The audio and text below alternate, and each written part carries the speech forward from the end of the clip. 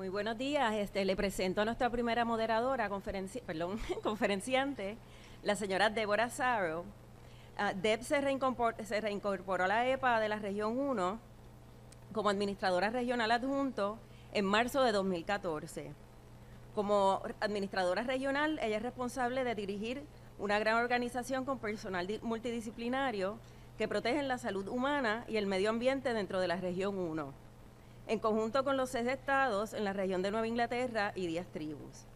Ella también es responsable de operaciones regionales, incluyendo los derechos civiles, la ética, el capítulo humano, la planificación organizativa y presupuestaria. Antes dirigió la División de Evalúo de Ciencias Ambientales de la región EPA, de la EPA Región 2 en Edison, Nueva Jersey. En ese cargo era responsable de la dirección y manejo de personal diverso, científicos, ingenieros y técnicos, que trabajan en el monitoreo ambiental y monitoreo de contaminación ambiental, en el manejo de datos utilizados en acciones de aplicación de la ley, en el desarrollo e implementación de políticas y protocolos de garantía de calidad de datos y en la operación del laboratorio regional analítico. Débora ha sido un representante de la EPA en muchos grupos nacionales, como el Foro de Mediaciones Ambientales, donde abogó por el uso de la ciencia del sonido en todos los procesos de la toma de decisión. Débora comenzó su carrera en la EPA en 1987 en la región 1 de la EPA, donde se desempeñó como oficial de la rama de técnicos de proyectos de laboratorio y líder del equipo de sistemas de calidad. Se mudó a Nueva Jersey en el 2002 para convertirse en jefa de la subdivisión de la región 2 del laboratorio, manejando un equipo de científicos que participan en el análisis de muestras de aire, agua, suelo y residuos peligrosos. Débora tiene un bachillerato en ciencias en biología por la Universidad del Noreste. Con ustedes, Débora.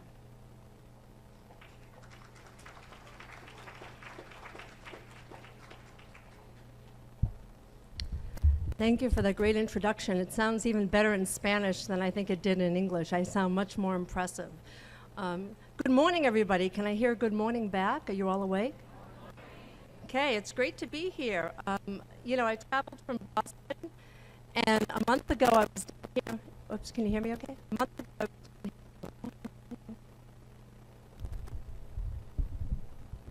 A month ago?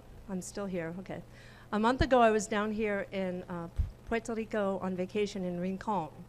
And this was the beach that I was staying on. It was beautiful. It was sunny, 85 degrees. I was sipping a cocktail. I was extremely happy.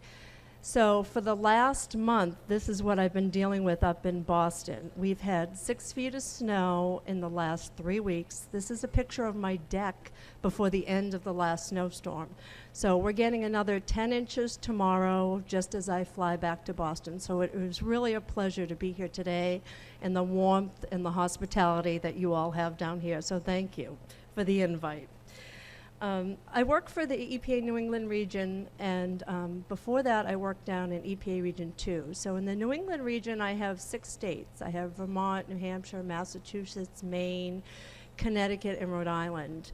When I was down in Region 2 for the last 12 years, Region 2 is New York, New Jersey, Puerto Rico, and the VI. So I have a lot of experience down here with Puerto Rico and the VI, and I'm thrilled to be here.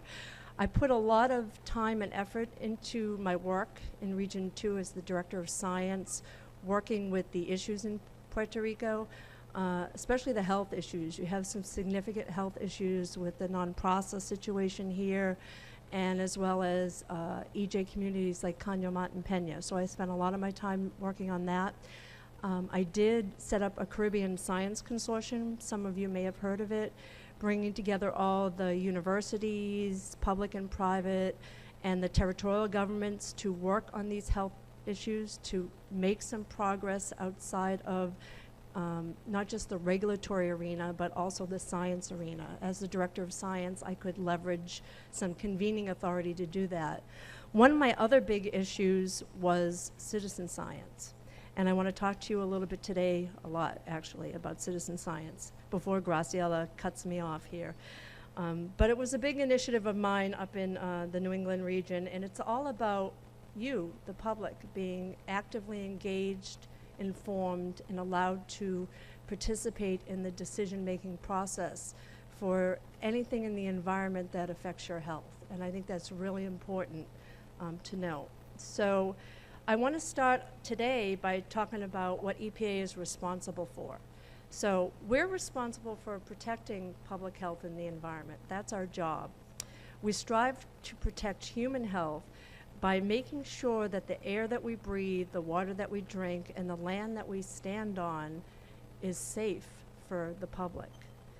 We make decisions based upon the rule of law, right? Congress sets the law, the rule of law, the regulations that we put in place to implement the laws, in science. Those are the three pillars of our decision making.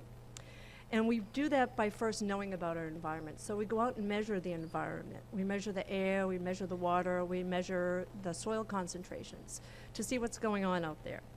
So environmental data and the science around it is the backbone of all the work that we do at EPA and to protect public health and the environment.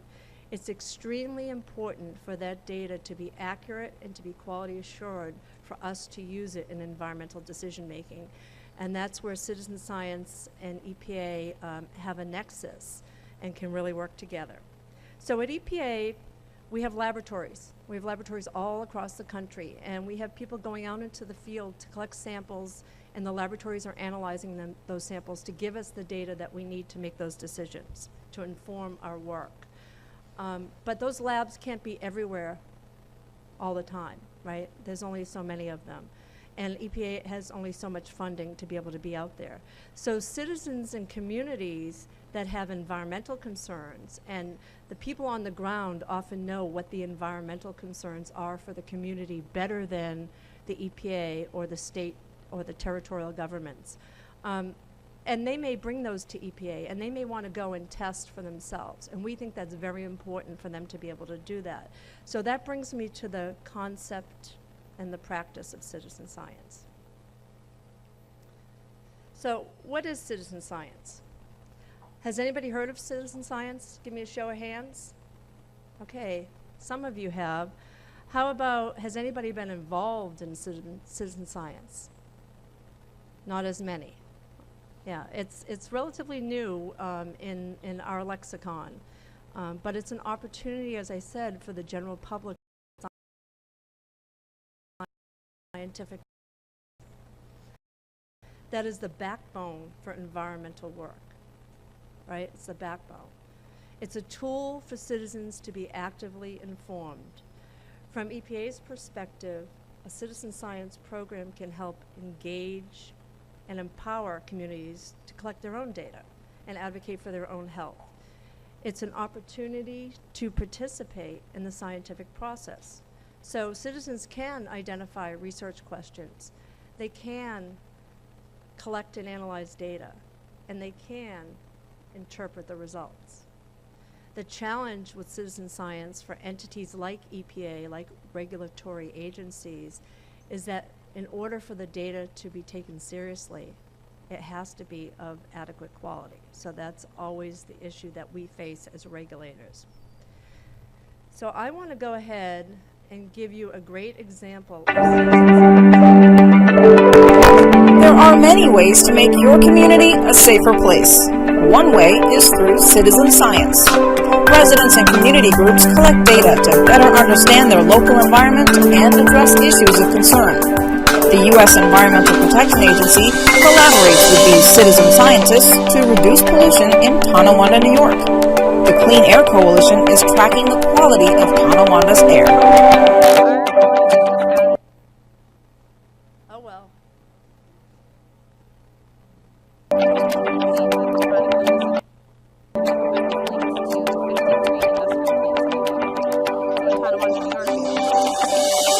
No, we're going to start it again. There are many ways to make your community a safer place. One way is through citizen science. Residents and community groups collect data to better understand their local environment and address issues of concern. The U.S. Environmental Protection Agency collaborates with these citizen scientists to reduce pollution in Tonawanda, New York. The Clean Air Coalition is tracking the quality of Tonawanda's air.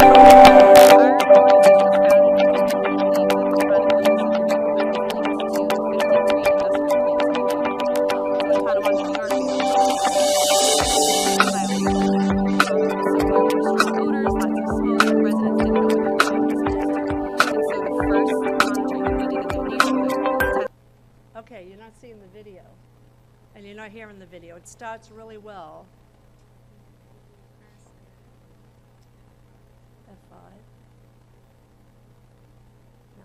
When we did this, we practiced it, it worked, I promise you. You can't even see it up there. Uh-oh. Now it's working. Will the video work?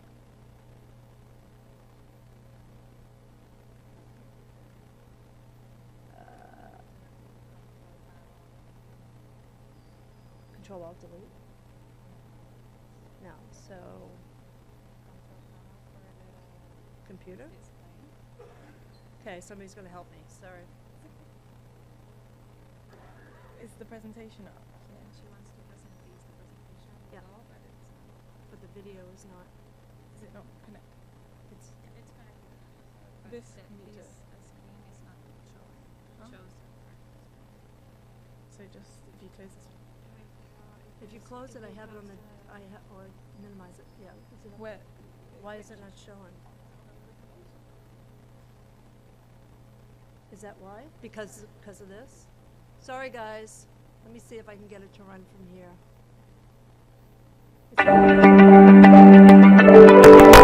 It's not even showing up on there.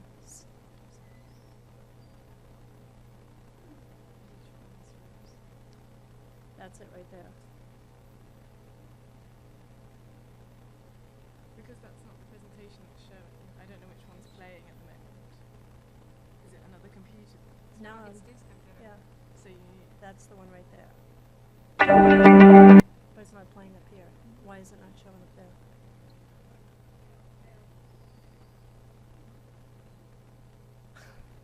Okay, now let's try.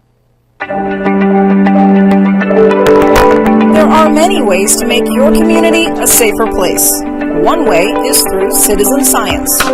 Residents and community groups collect data to better understand their local environment and address issues of concern. The U.S. Environmental Protection Agency collaborates with these citizen scientists to reduce pollution in Tonawanda, New York. The Clean Air Coalition is tracking the quality of Tonawanda's air. Okay, we're not going to do it. I'm sorry. It's what did it? Let me get back to the. Okay. So let me just tell you a little bit about it then. So the Clean Air Coalition in upstate New York had some concerns. They have 53 industrial sources of pollution within a 2-mile radius. And the community up there were having major health concerns. They were extremely concerned about their health. There was smoke, there were particulates, there were health concerns. So they went out and did what was called bucket brigade sampling. They essentially went to Home Depot and they put together these buckets, like, you know, the 5-gallon pails with a cover with a plastic insert and a hose, and they collected air samples. And what they did is they sent them to a lab for analysis, and those samples showed extremely high levels of benzene, like off the chart levels of benzene. And they were extremely concerned up there. But the problem was their data wasn't of enough rigor. It wasn't quality assured enough for EPA or the state to take action. But we were concerned enough about the data that we went ahead and funded a study. We did a year-long study with the state. We set up 4 air monitors all around, and we traced the source to one company, to the Tonawanda Coke Corporation company. And it was through the efforts of this non-governmental organization that was, you know, really fighting for the health of its citizens to come up and identify the benzene. When we got the results of those 4 monitors during that year-long study, what we found were outrageous amounts of benzene, like you could not even believe it. So EPA went ahead and we took a criminal action against this company based upon these citizen science results that were started. And the company had people that went to jail. They paid fines. They've reduced their benzene emissions by over 2/3 as of right now. They've put in process controls. It is a win-win all the way around. And it all started with a little small group of concerned citizens that looked at their health of the community and took action on it and made a difference. This was a groundbreaking criminal prosecution across the country for what happened with this company. And it couldn't happen soon enough. But it took time, okay? So the citizens, because they didn't quality assure their study up front, we had to repeat it. And when we repeated it, it took a year. So that's a message here. If you plan your study up front and you get the right people involved early on, you can shortcut the amount of time it's going to take to get to your final result. And, you know, so that's really for us what citizen science is about. There's a number of takeaways. You need a goal for your data, right? You need to plan to collect your data to meet that goal. And then you need to have a plan for what you're going to do with the data. And that's really key here.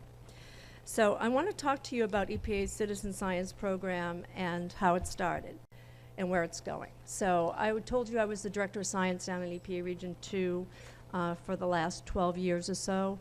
And my boss at the time said to me, I want you to start a citizen science program. Well, what she said to me is, I gave it to somebody else and they didn't do it. So now I want you to do it, and you need to make it happen.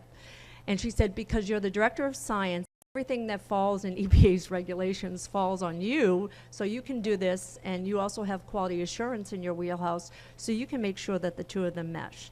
So I didn't know what citizen science was all about. I was like, okay, I have no idea. What I did is I did some research. So I went online, I started learning about citizen science. I conducted information interviews with non-governmental organizations, EJ community groups, with academia, with anybody who I had ever seen in my region that had been involved in citizen science. And I learned what was of concern to them, you know, what were their issues, what were their needs. And the other thing I did, I think that made it work in Region 2 was I created a cross-regional work group. So citizen science wasn't embraced by EPA Region 2 initially, especially the hardcore regulatory program people, because they were concerned about what would this mean. You know, they have specific requirements for when they act on data and when they don't. So I brought them all into the wheelhouse, so to speak.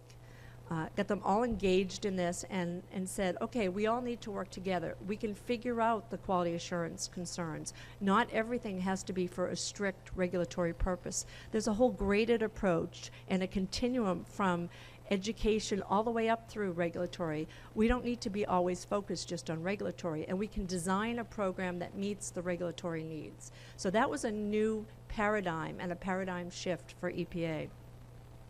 So I got everybody together, and that really worked well. And you know, citizen science can take many forms. It, you know, as I mentioned, it can be observational. You can go out and take observations in the environment. It doesn't mean that you have to be collecting monitoring data. My initial focus was on air and water monitoring because that directly impacts people's public health. And I wanted to empower communities to advocate for themselves, especially in situations like in Tonawanda, New York, where there was nobody else advocating for them, and they found an issue and they were concerned about it. So in the end, what we did is we did a couple of things. We did workshops in New York and New Jersey in 2012. I actually did a workshop down here in Puerto Rico and San Juan in September of last year to bring the news about citizens. In the interim, since those original 2012 workshops, we've designed training courses, we've developed guidance, we've produced a website, which you'll get the address at the end, which has a lot of this material. We've produced videos like this one I wish you could have seen on Tonawanda Coke, but it is on the website, so you will be able to see it, to highlight, educate people as to what citizen science is, what it means, and what the power of it is. So we've done a lot on spreading the word. I've also put in a $500,000 I scrounged up in the region and funded some projects, which I'll talk about in a little while. And in the end, we've made progress for citizen science. We've made progress at Region 2, and we've made progress nationally. There's a community of practice, ORD, our Office of Research and Development runs, and everybody, other federal agencies are working on it. There's White House groups working on it, so we've gotten some real visibility and commitment to work on this and to move it forward, which is great. And I'm pleased to be here today to spread the word about it because I think it's really important. So citizen science is a benefit to EPA. And I told you Congress makes the laws, right? EPA implements the laws by developing regulations, but EPA's budget has been severely decreasing year by year. And we can't be everywhere to make sure that everybody's protected. And we think citizens should have the ability to do that. So that's one of the reasons why we're doing this, to be in more places at one time, to enhance the public's appreciation for the environment. We feel that if the public appreciates the environment, they can be partners with us in making sure we're moving forward in protecting their public health and their environment. And it saves money and time for data collection and analysis. Other people can go out there and collect data, and that's okay. And we can use that data, and that's okay. And it provides a direct line of communication to address public and community concerns, which I think is really important. So I'd like to talk about some more real-life examples of citizen science that EPA has conducted. And since this is a water conference, I'm going to focus on mostly water examples today. But I want to mention that citizen science is not new. In the water arena, it's been going on for over 2 decades. EPA has been funding what are called volunteer water monitoring programs. So we have had people that have been funded, community groups, to go out and do water monitoring. I think taking it to the next level to actually use the data in a regulatory arena is the biggest part that we have a change going on here. So I'm going to mention a particular program that I think is really good. It's the New Jersey Watch Network from New Jersey DEP, New Jersey Department of Environmental Protection. And what I like about this is it's a citizen science program at a state agency. So first of all, they're designing a program where they can use the data for regulatory decision making, and that's pretty unusual. And what they've done is put out instructions and requirements for groups. And the important thing to recognize here is that data collection is done for different purposes, and you need different goals for those different purposes. So if you're doing it for education or for stewardship, that's one level of rigor and quality. If you're doing it for regulatory purposes, that's a whole different level of quality. And New Jersey has 4 different tiers of quality that they use. It's a really good example of a graded approach. So I want to tease out that example a little bit more. So this is the environmental education stewardship, and it's for chemical monitoring. They have observations, they have chemical monitoring, they have physical monitoring, and they have one other category that I can't remember right now. But you can see what you need. You need to have a study design. What's the question you're trying to answer out there, right? That's the first thing, and how are you going to answer it? What area are you interested in? What kind of training is required for your volunteers so that you can use that data? What kind of equipment are you going to need? And is it inspected annually so you at least know that it's operating and it's calibrated and it's ready to go? Do you have your locations mapped? When you send volunteers out, they need to know exactly where to go to collect samples or data or measurements or observations. And then simple water quality test kits are fine for education and for stewardship. That's not a big deal. But when you get over to the regulatory response and wanting a regulator to act on your data, you can see there's a lot more things you need to think about. Some of them are the same. You got the study design, right? You still need to plan for your study.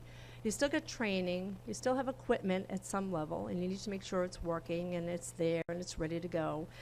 But one thing you need is an approved quality assurance project plan. So how many of you know what a quality assurance project plan is? All righty. How many of you have ever written a quality assurance project plan? Yeah. And you all hate every single minute of it. And, you know, yeah, thank you. I see the hands going up for hating every single minute. But it really doesn't have to be that bad. All it is the who, what, where, when, why, and how. You know, it's like you say when you have a press reporter, you want just the facts, ma'am. That's what this is, just the facts. It's the planning that you're going to do to run your project. You're going to document how you've done the planning. You're going to implement the stuff that you've said you're going to do, and then you're going to look at it at the end to make sure that it met your needs. That's pretty much all it is. Now, the level of documentation can vary depending upon the complexity of the project. It doesn't have to be a history tome that you have to wade through, although some people really like those. Me, I'm not a big fan. I reviewed quality assurance project plans for many years. I've written lots of quality assurance project plan guidance. And as part of our initiative in Region 2, we have a draft generic quality assurance project plan guidance. So there's something that's already ready for you to use that you just supplement with specifics for your project. So it really doesn't have to be that bad, and that's part of the tools we've been developing to help move citizen science along. So the takeaway message here is that citizen scientists should think through the goals, and the takeaway message for entities like EPA is we got to provide the tools, right? We got to provide more tools. Funding would be nice, I know, everybody asks me for funding, but we need to provide the tools so people can go out and do this on their own and to accomplish these goals. And that's what led me to create an equipment loan program, and that's the slide you see up here. So you notice my slides don't have a lot of on them, and you really have to listen to catch what I'm going to say. That's intentional. I hope you're all taking notes. But what we did in Region 2 is I round some more money. Because I was in charge of this big pilot program for the regional administrator, I went around with my hat in my hand and I said, I need some money, I need some money, I need some money. So for this particular project, I got a little over $100,000. And I was able to put out 4 $25,000 grants to 2 volunteer monitoring groups in New York and 2 in New Jersey. And the idea of this was to set up an infrastructure and a program that would work for loaning out equipment and having the data that these groups generated be used by the states, right, New Jersey DEP and New Jersey DEC, to put in their 303D lists and their 305 reports, which is Clean Water Act reporting that's required of the states when we give them money. So we had them, we said, okay, how are we going to do this? We decided we would have them test for bacteria, for enterococcus. We would have them do some water quality measurements in the field, and we would have them use a GPS, not the GPS on your smartphone, but a real GPS.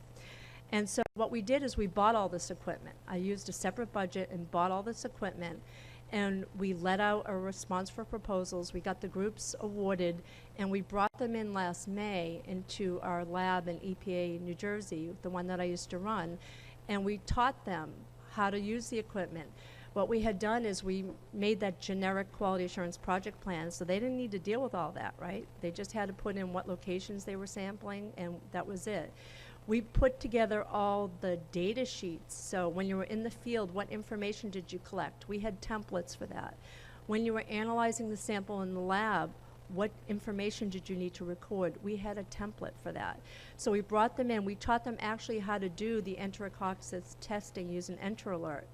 And we set up several laboratory locations where we had the equipment staged that they would need, and they could come and do the lab analysis themselves. So we had hands-on demonstrations, we had lectures, we certified all the volunteers. There were 30 to 40 of them that came, and they spent 2 days at the lab.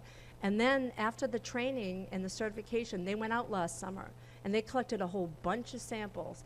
They tested 5 times a month at 10 sampling locations, each group, for bacteria, for DO, conductivity, you know, all the usual water quality measurements, and they took GPS readings. And then they reported all their data back. And this was the beginning of our equipment loan program. We wanted to work out the kinks of this program. And there were a lot of kinks. Up front, for me, to loan equipment, there were legal hurdles I had to overcome with our Office of Regional Counsel. That was not easy. I got the template done for that. And then producing all of the infrastructure to go along with the tools, all of the QOP, along with the data sheets, made them work. And what I heard from one of my states, which was really amazing, is they said, yeah, we'll use this data, and not only that, this is what we think about this program. So you've trained these 4 groups, right? Our plan is to continue training more groups every year and loaning out this equipment. But what the state said is, you know, our National Aquatic Resource Surveys that EPA runs every 5 years, and they do it in different water body types. Sometimes it's lakes, sometimes it's streams, you know, it's different. They said our volunteers can now go out and supplement that data, so we don't collect it just every 5 years.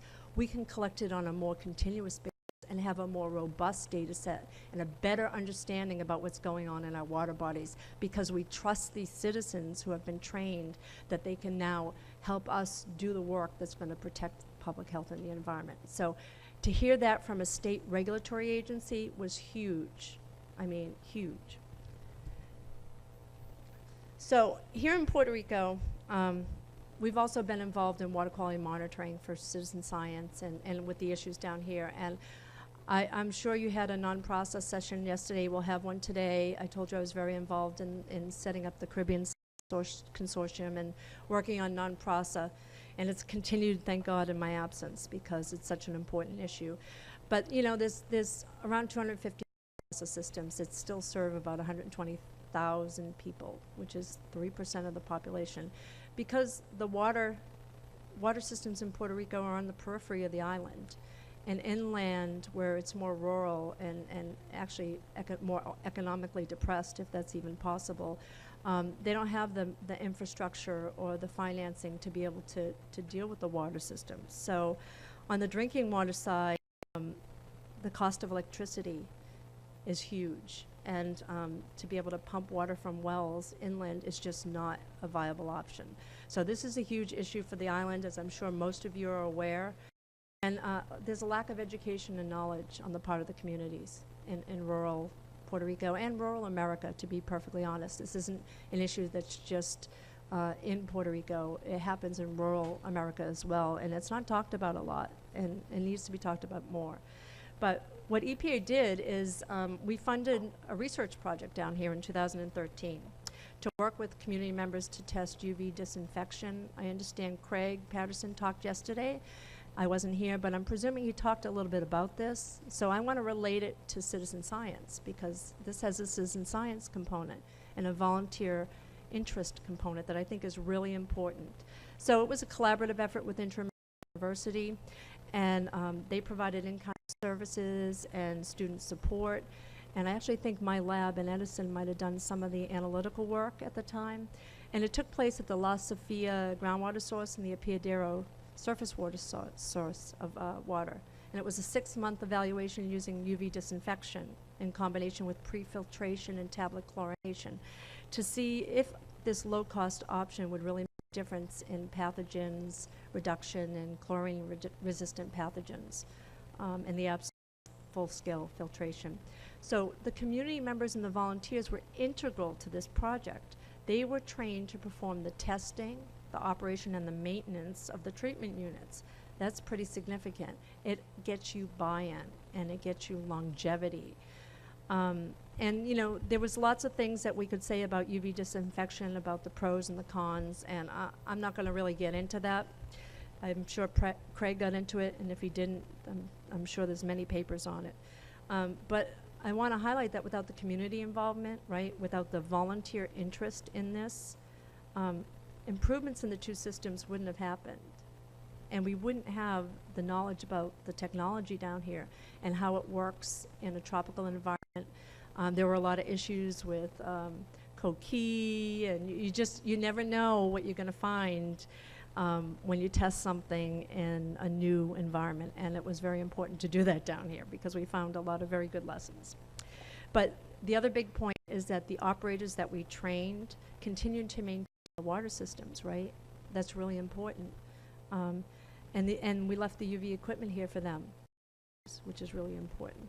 So it's imperative for us to work with volunteers and with citizens to make these types of projects happen.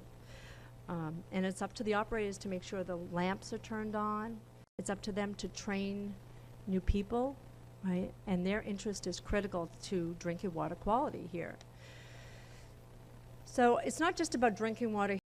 I know this conference is primarily about Rico, and a lot of you with Guanica Bay. It has a long history of unsanitary waters and sewage discharge and high fecal coliform counts. And this has led to a permanent closure of the bay for swimming and fishing, which is a big deal. And sometimes the communities report untreated sewage in the streets during heavy rains. And that's not the only place on the island that happens, but this happens to be another area where EPA funded a study. You can see the existing process surface areas are in purple, and the proposed surface areas by 2030 are in yellow here. But what we wanted to do was work with community members to increase their awareness and their involvement in the sanitation issues in the Lower Guanica Bay by initiating citizen surveys of water quality and sewage infrastructure. So what we did is we had volunteers trained to collect water samples, right? They're there, they can do it, at targeted locations throughout the Guanica Bay, Rio Loco area. And the samples were analyzed for fecal bacteria, and the results were used to identify areas with consistently high counts, of which there were many. So in the areas where there were high counts, we sent out citizens to further characterize where were those high counts coming from. So they documented whether it was septic, wastewater treatment plants. They documented the condition of the sewer infrastructure pipes, and the results were mapped from this and were used to identify the risks associated with the potential contact with the water and ingestion in some cases of this contaminated water. Very big deal. And we're hoping it improves the conditions, right? And it empowers and increases public awareness of these issues. So I can't talk about citizen science in Puerto Rico without mentioning the San Juan Bay Estuary Program. Is anybody here from the San Juan Bay Estuary Program today? I don't see any hands. Okay, well, Dr. Javier Laureano runs this program, and this is a pretty amazing program. EPA has long funded estuary programs to do volunteer monitoring, as I said in the past. And San Juan Bay Estuary Program does a really great job of coordinating a wide range of citizen science activities. They have Puerto Rico Water Quality Monitoring Day. They have thousands of people that go out and monitor the lakes. Well, you don't have lakes, the rivers and the bodies of water on the island. And they have a red mangrove restoration initiative that's pretty amazing. They get the school kids involved. They have the Estuary Guardians School Water Quality Monitoring Program, and they have a separate water quality monitoring program that I'm going to talk about in a minute, where EJ communities such as Caño and Peña participate. Most of the work of the San Juan Bay Estuary Program is done in EJ communities, where the high pollution levels coincide with poverty and social injustice, and that's a really big issue across the island, just in Caño, and Peña. And it's spreading as the economy in Puerto Rico deteriorates. It's not great. It doesn't seem to be getting any better, so poverty is more and more prevalent, as is social injustice. So these types of programs are important to empower the communities to advocate for themselves. So since 2008, the San Juan Bay Estuary Program has implemented the Volunteer Monitoring Quality Program. And they help to identify what the quality of the water is in the estuary, and they help to measure the pace of restoration. Really important. You know, you can't just say, I'm going to go out and monitor. You have to have a goal. So they're looking for the restoration that their actions put in place. They take samples monthly at 23 locations for 12 parameters. And then 2 times a year, they do a wider list of monitoring. They do bacteriology, nutrients, BOD, oil and grease, those types of parameters. And they publish monthly reports on their website, which is terrific. One of the big things they have that I think makes them very effective is they have a water quality monitoring coordinator who's a contractor. So she oversees a lot of this and makes sure that the monthly sampling's happening. She's looking at the data and interpreting it and making sure the volunteers are trained. And their volunteers are really high-level volunteers. They're students, they're high school teachers, they're young professionals. They have a whole cadre of them. And they have a certification program, you know, kind of like what we did in Region 2 with our equipment loan, where we certified the volunteers. They do the same thing here, where the volunteers have to have 30 hours of participation and classroom training, and they get certified. And they've certified 130 volunteers to date, which is pretty amazing. So as you can see, citizen science is alive and well in Puerto Rico, and actually you guys are ahead of the game in some regards with that. So how am I doing? I'm doing pretty good. Okay. So I want to make a point here about where citizen science efforts originate from. So I told you about the Tonawanda Code example, right? That was citizens' questions and concerns that started that, right? But it doesn't have to be just citizens. It can be a university, and you've heard, or a non-governmental organization. You've seen a couple examples today that I've highlighted with Guanica Bay, with UV disinfection study, with the San Juan Bay Estuary Program. So it can happen in a variety of ways. And that's okay, and that's what we want. We don't want to put it in a box and say, this is what citizen science is and this is what it isn't. We don't want to do that. So the goals can be varied, as I talked about. You can collect observations. There's programs out there. I'll talk a little bit more about those in a minute. You can collect monitoring data, right? Can analyze data sets. There's citizen science programs that are just doing data analysis. I'll talk about those. And it's very important for communities to be involved so that they can be active and protect their own public health. So the future.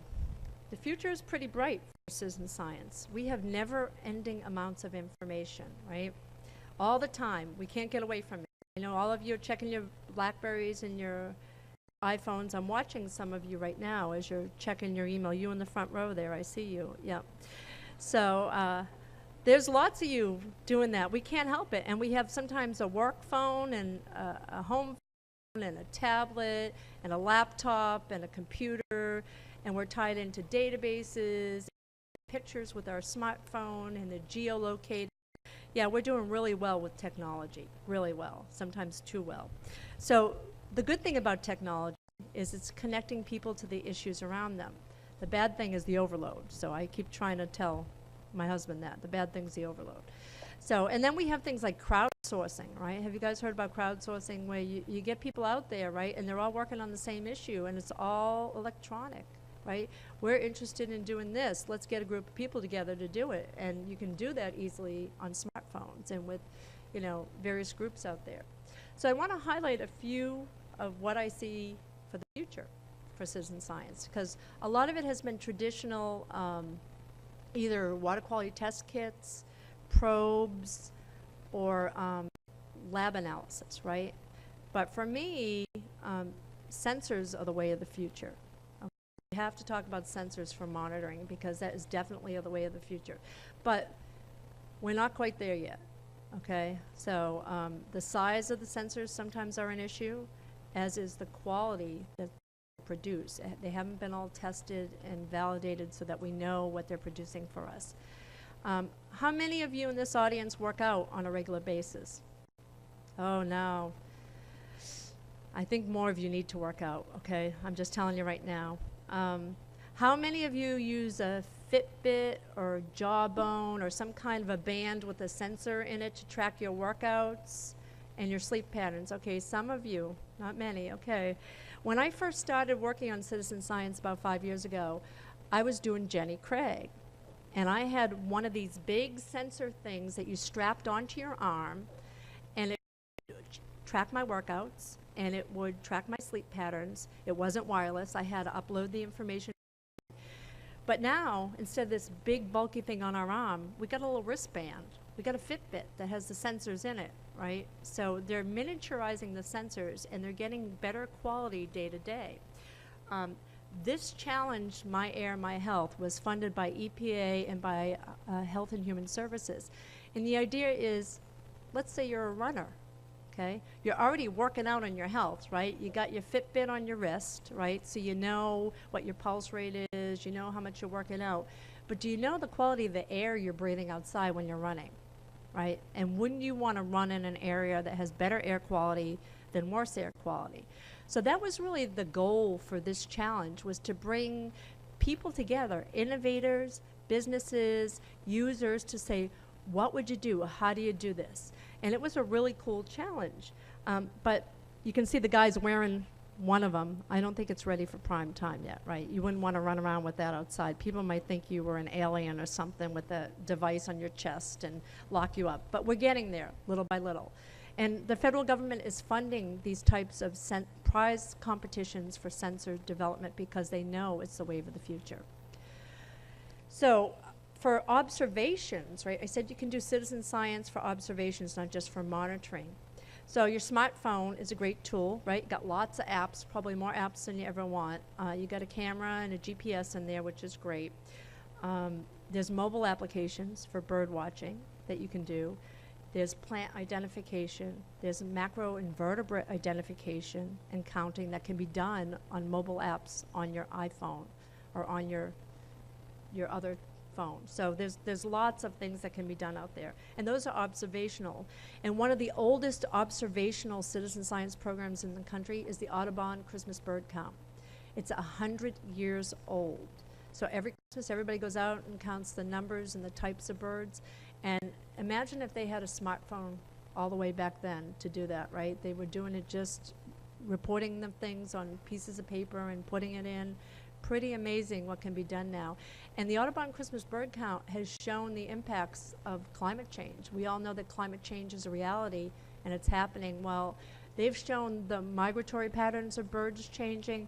They've showed the numbers and species changing because they've been doing citizen science for 100 years. So they're valuing the fact that climate change is an issue.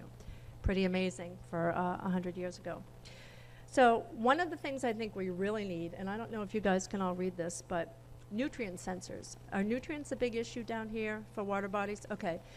I'm not sure, but I know they are in the continental U.S. I know in the Northeast, where I'm doing most of my work now, we have huge issues with nitrogen and phosphorus, with the loadings into the water bodies and the deleterious water quality effects and habitat effects we're seeing.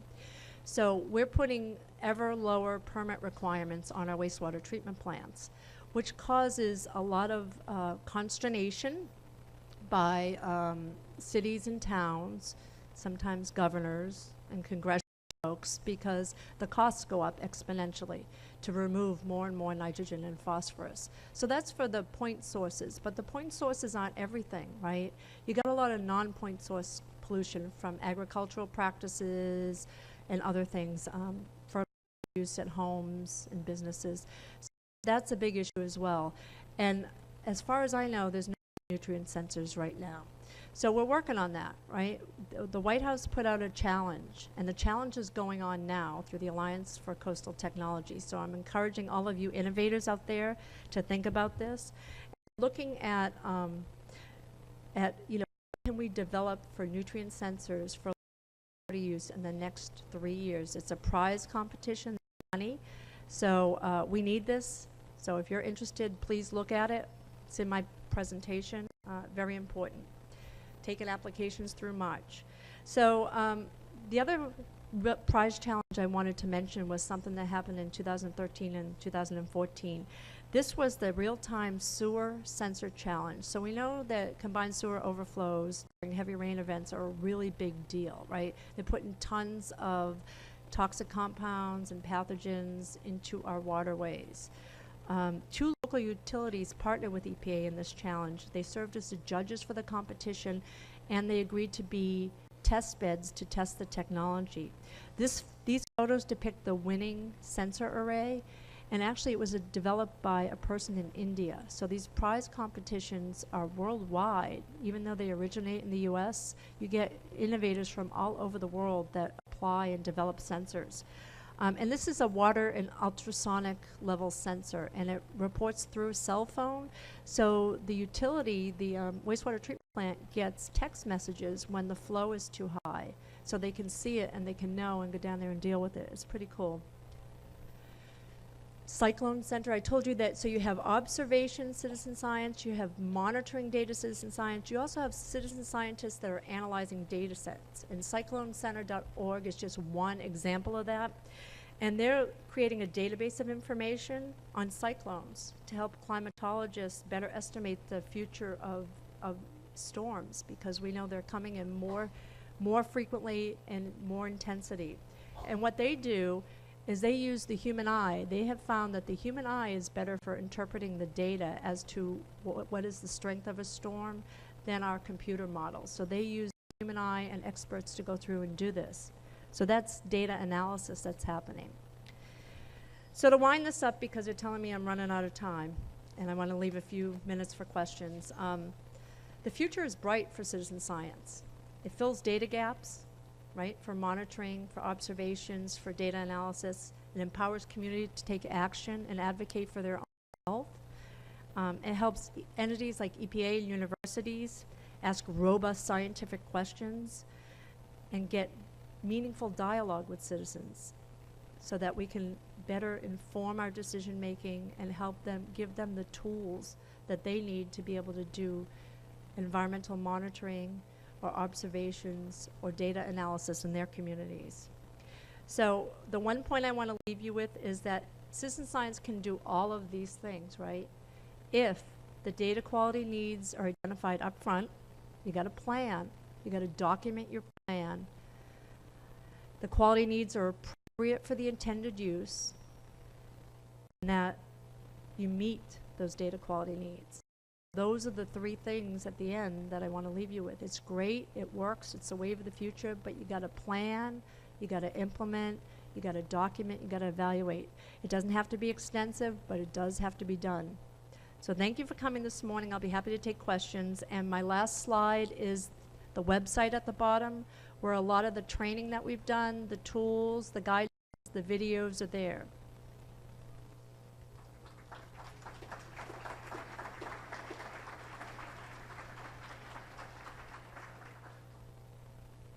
Tenemos unos minutitos para preguntas. A favor de utilizar los micrófonos a cada extremo del salón. Yeah.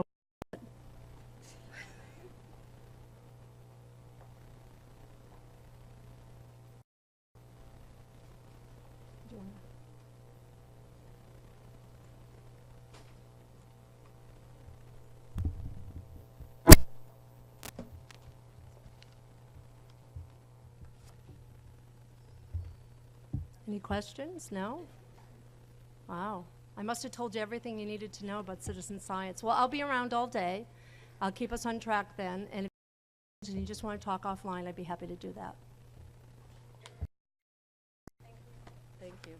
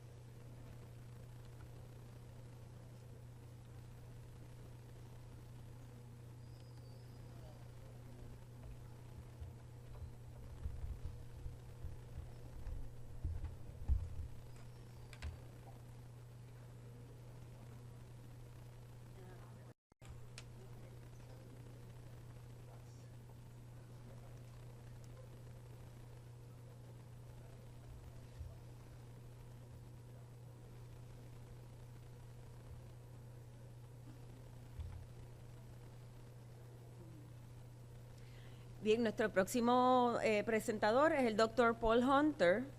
El Dr. Hunter es profesor de protección de salud en la Universidad de East Anglia, en el Reino Unido e Inglaterra. Se graduó de medicina de la Universidad de Manchester, en Inglaterra, y se especializó en microbiología médica. Por 12 años fue director del Laboratorio de Salud Pública de Chester y consultor de control de enfermedades comunicables. Es fellow de la Universidad Real de Patólogos y fellow en la Facultad de Salud Pública de la Universidad Real de Médicos.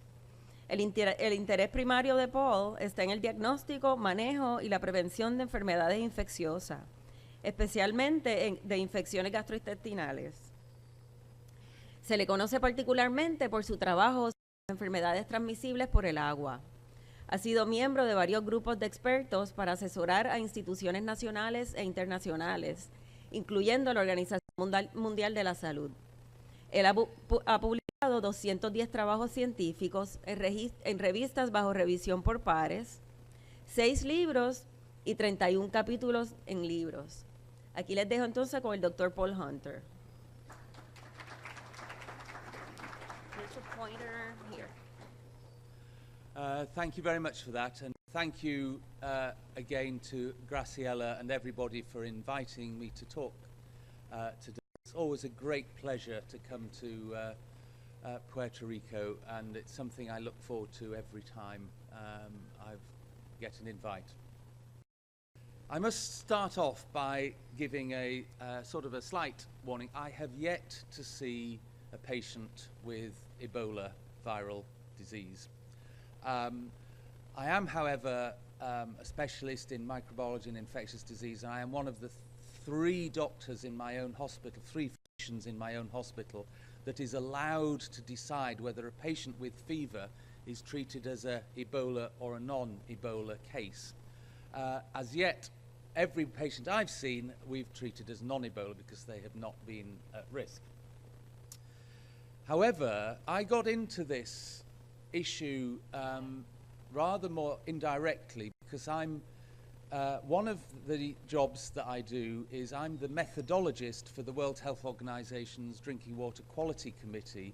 So one of my roles is to judge the quality of evidence behind the new recommendations coming out in the 2020 revision of the Drinking Water Quality Guidelines. And when this came up, WHO suddenly started getting questions about drinking water and sanitation, particularly around the Ebola treatment centres and the community Ebola treatment centres in particular.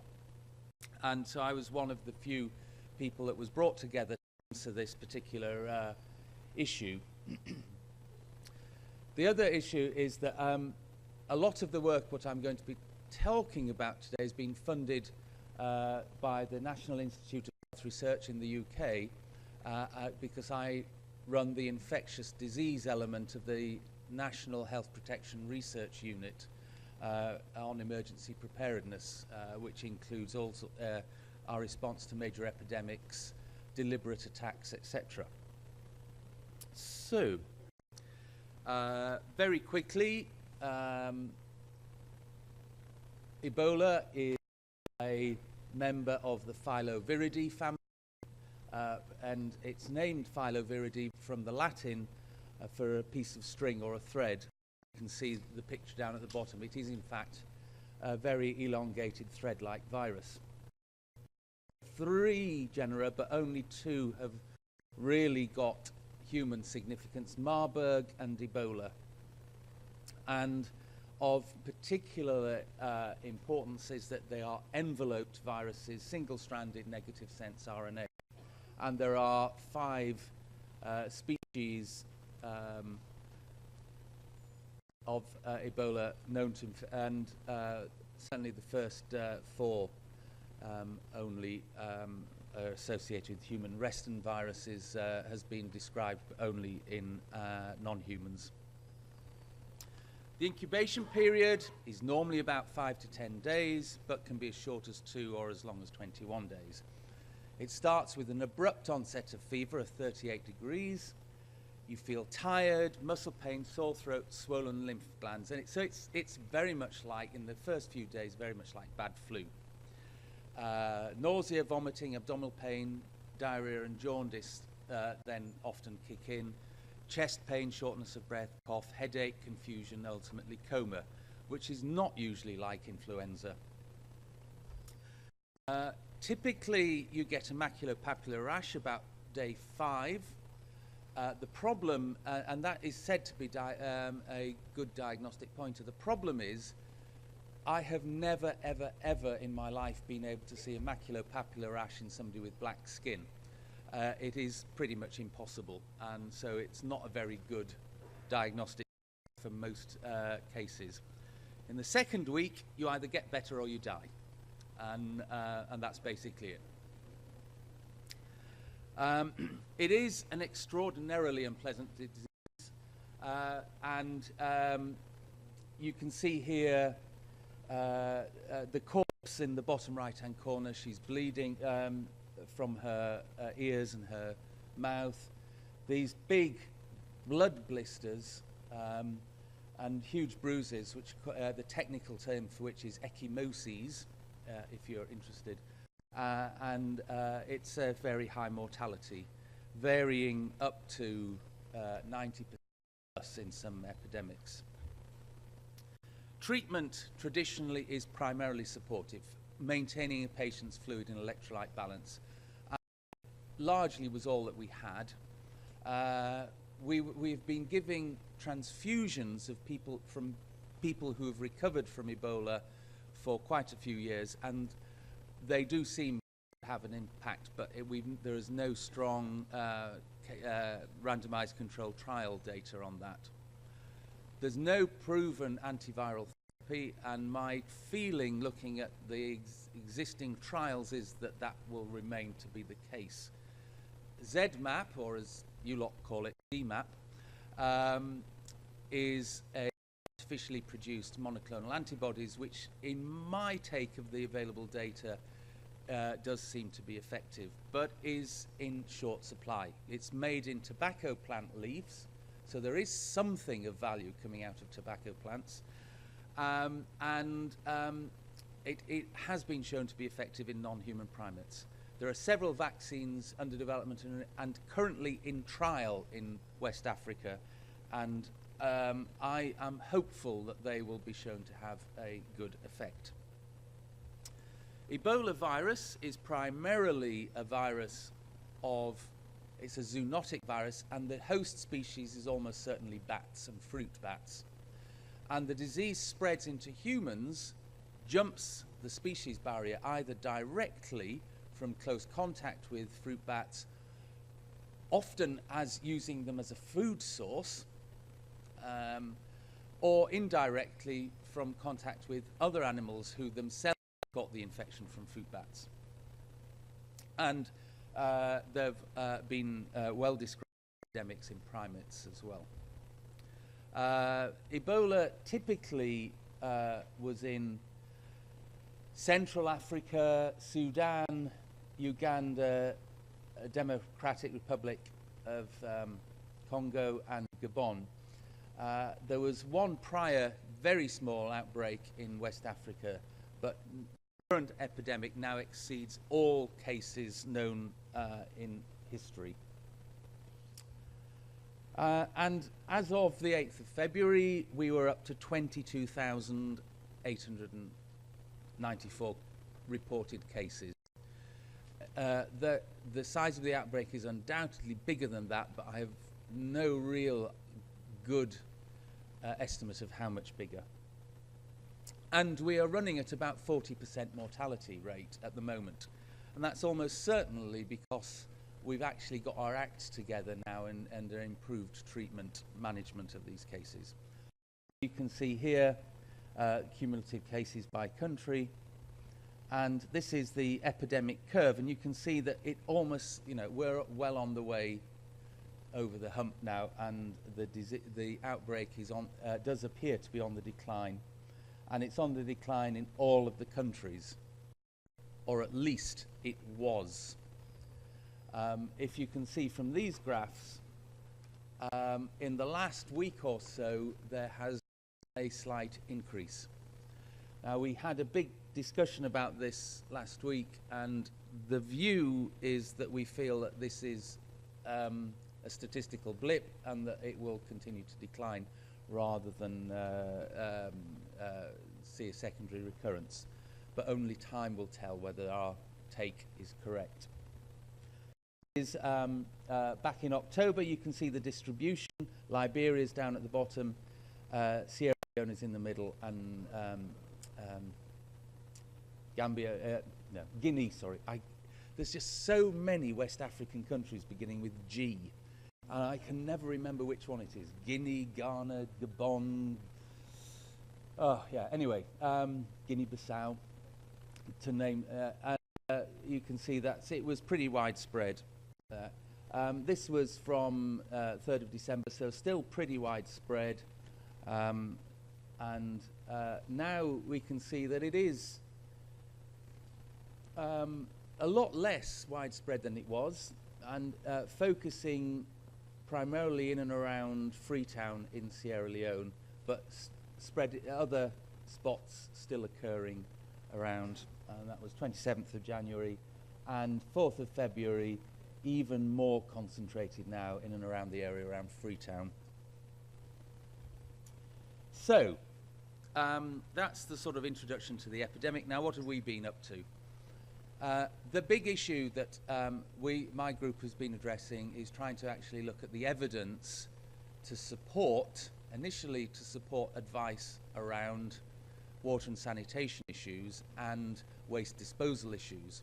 And we published this advice through the WHO back in October, and you can find this on the WHO website, and it's called, we can't call it guidelines because to do that you have to go through the WHO Guidelines Committee, which adds 6 months to the process, so they are now called questions and answers.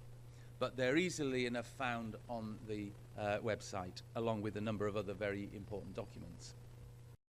That advice was sort of pretty much made up on the fly, based on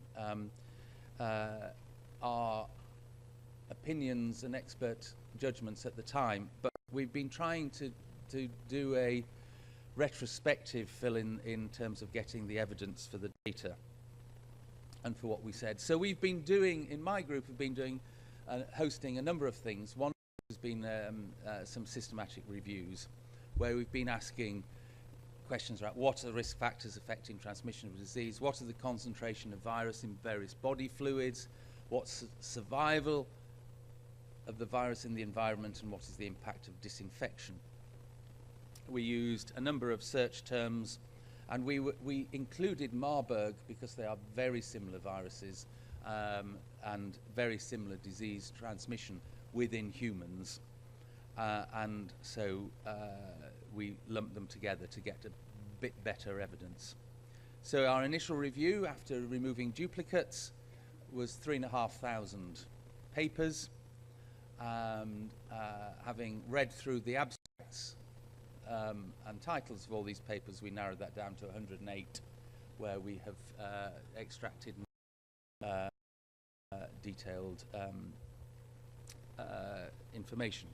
I'd just say the first thing, before we actually look at the systematic review proper, there was a couple of things that actually has come out of this, and that is that Ebola is not very infectious.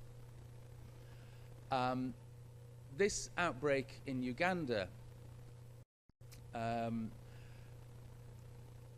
the attack rate within families was 26%. So even within a family environment, only 1 in 4 people got ill, which, you know, is 1 in 4 people too many, clearly. But when you look at the attack rate amongst the neighbours, there was nobody. And this is this is a community that houses are all jiggled up together, and people in the same family don't all live together, but they live scattered throughout the village. And still, even so, not a single case out of quite a large village, you know, became infected unless they were family members. So the wider risk does not appear to be that in Africa, at least.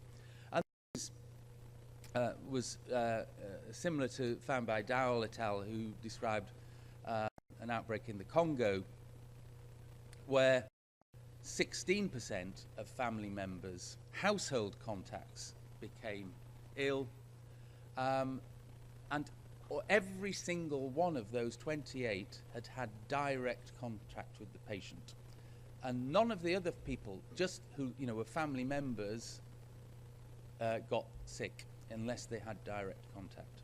So let's have a look at what we found. Well, the first thing is we looked at what we classed as non-intimate contact, conversation, washing clothes of a case, sort of being in the same house but not actually touching the patient or their body fluids, sharing the same hut, sharing a meal. And you can see here that some of those were associated with significant increased risk, but many of these non-intimate contacts were in fact not associated with increased risk, and if anything were associated with a decreased, slightly decreased, but not statistically significant there. So, you know, again, non-intimate contact, some types of the contact here associated with increased risk. The other thing which is not obvious unless you look at this is that actually it's contact with late illness. Even sort of fairly close contact with a patient in the first week of illness after the development of symptoms is not really associated with much of an increased risk. It's people in their second week as they are dying that are probably at risk. And this is the basis that is definitely where the most risk is. This is the basis of the advice around you don't need to worry if somebody's incubating the disease in the brain. You are not going to get Ebola in that context. If they are severely ill in the second, even if they've, you know, in the first few days of illness and they're febrile and they don't feel well and they're headachy and they've got joint pain, you are not, and you're sitting in the next seat, you are not particularly at risk. I'm not saying that the risk is zero, but it is very small. In the second week, when people are already seriously ill, that the risk is present. Direct contact. Now, the thing about direct contacts here is that you can't. It's difficult. You know, there's so much data here that difficult judging between slides. But you know, these odds ratios are much higher already here. We're talking about odds ratios of 12 here, very highly significant. Touching a suspect case, touching body fluids, and we'll come later on. We'll talk about what we mean by body fluids. Direct contact with body fluids. All of these are highly associated with increased risk. Touching a patient during the incubation period, actually slightly reduced risk, but not statistically, so no risk at all there. Touching during illness, a slight but not statistically significant risk. Sharing a bed or sleeping mat, again, you know, actually during early illness, even sharing a bed with a patient is not particularly associated with an increased risk. During late illness, however, yes, you don't want to get into a bed with a patient with late Ebola. Not a good idea. Caring for a patient, again, very greatly increased risk if by caring for a patient. And if you think about it, a patient will need most care in the later stages of their illness. And so this is, but the bottom two lines here are particularly important. Caring for a patient in hospital, if you're a relative, and in many hospitals in Africa, you have to basically nurse your husband, your wife, your children when they're taken into hospital. If you were nursing your relatives in hospital until they died, that was a pretty high risk, odds ratio of 9. But it was not as high as nursing for them at home until they died, which was a particularly great risk. Funeral, you know, but the risk doesn't end with the patient's death, because funeral practices particularly are associated with a substantial risk of illness. And you know, funeral practices in Africa are somewhat different to what they are in this country, and in the developed world actually, and that they have more contact with the body, kissing the body, kissing the deceased person before burial, washing them, and all that is associated with increased risk. And trying to get people to stop doing that is actually very difficult. Washing and dressing the body in odds ratio 7.4, preparing for burial 13, participating in other rituals.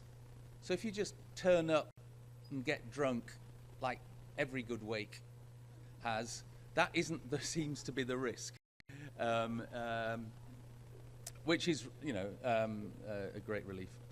So the relationship, being the spouse is not that particularly an increased risk. Going into the markets when there's an epidemic isn't associated with increased risk. Very little in the way of, well, no obvious occupational risks other than being a nurse, I guess. Visiting patients in hospital is associated with increased risk, and actually being in hospital when there's an outbreak of Ebola is also a risk. And receiving injections, this was particularly, the Kikwit outbreak was particularly important in this regard because it was actually spread by sharing needles.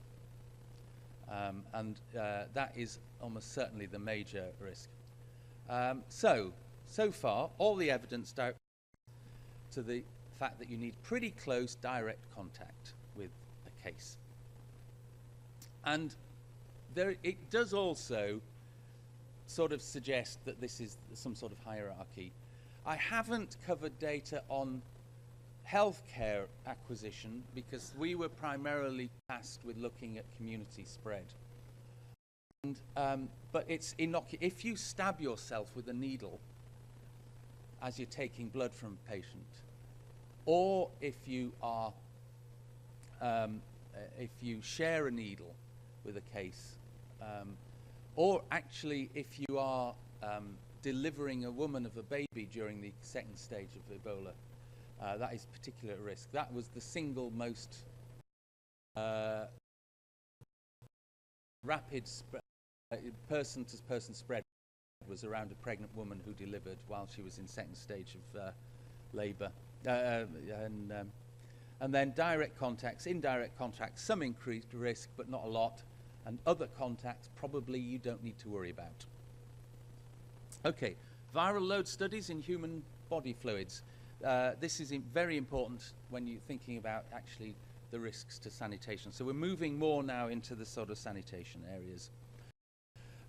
For these studies, we found 13 papers, and sadly, most of the papers just reported presence, absence of virus, rather than gave viral load studies, which is what we hoped we would be able to find. But yeah, you know, that's what there is, so that's what we've had to use. This is a composite part of all the data that we know on viral load presence. The single dots purely, and this is in blood, are just positive, negative ones, and if it's at 2, that means it's positive, but we don't know what count, and if it's 0, that means, you guessed it, it's 0. And the other thing to note is that if we look up here, these are very high counts, up of the order of 10 to the 6, 10 to the 7 Ebola per ml of serum, of blood, sorry. Pretty much, I think all of these patients ultimately died, which is why the count's up there. Those that survive had much lower viral loads, and that seems to be the case. You will die or not depending on the ultimate viral load in your blood, which in turn depends on the inoculation density. If you jab yourself, you're more likely to die because you'll have more rapid growth of virus before the body develops antibodies. If you have a very low infectious dose, you will probably survive because by the time that multiplies up, you will have developed antibodies. So, blood clearly is an issue, but then when we get on to non-blood samples, body fluids, what do we mean? Well, these are all, this is a summary of the data that we were able to find on every single sample that was being reported in the literature. The number after is the number of samples that were tested that we were able to identify, and this is the proportion positive. So 1 means everything was positive, 0 means none of the samples were positive. The horizontal lines are the sort of the confidence intervals, the 95% confidence intervals. Breast milk, although only on 2, both of them are positive, so very high count but large uncertainty. Semen, 40% of semen samples were positive. Salivary samples, 35%. Vaginal samples, 20%. Eye swabs, 13%. Rectal and stool samples, 10%. Only 10% of stool samples from cases are going to be positive. Skin samples, fewer. Urine, only 1 sample out of 32 that we were able to find, and that was actually Marburg and not Ebola, was positive. Vomit, nothing. Sputum, nothing. Sweat, nothing. The thing that strikes me here is if you look at this, the things that are positive are basically exocrine gland secretions. Now, exocrine glands are effectively modified sweat glands. So, 1 exocrine gland, it's a gland that secretes to the surface. So, saliva is an exocrine gland. It secretes to the surface. And that seems to be often positive. Vaginal secretions are exocrine glands, and that is relatively often positive. Semen, again, is positive. Breast milk. All of these are modified glands. You know, you can, breast milk is sweat, really, which, you know, is... Now, it might be that actually that some of these might be problematic because they were taken early or late in illness. And you can see here that actually, so these are just less than 14 days samples, so in the first 2 weeks of illness. And we can see here that actually the oral secretions are even more frequently present. Again, most of the others again present in you are able to provide a semen sample. Later on, semen samples again start to feature. And the interesting thing about the semen samples is that we're currently saying that semen can be positive up to about 3 months, because the last sample that was positive that we know about was taken about 3 months after the onset of illness. Unfortunately, there are no more samples taken after that, well, just 1, which was negative, for about a year later. So we actually... this 3 months is very uncertain. However, the WHO, we've gone with this 3 months because, you know, any longer, and it's just not going, you know, people aren't going to abstain from sex for more than 3 months, and whatever the risk. And so saying 3 months is at least hopefully going to help reduce the transmission. And there is anecdotally evidence of men recovering from going home well and then infecting their wives. So there is anecdotal evidence that that might be a problem. And again, vaginal secretions also appear to be positive for some time after recovery even. Okay, let's have a look at survival in the environment. There is very, very, very little good evidence on this. This is one study, Pierce et al. From Porton Down in England, and this is in liquid media, which was guinea pig serum water, so quite protective environment. And you can see 4 degrees the virus lasts for, well, there's only really a 2-log decline in the liquid media over 50 days. So at 4 degrees in a good media, it can persist for quite a long time. At room temperature, which in England that would be about 20 degrees, the decline is much more rapid, but it's still, you know, it's only after 48 days, it's only declined about 5 logs. In solid surfaces, on glass and plastic, at 4 degrees in the light, you've got around about 2 to 3 logs decline over a period of 2 weeks, and then roughly the same with plastic. At room temperature, none of the virus at room temperature survived until first test at 2 days.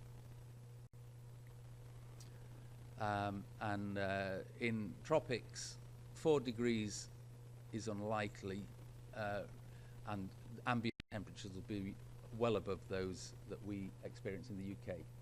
Which I've already said that. One other study, Sagripanti, found that in the dark, the virus survives much better in the light than in the light. Another study by Bausch here, he looked at 33 environmental samples on an isolation ward, none of which were positive, except for 2 controls which both were bloody. One was and were fresh bloody as well. One was a doctor's glove that had blood on it, and the other one was an IV giving set which was taken out with blood on it and then tested. So there is no strong evidence that it survives well in the general environment. But, you know, you're all here because of sewage.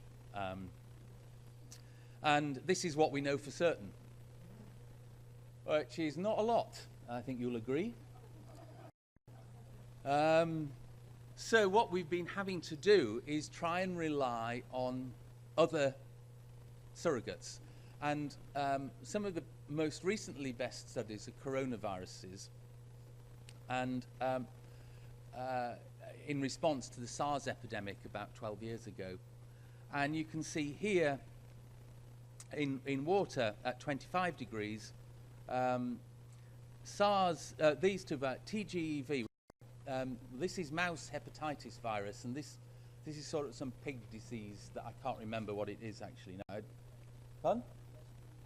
Yeah, it causes transmissible gastroenteritis virus, disease of pigs. That's it. Thanks, Albert. And you can see here the decline at 25 degrees in water is about a 3-4 log over about 49 days. In sewage, these viruses decline much more rapidly, 25 degrees, than in water, as you would expect. I should also say that these are enveloped viruses, so they are generally not as robust as non-enveloped viruses like norovirus and hepatitis A. However, those viruses are primarily fecal oral spread viruses, and so you'd expect them to be a bit more resistant to living in stool. This is ordinary SARS coronavirus, and you can see here that in general survival is shorter in normal stool than in viral transport media, which is this line here. Sadly, in stool from an adult with diarrhea, which is much more alkaline, pH about 9, the decay is not as rapid as in normal stool. But the bottom line is that in a virus that's not adapted to fecal oral transmission, there's even more rapid in stool. So this is sort of summarizing the last few slides.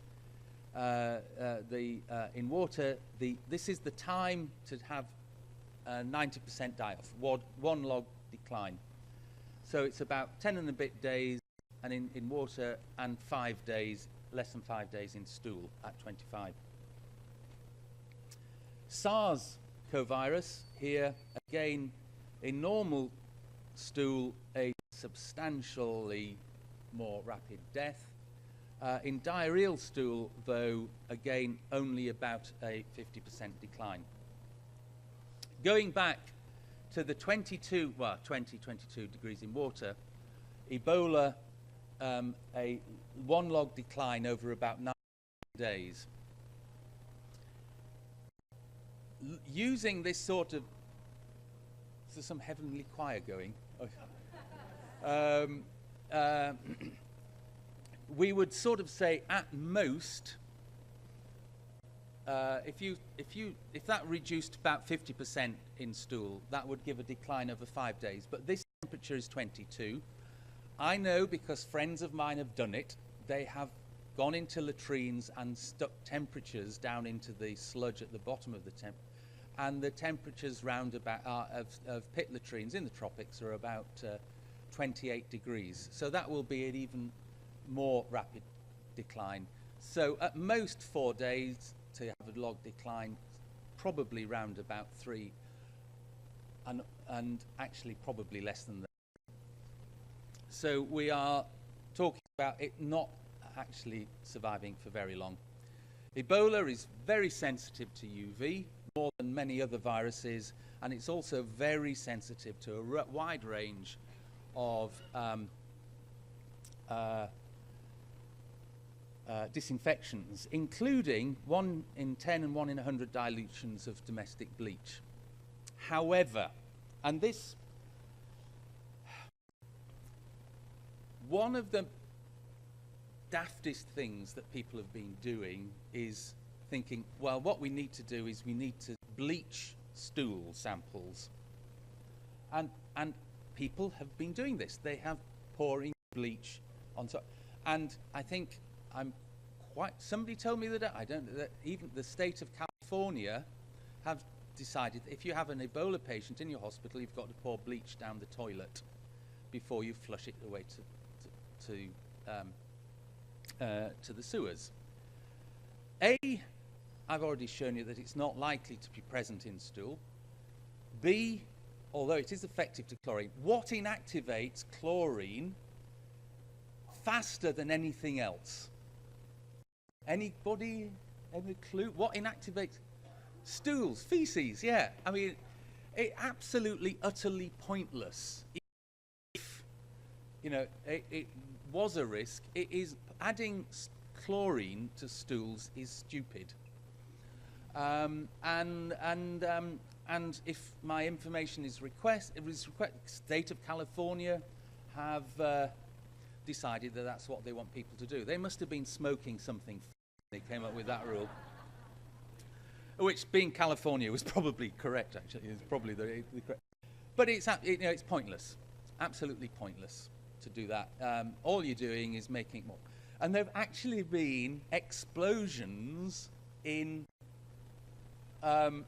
West Africa from people using bleach inappropriately. There has been an explosion in an Ebola treatment center from bleach. You wouldn't believe it, but it has. And the other thing that you might want to know is if there's a lot of ammonia there in your latrine, for example, with, the decay of urea, what does ammonia and chlorine make? Mustard gas. Okay, so you pour bleach into a pit latrine, you're actually generating potential for mustard gas production, which generally is probably going to be bad for your health. If you want to do anything, then the one thing that seems to be is lime.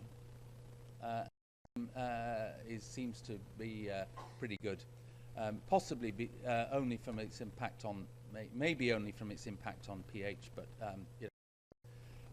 and there's good evidence from agricultural settings that lime on manure is a good way of inactivating viruses.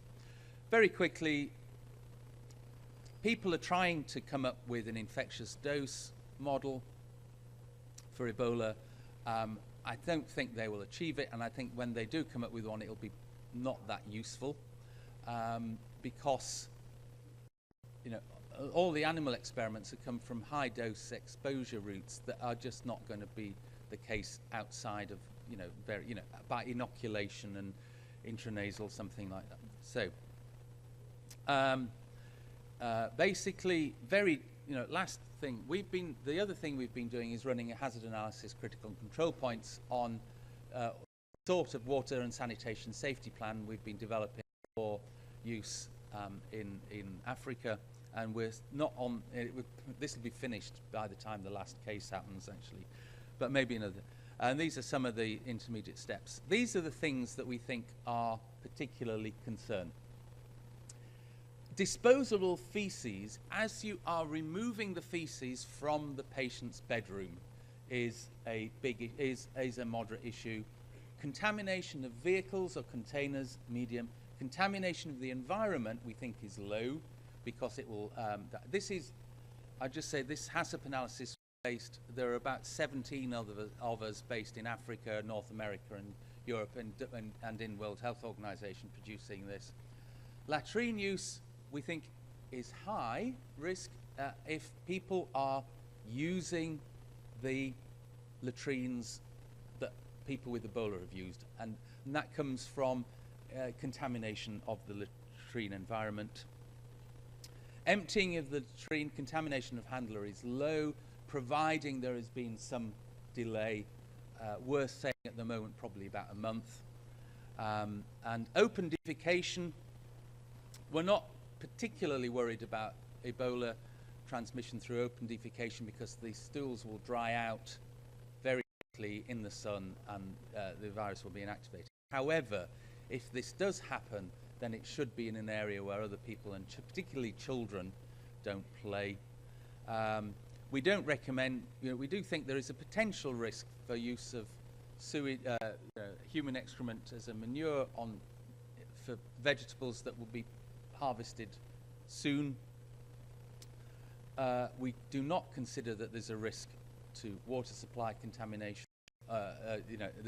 We consider that the risk to water is low to very low, and ultimate contact through further sewage disposal, we think, is actually also low to very low. So, in conclusion, drinking water at the moment does not look like a risk. And even if you had Ebola virus in your drinking water, it would die as soon as it hit stomach acid. We think there is a moderate risk associated with feces, particularly feces when there's blood in the feces, close to the patient. But as the feces move away from the patient, the risk rapidly declines. And that's it. Thank you very much.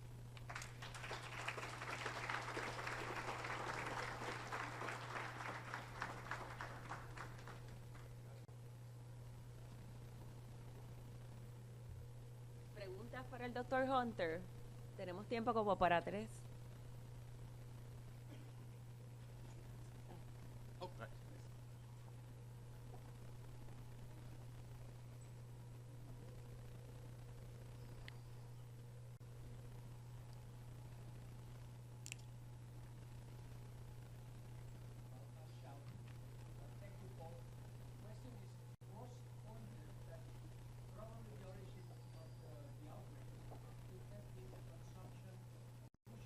Yes. Yeah. Oh, no, I mean, I'm not sure if we know for certain what the original jump event was. From past outbreaks, bushmeat consumption or preparation of bushmeat for consumption is very frequently the initial step in the outbreak. But then everything else is person-to-person transmission, which is certainly what we've been focusing our work on.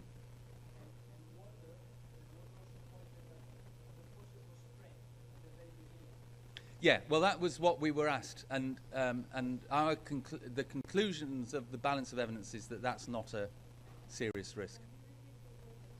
Yeah, the question was whether or not bushmeat has been ruled out as the cause of the initial case, and I said I wasn't aware if we know for certain what the original case was, but bushmeat consumption was a reasonable explanation of that, and I've forgotten what the other. Oh, and the other was water, asking whether water was that which I covered in the last slide. Was we don't think water was a particular risk.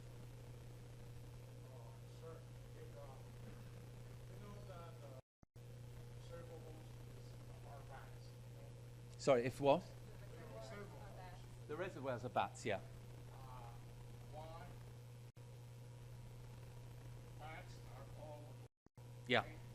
So why is the centralized mostly all of in Africa?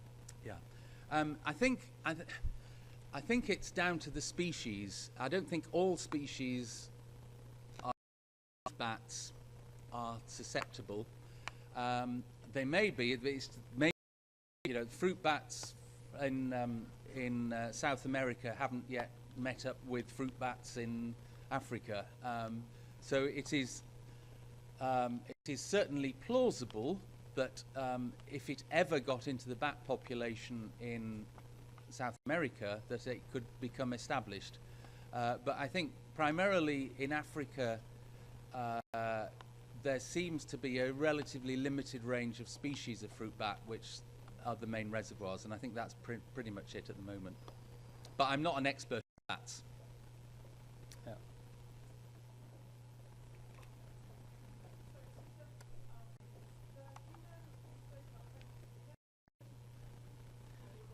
Yeah. The question was whether in pregnancy whether there was a risk of vertical transmission. Check 1 2.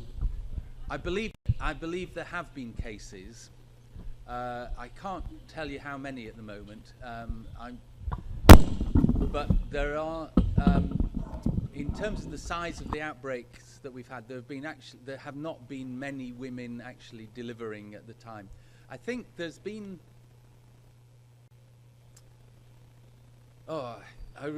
Vaguely remember somebody saying on a teleconference we had recently that there's been some intrauterine spread, but I need to check that, so I'm not sure. Yes, one more question here. Do you think that we have enough with the recommendations and the guidelines that came out to protect exposure for wastewater treatment operators? Yeah. And I think the advice and guidelines that CDC came up with are spot on. I'm aware that engineers in the States have been unhappy with that advice. All I can say is that the advice was produced by people who have more of an understanding of the disease, its spread. Because that's what they were trained to do, and I think they're absolutely right. I mean, there is clearly a degree of uncertainty, and nothing in life is totally black and white. But I mean, the advice, well, I've already said that I think it's, whoever came up with the advice to pour chlorine down to protect, was just not either had, was ignorant of the nature of disinfection. But it's something, hey, we're going to pour chlorine down the toilets. That's going to protect our population. And most people will think, oh, yeah, that's probably a good idea. The reality is it's not, and it's pretty silly. But, people will, if all you want to do is give people a false sense of reassurance, then it's a good thing, I guess. But if you actually want to do anything worthwhile, then it's not. Thank you. Okay, thank you very much.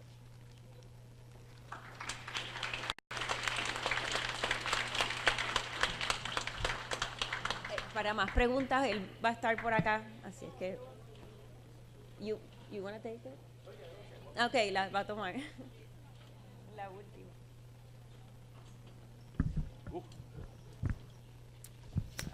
Does Ebola virus prefers a certain climate in order to fulfill its viral cycle? Sorry, pardon, could you? If Ebola virus prefers a certain climate in order to fulfill its viral cycle. Okay. preferred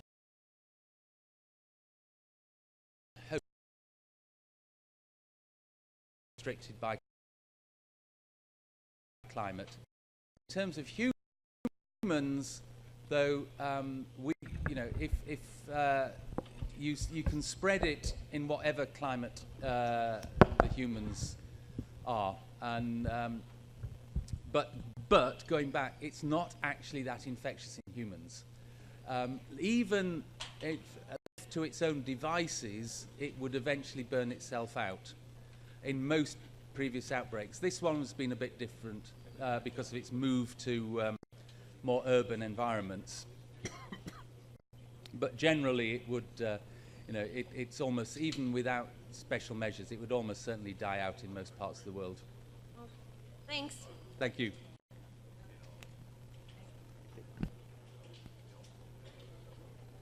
Bueno, para otras preguntas, pues él estará disponible para responder. Recesamos ahora durante 15 minutos, regresamos a las 10:30.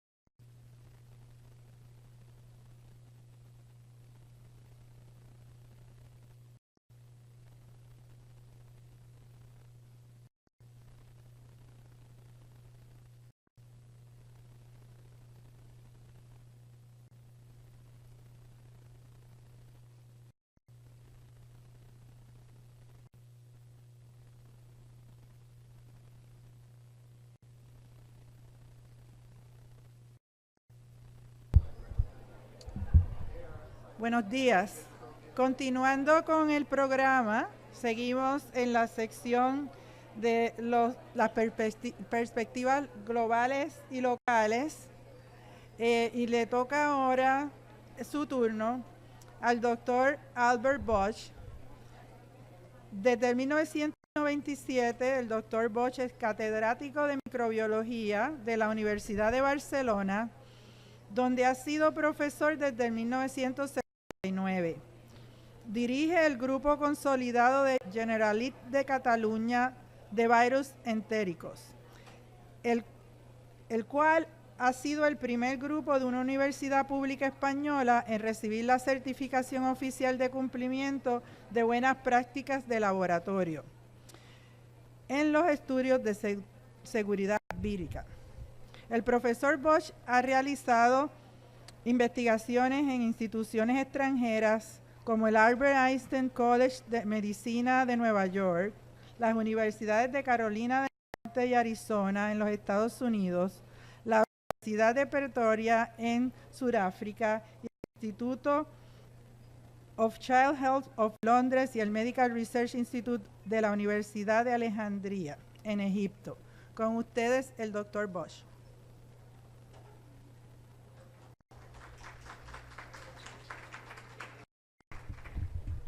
Gracias. Voy a hablar en castellano, bueno, en español. Y lo primero que debo hacer es agradecer la invitación para venir a este maravilloso lugar por parte del grupo de la doctora Graciela Ramírez. O sea que muchas gracias. Les voy a hablar de virus entéricos y más o menos voy a cubrir estos puntos en mi charla. Y empezaremos un poco con un poco de overview, de background sobre los virus entéricos. Yo sé que después va a haber otra charla relacionada y hemos quedado de acuerdo en no pisarnos uno al otro. Evidentemente, es posible que utilice algunas expresiones que no sé si son correctas aquí o no, ya me disculparán. Bien, es evidente que un enfermo, una persona que esté enferma de una infección por un virus entérico, en sus heces o en sus vómitos una cantidad importante de virus que de alguna forma u otra van a parar a aguas, van a parar a aguas superficiales, aguas marinas o dulces, van a parar también a aguas subterráneas, y de esto van a hablar después, y de una u otra manera esto nos llega a nosotros a partir del consumo de marisco bivalvo que ha sido cultivado en aguas contaminadas, directamente porque ingerimos esta agua con bebida, porque nos bañamos en agua contaminada o porque consumimos algún tipo de fruta o de verdura que haya sido regada con agua contaminada. Y todo esto pues revierte en la población. Aquí podría poder también ébola, que no está demasiado claro, pero estos son los virus que nosotros consideramos virus entéricos, o sea, virus que en algún u otro momento de su ciclo pasan por el tubo digestivo humano. Normalmente estamos hablando de virus que son ingeridos, como hemos comentado ahora, con comida, con agua, y que van a través de nuestro tubo digestivo y que son eliminados en las heces, en cantidades realmente muy grandes. Estamos hablando de cantidades que pueden llegar a 10 a la 11 partículas víricas por mililitro de materia fecal o por gramo de materia fecal, dependiendo de la enfermedad.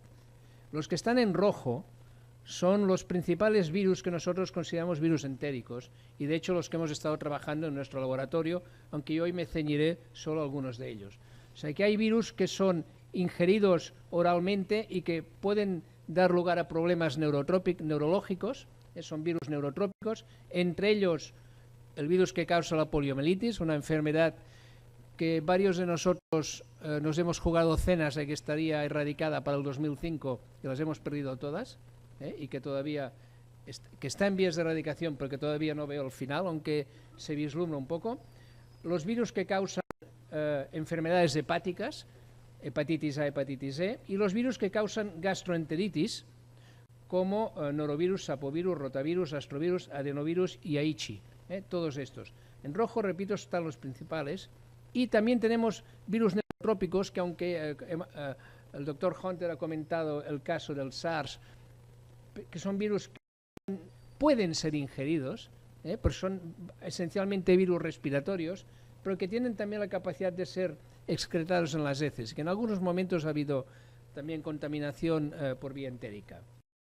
No obstante, lo que está claro es que las principales enfermedades que están causadas por aguas dentro de estas son las hepatitis y las gastroenteritis. Dentro de las primeras, el mayor número de hepatitis mundiales corresponden a hepatitis que llamamos hepatitis A. Aunque no hay que soslayar, no hay que tampoco dejar de lado la hepatitis E. Y dentro de gastroenteritis, sobre todo, estamos hablando de norovirus, y en menor grado en cuanto a número, pero no en cuanto a gravedad, rotavirus. Estos para mí son los principales virus de transmisión acuática, podríamos llamar. Y 4 cosas sobre, por ejemplo, hepatitis. La hepatitis A muchas veces lo que los americanos o los ingleses dirán neglected, para mí, una enfermedad que está un poco dejada de lado porque existe una buena vacuna. Existe una buena vacuna, entonces para la clase médica esto significa un problema menos. Pero no es todavía así. De hecho, tiene el glorioso o el dudoso mérito de causar la 4ª infección más importante en cuanto a número del año 2013, que ocurrió en esta parte de Estados Unidos. Supongo que algunos de ustedes lo tendrán presente, y que tiene un problema. Y el problema es que, evidentemente, cuando hablamos de itis, quiere decir que hay una inflamación, una inflamación hepática en este caso. Es una biopsia de un enfermo con hepatitis A. Un síntoma típico es la el individuo se vuelve amarillo, pero esto muchas veces no es así. Lo que es cierto es que cuando vamos al médico nos convocan a una analítica y tenemos las transaminasas por las nubes. Cuando nos detectan la IgM es que tenemos una hepatitis aguda, y esto nos causa una presencia de por vida de la IgG de hepatitis A. Por eso vale la pena vacunarse realmente, porque da una protección de por vida. Hasta aquí la parte buena. La parte mala es que la viremia empieza antes de la aparición de cualquier síntoma, y que la excreción fecal es anterior también a la aparición de síntomas, con lo cual, mientras el virus es imposible evitar que haya contagios por hepatitis A. Este es uno de los problemas. Del tema gastroenteritis, pues solo para que tengan ustedes una idea de la importancia de la gastroenteritis, pues diariamente, esto fue algo que con Mary Estes, en un día en Houston que estábamos aburridos, calculamos, 200 millones de individuos en la Tierra sufren de gastroenteritis al día, y la cantidad de líquido diarreico que excretan equivale a la cantidad de agua que caen por las cataratas Victoria en un minuto. Es evidente que no estoy hablando aquí, en este caso, solo de gastroenteritis víricas, sino de gastroenteritis globales. Pero de esta manera, como dirían aquí, do you see the picture? ¿Okay? O sea que...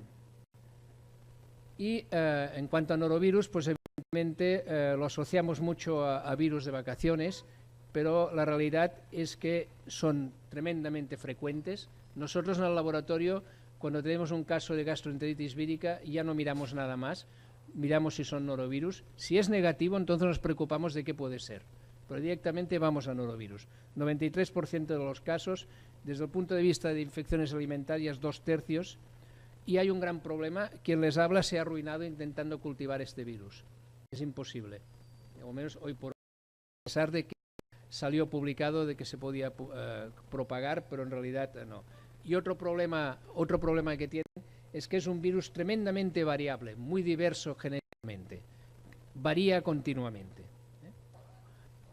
Y rotavirus, que he dicho que era para mí también un importantísimo agente transmitido por aguas, es un virus tremendamente importante en niños, literalmente por todo esto, por el tipo de transmisión, porque es muy estable, porque hay bastantes en el ambiente, y sobre todo porque el 95% de los niños en todo el mundo, en un momento u otro de su vida, están infectados, en un momento u otro de su infancia, perdón.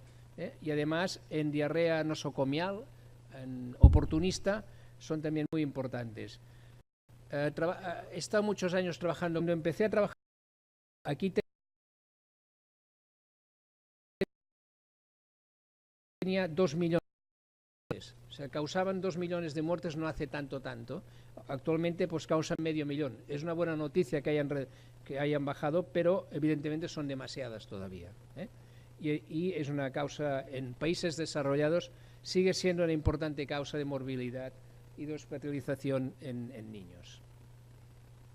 Estos virus, como han dicho hace un momento, son excretados en cantidades enormes en las heces, también en el vómito, y de alguna manera pues van a parar aguas o alimentos, algunas veces en fomites. En estudios hechos en el laboratorio pudimos ver que hepatitis A, rotavirus, astrovirus en aquel tiempo, eran capaces de persistir desecados en superficies inanimadas, en fomites, durante meses a temperatura ambiente, con lo cual pues, realmente son realmente fáciles. Piensen que se necesita alrededor de 18 partículas víricas de norovirus para adquirir una infección, o sea que realmente es fácil esto. Evidentemente que hay un tema importante, que es la susceptibilidad del hospedador. El individuo puede ser más o menos, o sea, si estamos hablando de individuos vulnerables como pueden ser ancianos, como pueden ser individuos que estén sufriendo quimioterapia, esto es especialmente importante, ¿eh? En el caso de los virus que causan hepatitis, además, hay la vía de la transmisión parenteral, ¿eh?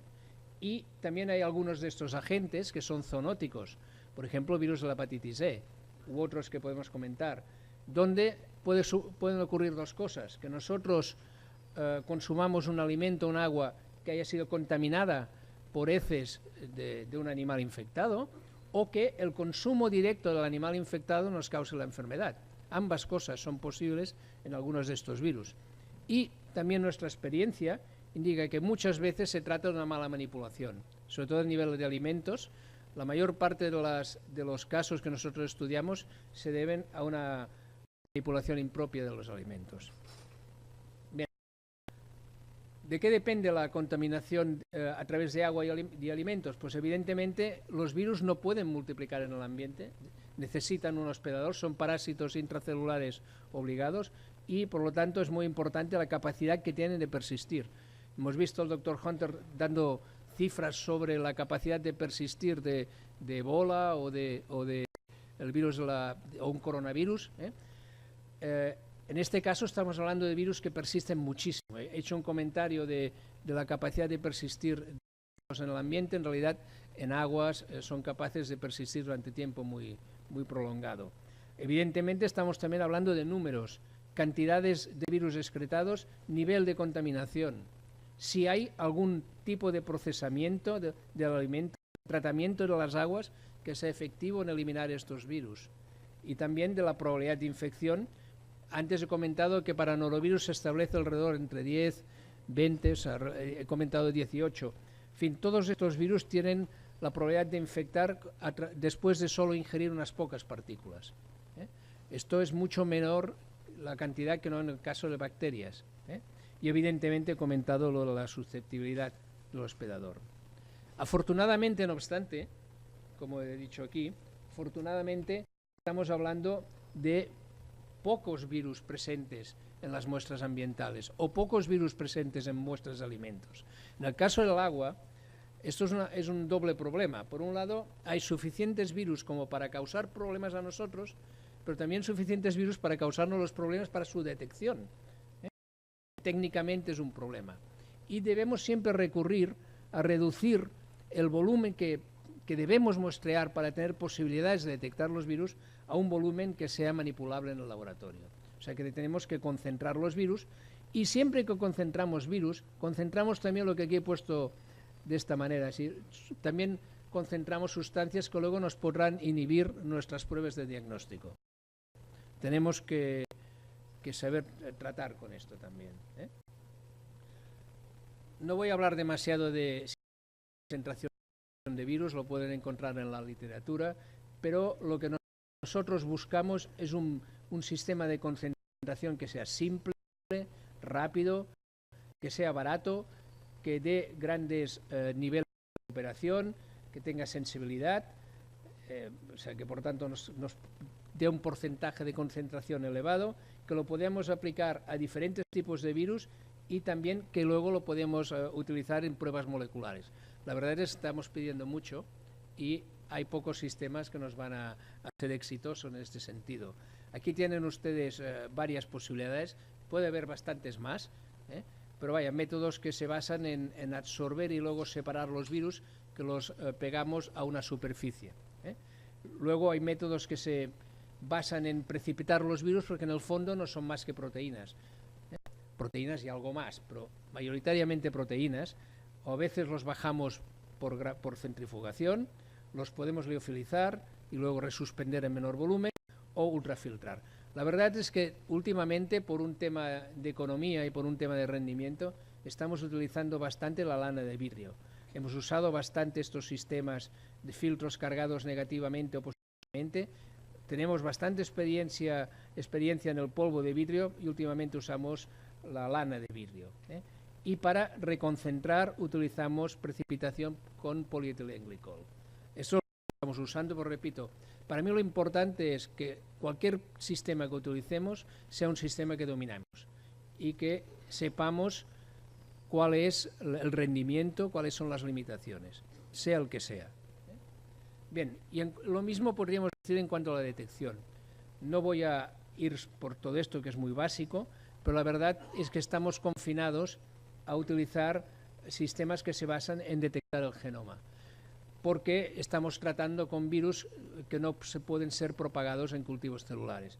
Y entonces también tenemos que tener en cuenta que tenemos una limitación importante, y es que no tenemos información sobre la infectividad de lo que estamos detectando. Y este es otro de los problemas en el cual yo me encuentro.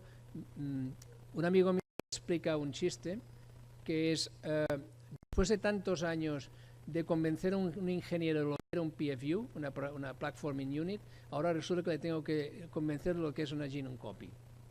Pues un poco es la realidad, ¿no? Me encuentro un poco así también. Bien. Y dado que yo vengo de Europa, quería comentarles dónde hemos llegado en Europa en cuanto a la detección de virus y cómo. Entonces, de hecho, la Unión Europea ha estado un poco jugando lo que nosotros llamamos al gato y al ratón con la normativa de detectar virus. Siempre nos decían que era muy importante que detectáramos virus en alimentos o en aguas, pero que era siempre necesario que tuviéramos un método fiable. Después nos pidieron un método estandarizado. Y esto ya salió en el año 2005, por ejemplo, para criterios con marisco bivalvo, de criteria, pues ya lo ven aquí, deberían establecerse cuando los métodos analíticos estuvieran suficientemente desarrollados. De esta manera estaban cubiertos y no se obligaban a nada. Bien, pero la verdad es que lo que sucede en Europa actualmente es como cuando decimos, cuando Alemania tiene un resfriado, toda Europa estornuda. Creo que puedo decir esto porque no hay demasiados alemanes en la sala. Bueno, la verdad es que esto sucedió y hubo 11.000 casos de gastroenteritis causada por norovirus en escuelas alemanas y que estaban causados por fresas importadas congeladas de China. Y entonces, a partir de entonces, es obligatorio en Europa de controlar la presencia de norovirus en fresas, frambuesas importadas congeladas de cualquier país y sobre todo de China. Bien, y por lo tanto esto está ya legislado. La verdad es que para llegar a poder aplicar esto, el camino ha sido bastante largo. Es evidente que en muchos laboratorios hay sistemas que funcionan bien para detectar virus en aguas o virus en alimentos, pero la palabra mágica siempre ha sido armonización, estandarización. En el año 2008, creo que fue hace tanto tiempo, que hubo una iniciativa en Europa que lo que intentaba era intentar armonizar las formas de extraer el virus de matrices alimentarias o de agua, de extraer el ácido nucleico, el sistema de detección, la amplificación, confirmación, de manera que pudiera haber una normativa sobre esto.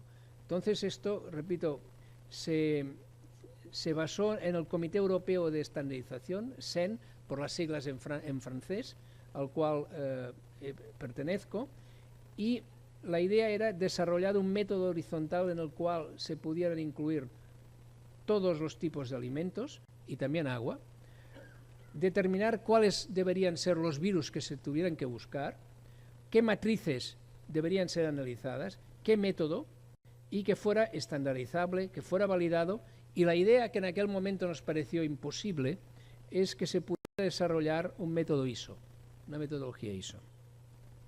La verdad es que existe actualmente, si ustedes van a Google y ponen virus y ISO, les saldrá la única ISO que existe en virología es esta de aquí. Y esta virología fue el fruto de bastantes años de trabajo en este comité, donde lo que hicimos fue primero establecer cuáles eran las matrices de análisis, son superficies duras de manipulación de alimentos, verduras, lechugas, cebollas tiernas, frutas rojas, bayas como frambuesas, fresas, marisco bivalvo y agua. Esencialmente agua embotellada, pero el método es básico, sirve para agua en general. Y estos, pues evidentemente, la única cosa que no nos peleamos en este comité fue en qué tipo de metodología, que era la real time, la PCR a tiempo real. Por todas estas ventajas, pero sobre todo por estas de aquí, por la capacidad de que fuera reproducible, estandarizable y que pudiéramos implementar un sistema de aseguramiento de calidad. Bien, como he dicho, han sido años de muchas peleas internas en este comité.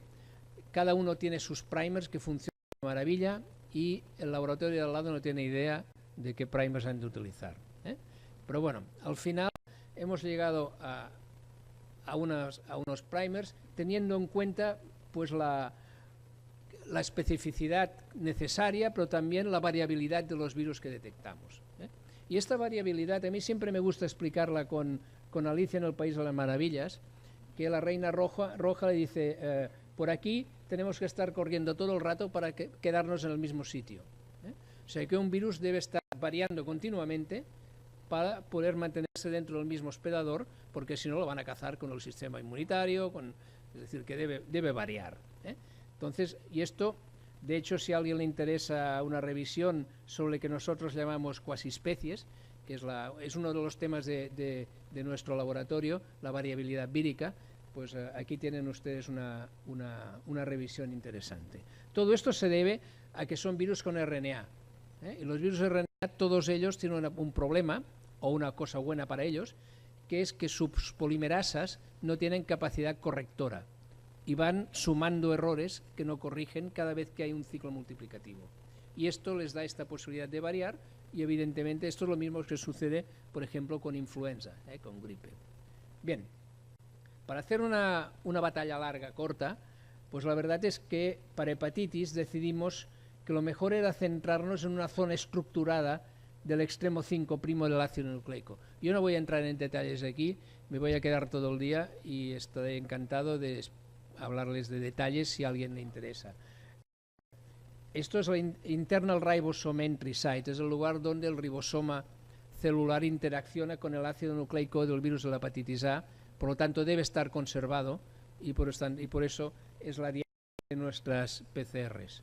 En el caso de norovirus es mucho más complicada, pero también se encuentra una zona altamente conservada en el solapamiento entre la pauta abierta de lectura, la ORF1 y la ORF2, justo aquí y aquí para norovirus genogrupo 1 y norovirus genogrupo 2.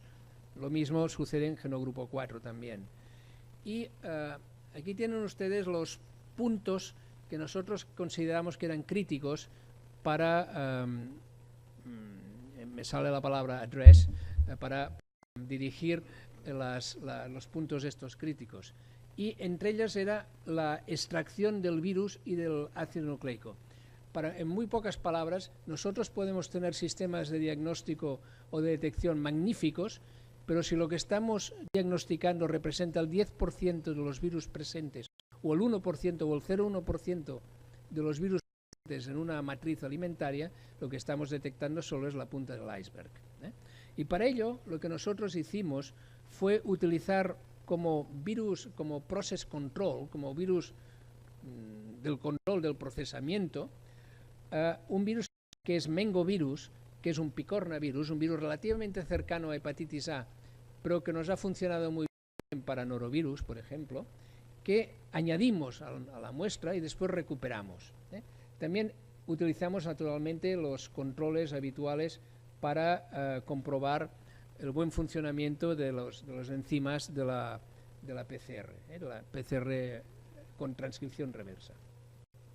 Aquí tienen una prueba de la comparación del comportamiento de mengovirus con, por ejemplo, el virus de la hepatitis A. Nosotros aquí lo que hicimos fue añadir mengovirus y añadir virus de la hepatitis A a unas muestras, suero, heces, y después recuperar y ver qué comportamiento tenían. Y como ves, cuando más o menos funciona bien en cuanto a recuperación, estos son números que en recuperación en alimentos son buenos, aunque los encuentren que no.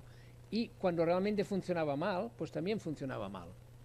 Entonces, de manera muy esquemática, la idea es más o menos esto que tienen aquí. Esto podría ser una muestra de alimento o de agua, lo que sea. Nosotros añadimos, bueno, aquí tenemos nuestro virus a detectar, norovirus, hepatitis A, por ejemplo, y le añadimos nuestro virus de control, que es mengo, y a partir de aquí llevamos a cabo el proceso de detección. Lo hacemos en triplicado. En uno de estas unidades le añadimos el RNA, un RNA control con una diana para poderlo diferenciar, para modular, para controlar la eficiencia de los enzimas de la RT-PCR. El mengovirus nos sirve para controlar, para monitorar la eficiencia de la extracción, y esto sería la detección directa. De esta manera nosotros tenemos un refinamiento, un control sobre lo que estamos realmente detectando, teniendo en cuenta esta eficiencia y teniendo en cuenta esta eficiencia. Bien, a pesar de todo, pues tiramos para adelante y actualmente pues ya tenemos esta ISO. Es una ISO doble para cuantificar y para detección cualitativa. Siempre puede ser a tiempo real. Y se ha validado, esto el centro de referencia de hecho de marisco en el Reino Unido es quien ha llevado a cabo con nosotros la validación de todas estas pruebas. Bien. No obstante, sigue siendo un proceso complejo y caro. Entonces, lo que nosotros hemos llevado a cabo es, dentro de un proyecto que el doctor Hunter conoce bien, Aquavalence, hemos llevado a cabo el desarrollo de unas pruebas multiplex para que al mismo tiempo cumplan con todos los requisitos de la ISO. De esta manera hemos pasado a una prueba de 65 reacciones para diagnosticar estos virus, genogrupo 1, genogrupo 2 de norovirus y hepatitis A una prueba con 43 reacciones, con lo cual tenemos un ahorro del 30% al menos, y si en lugar de 96 pocillos usamos, que hay más pocillos de placas, pues todavía el ahorro es mucho mayor. Y de esta manera, casi que no sé si vale la pena ir por el detalle, pero hemos conseguido, siempre que pasas de una prueba singleplex o monoplex a una multiplex, pierdes sensibilidad, esto es evidente. Nosotros vimos que cuando comparábamos las curvas de detección con multiplex y con monoplex de plásmidos que tenían los anglicones de las dianas, de los virus dianas, podíamos ver que perdemos un poco de sensibilidad, pero después de jugar, y esto también es una historia de estas largas que meramente paso esta diapositiva, después de jugar con fluorocromos, después de jugar con proporciones, con cantidades de primer, la verdad es que hemos pasado de lo que antes han visto ustedes a esto, es decir, que hemos mejorado esta diferencia en sensibilidad, la hemos prácticamente anulado, con lo cual tenemos una prueba multiplex que tiene prácticamente, no la misma, pero prácticamente la misma sensibilidad que las monoplex o singleplex. Esto Lo de antes era con plásmidos, esto es RNA vírico, o sea, prácticamente, que hay un poco de diferencia, pero prácticamente tenemos el mismo resultado. O sea, que podemos cumplir la normativa ISO con una prueba multiplex. Y, como ven, sí que hay una diferencia en sensibilidad que existe, pero cuando nosotros detectamos, y esto ya sé que es muy farragoso, solo tendrán que creer o ver los resultados, siempre básicamente encontramos positivos usando la monoplex o la multiplex, a pesar de que hay una pérdida de sensibilidad. Y también es curioso que somos capaces de detectar por debajo del teórico límite de detección, como ven ustedes, para noros o para hepatitis. Esto, de hecho, estas muestras de agua, algunas de ellas relacionadas con brotes. O sea que sabíamos que alguna cosa debería haber en estas aguas. Bien. Hemos aplicado esta normativa a muestras contaminadas naturalmente, o sea, no sin spiking. De hecho, lo hemos hecho en agua de río. Hemos detectado norovirus y también hemos detectado sapovirus utilizando esta metodología en un río que se llama el río Llobregat. Esto fue en un proyecto que se denominó Healthy Water. Y este río, bueno, yo vivo aquí, este río nace en los Pirineos, montañas que tenemos que separan España de Francia, y abastece a la población de Barcelona, o sea, 4,5 millones de habitantes. Con lo cual, pues es un río importante, y lo que hicimos fue comprobar en distintos puntos a lo largo del río la presencia de norovirus del genogrupo 1 y del genogrupo 2, y pudimos estar detectando, por lo tanto, funciona la técnica, también en aguas residuales, también pudimos detectar sapovirus. De hecho fue la primera vez que fuera del Japón detectaron sapovirus en aguas, también lo mismo, y tanto en un caso como en el otro podemos comprobar que hay una estacionalidad. Estos virus, norovirus, sapovirus, de hecho rotavirus también, tienen una marcada incidencia en periodo hibernal, aunque en casa, en Barcelona, también tenemos casos en verano, pero muchos menos. Y en el agua del río también podemos ver que hay realmente más norovirus, más sapovirus en los periodos fríos que no en los periodos calientes. Esto sucede así, probablemente es un tema de supervivencia. Ya que hablamos de supervivencia, también hemos comprobado, utilizando la misma metodología, la eficiencia de una planta de tratamientos de agua biológica para la eliminación de norovirus del genogrupo 1, el genogrupo 2 y sapovirus, y estos son el promedio de eliminación. Es decir, que realmente hay una reducción entre 2-3 logaritmos de estos virus después de un tratamiento biológico, lo cual quiere decir también que no se eliminan del todo, que hay una importante reducción, si ustedes quieren, pero no definitiva. Y aunque luego lo tratamos con más detalle también, también nos ha permitido llevar a cabo una epidemiología molecular de la presencia de distintos genotipos de norovirus y virus en estas aguas superficiales. Y de esta manera, pues, comprobar realmente cuáles son, en este caso el genogrupo 2, el genotipo 2,4, que es el habitualmente más importante en las muestras clínicas. Pero lo importante cuando buscas muestras ambientales es que no solo detectas lo más prevalente clínicamente, sino lo que hay. Es un poco un crisol donde va a parar, yo no sé cómo van a traducir crisol, bueno, crisol, sí, crisol, vale, perfecto. Pues, ¿cómo podemos detectar cosas que habitualmente no son tan habituales en las muestras clínicas? Lo mismo en sapovirus. Los sapovirus nosotros no detectamos demasiados en las infecciones de niños, en este caso, que es lo habitual, pero en cambio los detectamos en el ambiente y detectamos el genotipo 1 como el más prevalente, que también es el más prevalente clínicamente. Y de esta manera pudimos establecer, si esto es donde nace el Llobregat y aquí es el mar Mediterráneo, pues la evolución al lado del tiempo de los distintos genotipos de norovirus y sapovirus que iban bajando por el río durante un periodo de casi 2 años.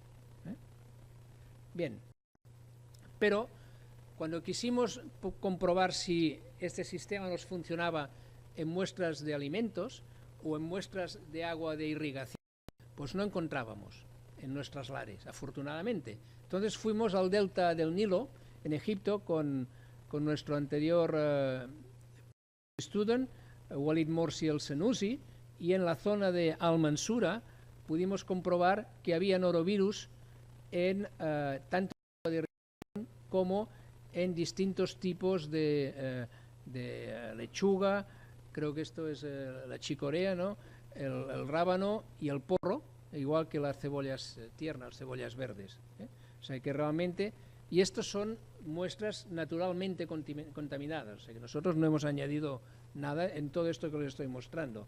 Lo mismo cuando fuimos a 3 provincias sudafricanas, la Western Cape, Mpumalanga, Limpopo y Mpumalanga, con la colaboración de Maureen Taylor de la Universidad de Pretoria, y allí lo que encontramos pues también fue en las aguas de irrigación pues la presencia de norovirus y la presencia de hepatitis, del virus de la hepatitis, norovirus del genogrupo 2 y virus de la hepatitis A, en muestras también que estaban. De hecho también no lo muestro, pero encontramos muestras positivas en tiendas, en mercados de alimentos, también que estaban ya a la venta. Bien.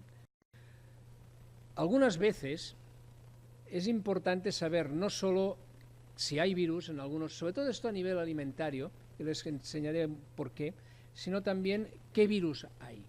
Y esto es para trazar orígenes de contaminación.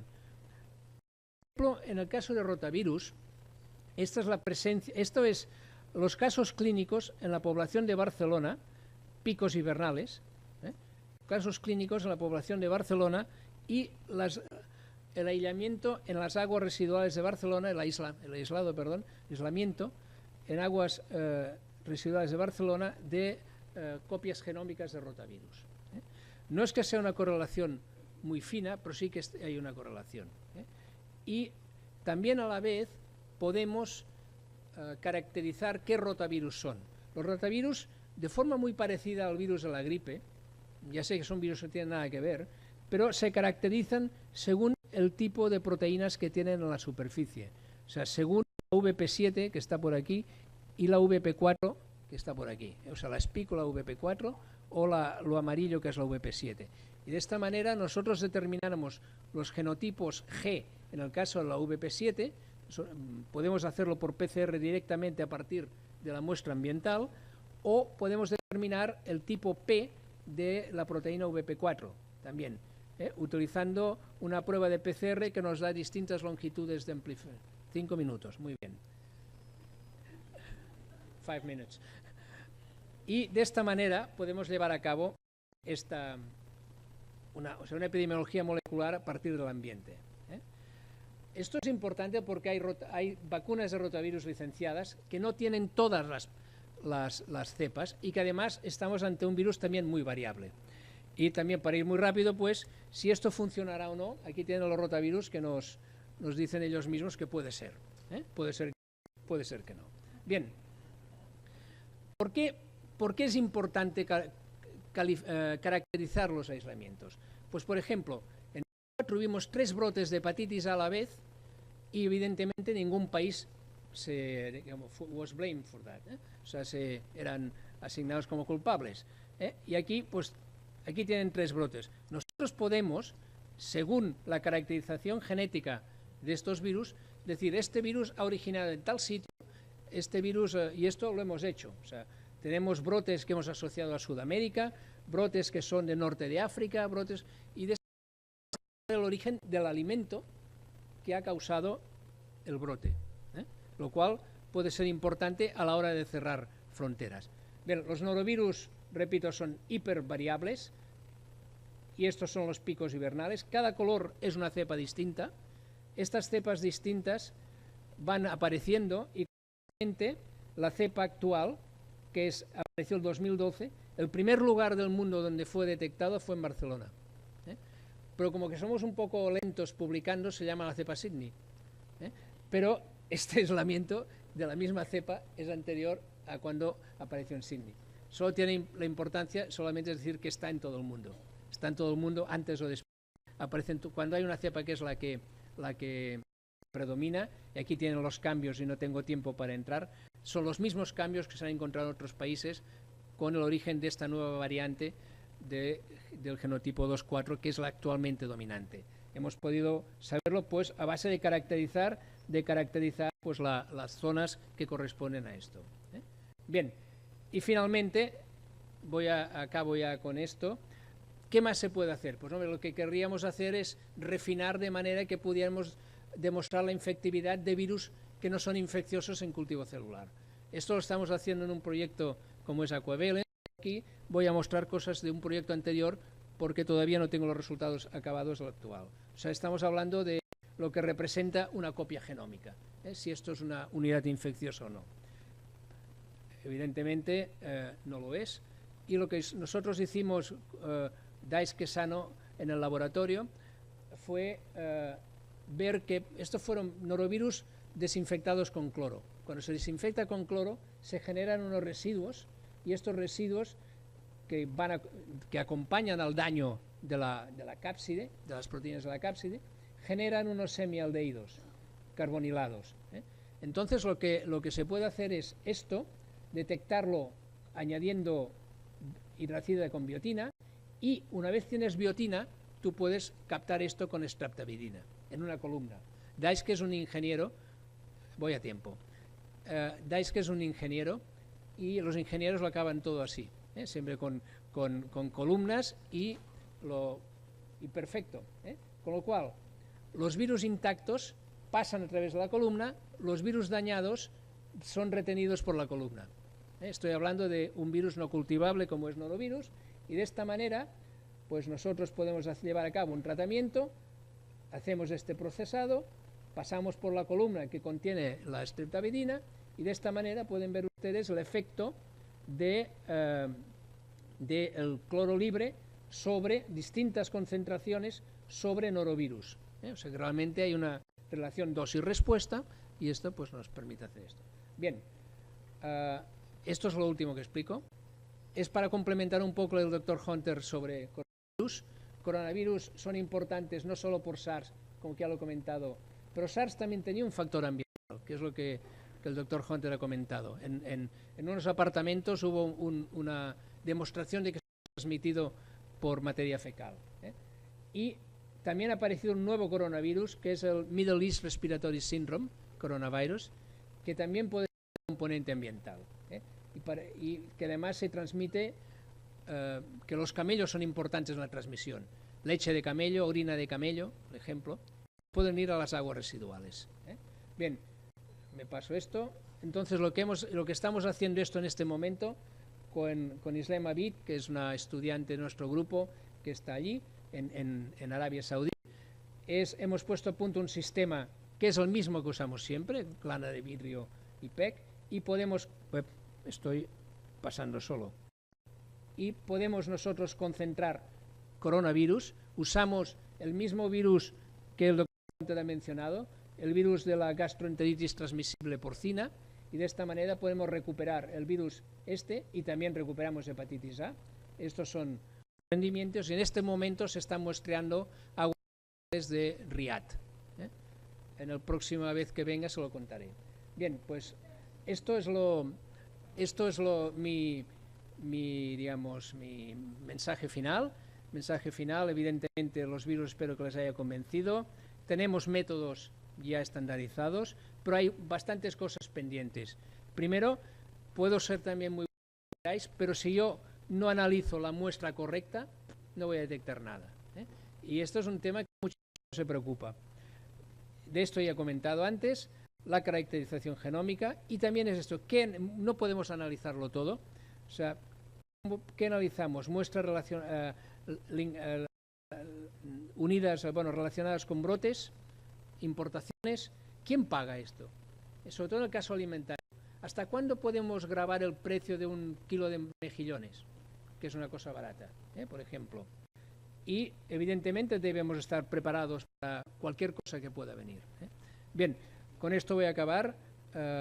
Mi grupo, sobre todo Rosa Pinto y Susana Guix, son dos personas importantísimas en el grupo. Nuestras colaboraciones externas y, repito, yo soy de un lugar maravilloso, al cual están todos ustedes invitados a venir porque vale la pena. Gracias.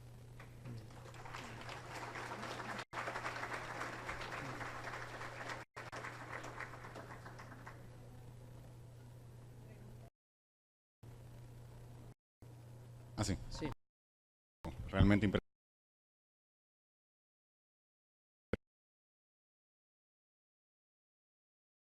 Le quiero hacer unas preguntas relacionadas con el análisis ambiental que hizo en la cuenca.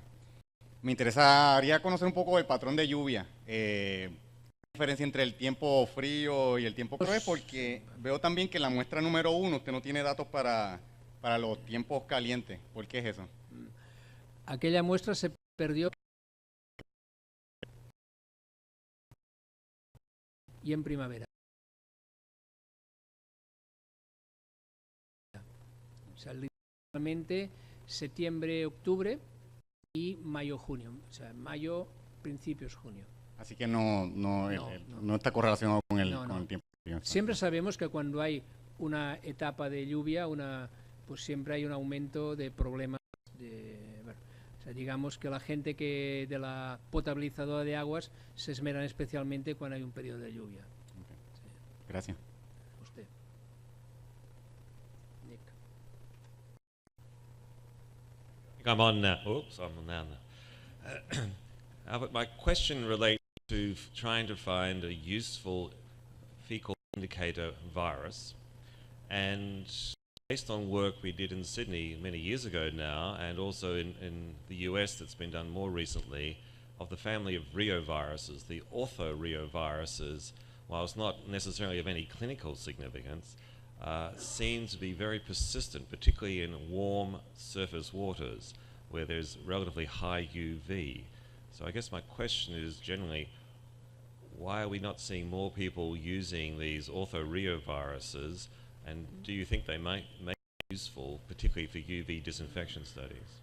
Yeah, I think well, we've been in many discussions on indicators. The truth is that I believe in indicators if they are applied correctly. You need whichever indicator, and probably the orthoreo viruses could be a model virus for this. If there is a frequent routine analysis, okay? So this means that if anything goes wrong, or if you use it as a model for disinfection in some cases. But said this, in outbreak situations, when we look for, and I didn't look for orthoreo, but looking then for, let's say, for all the bacteriophages that have been proposed as indicators, then you see a correlation. And I don't know if orthoreo, for instance, have a seasonal pattern as well, so I don't know. I mean, you got a lot of work to do to prove that you have some kind of correlation in seasonality, for instance, or in survival. I know that they survive well because I've done a lot on rotas, and they have the same double shell, so they should be good for this. There's a lot of work to do, okay? So I won't rule them out.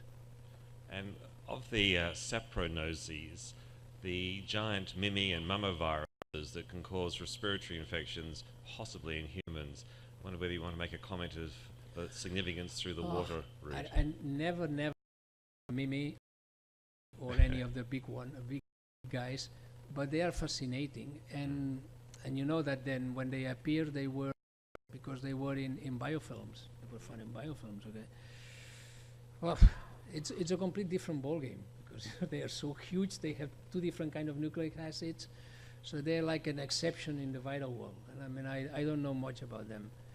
Only that probably they represent like an intermediate step in the evolution of I wouldn't say species, but of the microbes, probably. Okay. Thank you. Welcome.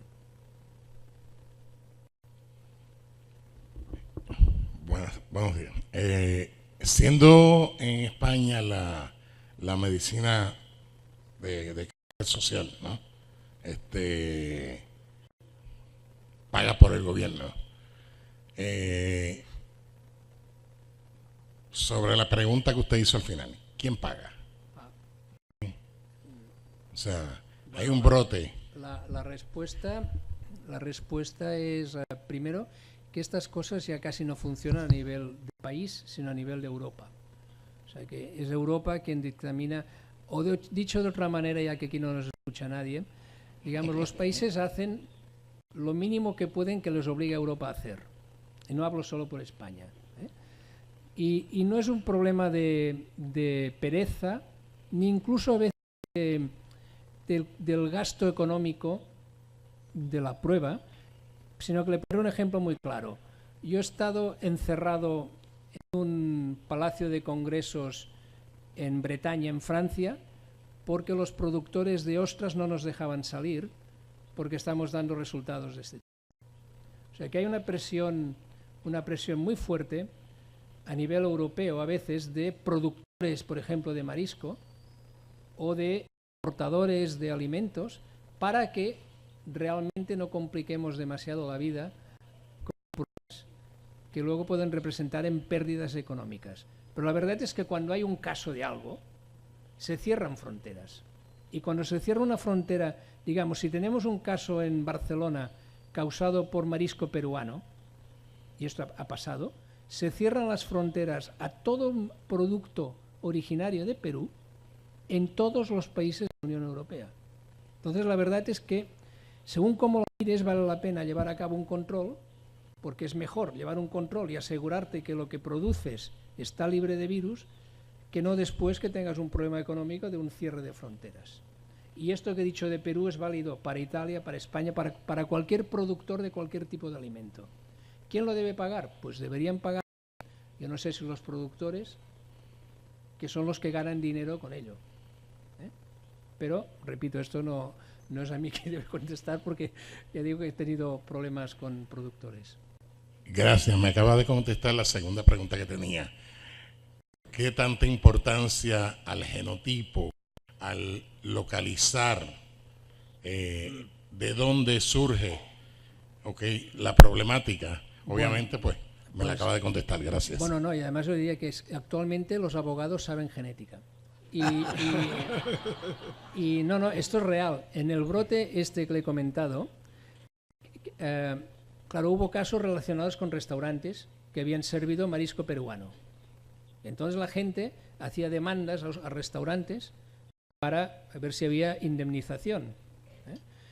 Entonces se pudo demostrar que, por ejemplo, había individuos que genéticamente las secuencias de lo que le encontrábamos en sus heces o bien no correlacionaban con lo que había en el marisco. Y podemos ver si, por ejemplo, la transmisión ha sido, pues... concluyó mi tiempo. ¿Esto es mío? No, vale, sorry. Perdón, pues pudimos ver que había casos que estaban teóricamente en litigio, en juicios, y que no tenían nada que ver con el problema. O sea que también es importante para ello. Profesor Bosch, por aquí. Lo felicito por su estudio de los virus, una parte bien importante en la cual pues a veces no le prestamos la atención. Me interesa mucho el tema de los virus y las frutas y los vegetales. ¿Qué estudios, o sea, si se piensa en mucho más estudios en el futuro con relación a esa parte de frutas y vegetales, ya que pues, países como pues, Puerto Rico pues hacen mucho de estos productos y si estamos en riesgo, pues es bueno saberlo y a quiénes vamos a responsabilizar.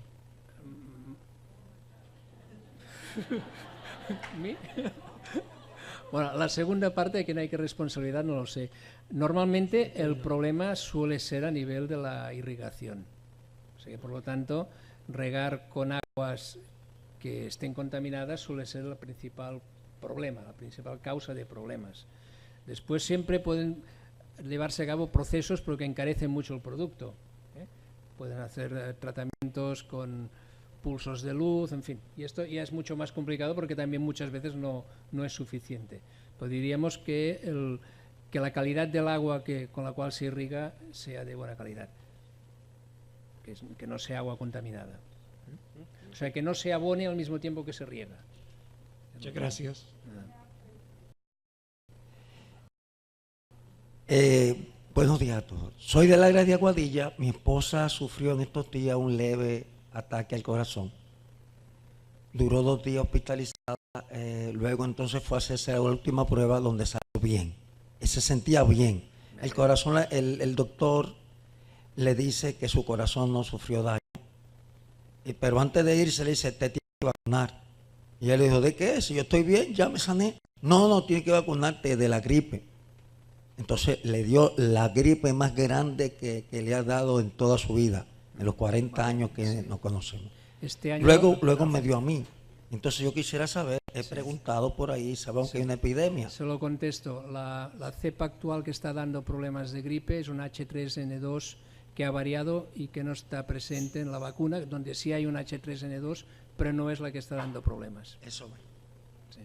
Le pregunté a un montón de personas que si se había vacunado, sí, me dio la gripe. A casi todo el mundo que le pregunté.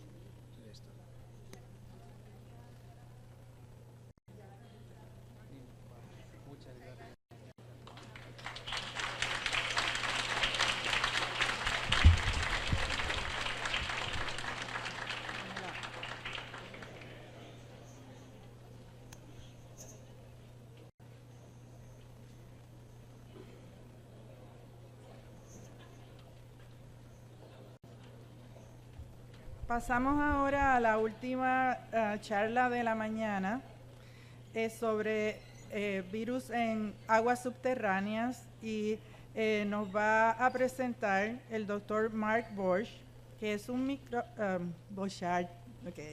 que es un microbiólogo de investigación en el Servicio de Investigación Agrícola del Departamento de Agricultura de los Estados Unidos y líder de programa de laboratorios de enfermedades infecciosas y medio ambiente del Servicio Geológico de los Estados Unidos.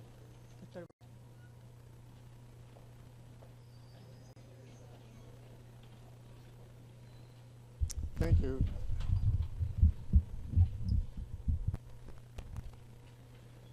Thank you, Graciela, and I want to thank you for your invitation to be here in Puerto Rico. Also, thank you to your husband for your tremendous hospitality. It's been an honor to be invited here. So I'm going to tell you a story today, a story about a research project we've done a good part of my professional career. The difficulty is that this story takes about 2 hours to tell, and I have 30 minutes. So I encourage you, for the parts that I don't get to, the last slide in your packet has a bibliography of the publications related to this work. So I encourage you to take a look at that. So Dr. Bosch gave an excellent introduction and background on human enteric viruses and focused a little bit on the foodborne side. I'm going to talk about groundwater-borne transmission of human enteric viruses. People are often surprised to find out that groundwater is the cause of many outbreaks in the United States. As many of you probably know, the Centers for Disease Control keeps track of the outbreaks, the waterborne outbreaks attributable to surface water sources and groundwater sources. For the years from 1971 to 2008, there were nearly 800 outbreaks associated with an infectious agent in drinking water, and more than half of those were attributable to groundwater.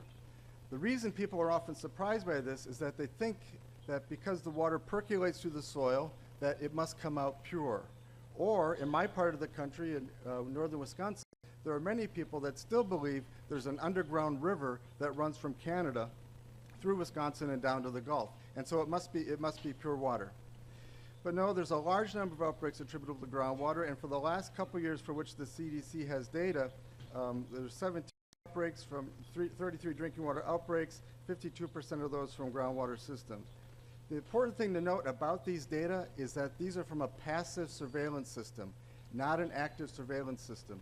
So the states that have the capabilities for looking into outbreaks and have the capabilities to report them to the CDC, those get noted. So this is probably underestimated by anywhere from 5 to 10-fold. It's probably there's more likely 8,000 outbreaks between 1971 and 2008. I tried to look up a little bit of information about Puerto Rico's groundwater. And I just found out in talking to Jesus Rodriguez, who I think is in back, that this is all wrong. You can cross this out. I found this document in 2005. published by the USGS. Well, Jesus works with the USGS. He made a phone call just before I stood up here, and it turns out that this number is actually 12%. So 12% of the groundwater pulled out of the ground in Puerto Rico is used for consumption, not 21%. What I don't know, and I haven't been able to figure out because I'm going to talk about non-disinfected public water systems, is I don't know how many systems in Puerto Rico do not practice disinfection. I think Graciela told me that there's a disinfection order for all public water systems, but maybe not all practice it. So for these human enteric viruses that we're going to be talking about, where do they come from? And Dr. Bosch talked a little bit about this. They're human enteric viruses, therefore they must come from human poop. They've got to come from human fecal waste, and there's only so many sources of human fecal waste in the environment. Things like land application sites, landfills, injection wells, wastewater lagoons, septic tanks, and then surface water that could be contaminated with viruses that infiltrates and moves to groundwater. And then lastly, leaking sanitary sewer lines, where I spent a lot of time the last several years working. These are all potential sources for enteric viruses reaching groundwater supplies and then moving up through a well and ultimately being consumed by a person. Why are viruses, why do they do so well in the groundwater environment? Dr. Bosch talked a little bit about this. You have to keep in mind that they're non-living. They cannot replicate in the environment. The virus types are specific to their host, and they move well through the soil profile and can reach groundwater because they're small. They're only about 27 to 80 to 90 nanometers in size. So that size is less than the wavelength of light. Also, they are negatively charged, and at normal soil pH, soil tends to be negatively charged, so they can move through. They're not adsorbed. Their survivability is favored by low temperature, moisture, and absence of UV light. At least in the upper Midwest, where I come from, these conditions of low temperature and groundwater greatly favor the survival of viruses. And of course, it's dark. There's no UV light. And they cause a variety of illnesses, anything from an asymptomatic infection to even death. Dr. Bosch nicely described these viruses. These are the sorts of viruses I work with in my laboratory: enteroviruses, rotavirus, hepatitis A virus, noroviruses, and adenoviruses. They cause a whole range of possible ailments, but the common denominator, I'm going to skip over this a little bit because of Dr. Bosch's review, but the common denominator amongst all these viruses is that they cause AGI, which is the acronym for acute gastrointestinal illness. All of them cause acute gastrointestinal illness. I have done a number of studies that are published in the literature on groundwater-borne viruses in Wisconsin. And each of these studies has had a different set of specific objectives, but what I'm reporting here is where these things are showing up. So we have found them in sand and gravel sandstone aquifers, in private domestic wells, in alluvial aquifers, and even in a confined aquifer of wells that were 800 feet deep beneath an aquitard. And we also find them in fractured dolomite where we've had an outbreak. So viruses can be found in all of these different aquifer situations. So the question I was left with about 8 years ago or so was, yes, we have the methods to detect these in groundwater. We can find them. We understand their transport fairly well. But is there any public health risk?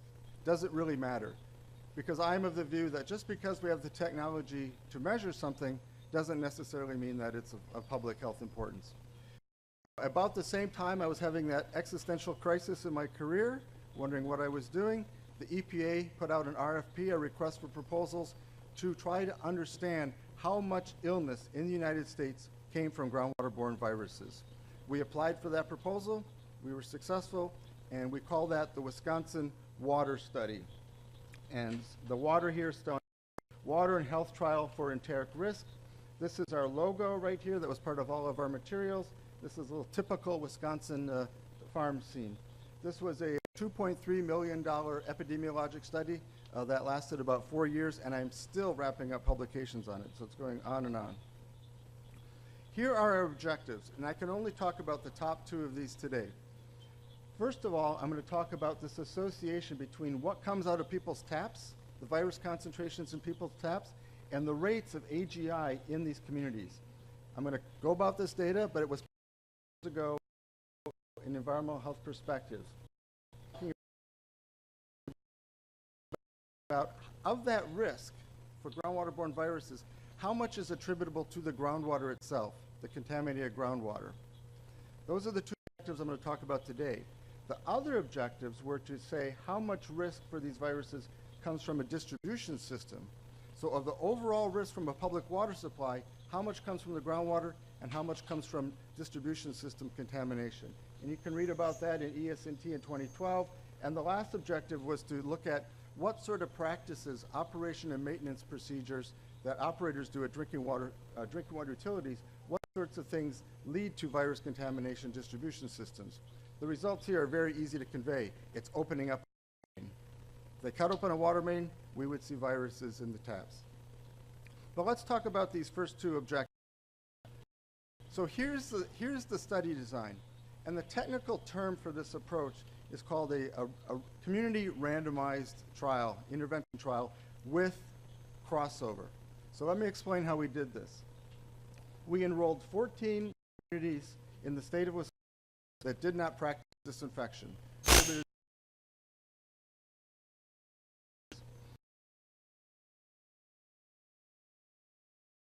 half of those communities we installed UV light before the water went into the distribution system. The other half of the communities, we did nothing. We just let, those were the controls. And then during that time, we had 2 12-week surveillance periods where people filled out health diaries. After this period, during the winter when it was affordable to do, we took the UV lights out of these communities and put them in the control communities. And then the control communities, so the control communities got the UV lights, and the UV communities now became the controls. So that's the crossover, that's the crossover part. The beauty of that sort of experimental design is that each community acts as its own control. So if the communities have intrinsic differences in their AGI rates, we control for that by changing the intervention within the same community. And after we changed those UV lights, now we had another 2 12-week periods where people filled out health diaries. So here's are the communities that participated. This is my state of Wisconsin. I live right about here, and right now I'm very happy to be down here in Puerto Rico, because it's very cold there. These are the, and these communities, all, their common aquifer is sand and sandstone. Small populations, 1,200 to 8,300 people. None of these were suburbs. They were all autonomous communities, all of them rural. The number of wells they had between 2 and 5. No surface water influence. This was true groundwater that they were pumping. And importantly, and it's important to keep this in mind because this is crucial to the study design, there's no disinfection. No disinfection at all. So here's the intervention. So here's Dr. Greg Harrington. He was the consulting engineer from University of Wisconsin-Madison to help put these UV lights in. The well is over here to the left. And before the intervention, the water's pumped out, and then out it goes to the distribution system and to the consumers of the water. Now with the intervention in place, the ultraviolet lights, the water is being bypassed. It's going through the lamps. The dose is 50 millijoules squared, and then out it goes again. So anything coming out of the ground where there's a pathogen is now being inactivated or reduced at least in concentration by this UV dose. And then I have to tell people that are regulators that in Wisconsin it is not legal to use plywood normally to hold up a UV light, but keep in mind that a few months later I had to take these out and move them on. So this is what we were trying to achieve. So this is a cartoon of the overall experimental design. So for these communities where there's no intervention, to the extent that there's fecal contamination in the groundwater, and we didn't know this when we started the study, there's fecal contamination in the groundwater, there's 2 routes for it to reach these people. It can go up the well, there's no disinfection, so in it goes to the distribution system, or through mechanisms we can talk about later, there's ways that it can directly enter the distribution system pipes when there's short negative pressure events. So these are the 2 routes. So for these people, their illness is due to groundwater system. Now, of course, and I'm going to have a slide to describe this later, of course, there's person-to-person transmission, there's foodborne transmission, there's these other ways of transmitting. But at least to water, these are the 2 routes. And When we put UV disinfection in as the intervention, now this route is removed. This route is still available. We can still measure this route, what goes through the distribution. But when we subtract these two, and there's a lot of complicated statistics underlying the subtraction, but when we subtract these two, then the difference is how much illness is due to the groundwater alone. That's the approach. That's the overall idea. So that's the epidemiologic approach. Let's talk a little bit now about how we sample the water. So our goal in doing this was to characterize the virus exposure in the community, not a single household, because what I'm going to report to you are the AGI rates for the entire community. We wanted to know the virus exposure for that household. So we sampled 5 to 8 household taps per community, and that was done once per month. And we selected those households based on maps that the utility provided. We did not have a hydraulic model, but we kind of spread the homes out, so we felt like it was a representative sample of what was coming out of the taps. We used glass wool filtration, some of the same methods that Dr. Bosch uses for concentrating those viruses. We analyzed everything by quantitative polymerase chain reaction, and I'm not going to get into the details of our methods in our laboratory right now, but I'm happy to answer questions later. And then in addition, for 2 of the virus groups, the ones that are culturable, enteroviruses and endoviruses, we also cultured those in my lab. And here's what we found. So this is what was coming out of people's taps in their drinking water at the time of the study. So overall, we had 1,204 tap water samples. The number 1 virus we found was adenovirus. 13% of the samples were positive. Number 2 were enteroviruses, genogroup 1 norovirus, only 10 hepatitis A hits, only 1 rotavirus, but overall, out of the 1,200 samples, 287, or 24%, about a quarter of the samples, were positive for human enteric viruses. The concentrations are low, the mean concentrations. One reason is that for the non-detects, we imputed a value of 0. We assigned a 0 so we could work with means. And the maximums are in the range of tens to hundreds of genomic copies. For the adenoviruses and enteroviruses, roughly a quarter were culturable, infectious by culture methods. So this is what people were drinking. Now what we're going to do is we're going to link that to illness rates in the community. And how did we do that?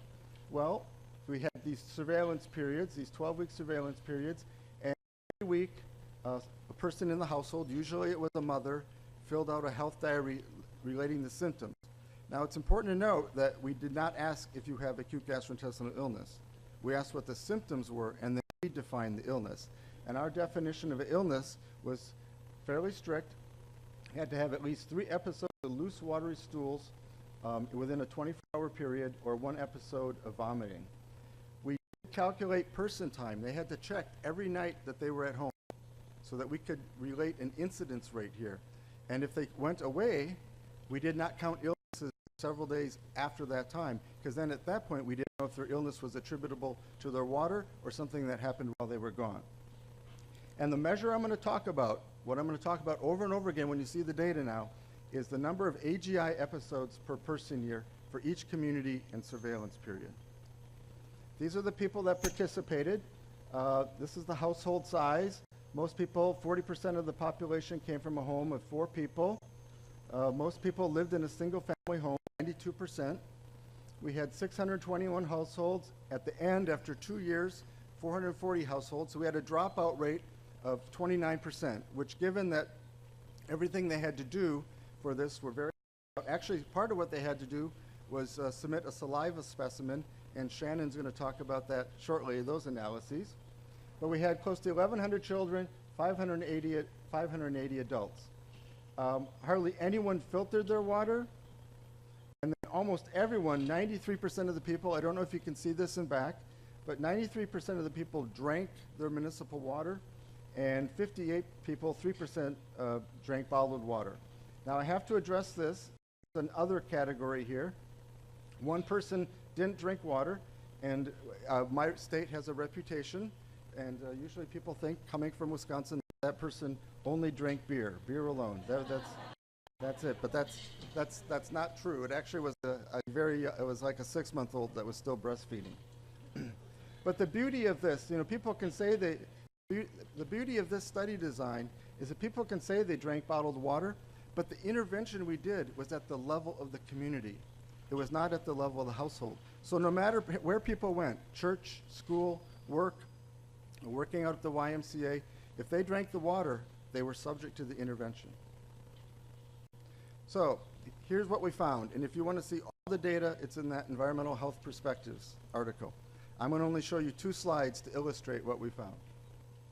The y-axis is the acute gastrointestinal incidence rate in episodes per person year. Down here is one of our predictor variables. That is, of all the samples we took for a 12-week period, what proportion were positive. In this case, it was positive for a genogroup 1 norovirus. Each of these data points represents a community and a surveillance period. So we had 14 communities, and we had 4 surveillance periods, so 56 data points. And then this line is done by regression, and what we see, and then here are the zeros, communities during the time period with no G1 norovirus, but overall, there's a statistically significant increase as the proportion of positive samples increases up to 30%. We see a rise in the AGI incidence rates in those communities. And these are the 95% confidence intervals, lower and upper. We can translate this Poisson regression to a relative risk. So here's the rate ratio now. Same predictor variable. This is a different little modeling approach. It's not a Poisson regression, it's using a spline fit. So the line's going to have a little bit of a curve to it. And what we're interested in is when it becomes statistically significant. When does it cross this null value, that is no effect at 1? And it happens right about here. So at a concentration of about 13% of the samples positive, we see a statistically significant increase in the relative risk for AGI in these communities. That's a 23% increase. And at the maximum number of samples that were positive, we see almost a doubling in the risk for acute gastrointestinal illness in those communities. We analyzed 3 predictor variables: the proportion of that were positive, the arithmetic mean concentration, and then the maximum concentration as related to AGI. And this summarizes the results. 2 groups turned out to be associated with AGI, enterovirus, and G1 norovirus. We also looked at all viruses combined. And surprisingly, we also subgrouped it by ages. And surprisingly, all 3 predictors were associated with illness in these communities. The one that most surprised me is that just even taking the maximum concentration, 1 sample out of 28 that was the highest, and for a 12-week period, and that was associated with illness in those communities. And we're seeing about a doubling of risk for those predictor variables. What we could do then is, because we had those relationships, Dr. Ashbolt talked about quantitative microbial risk assessment. We sort of had built-in dose response curves from what we generated, that line I just showed you. So we do a QMRA with this. Again, we're only talking about objective 1. So we had our exposure assessment, we had our dose response curve, we ran a Monte Carlo simulation.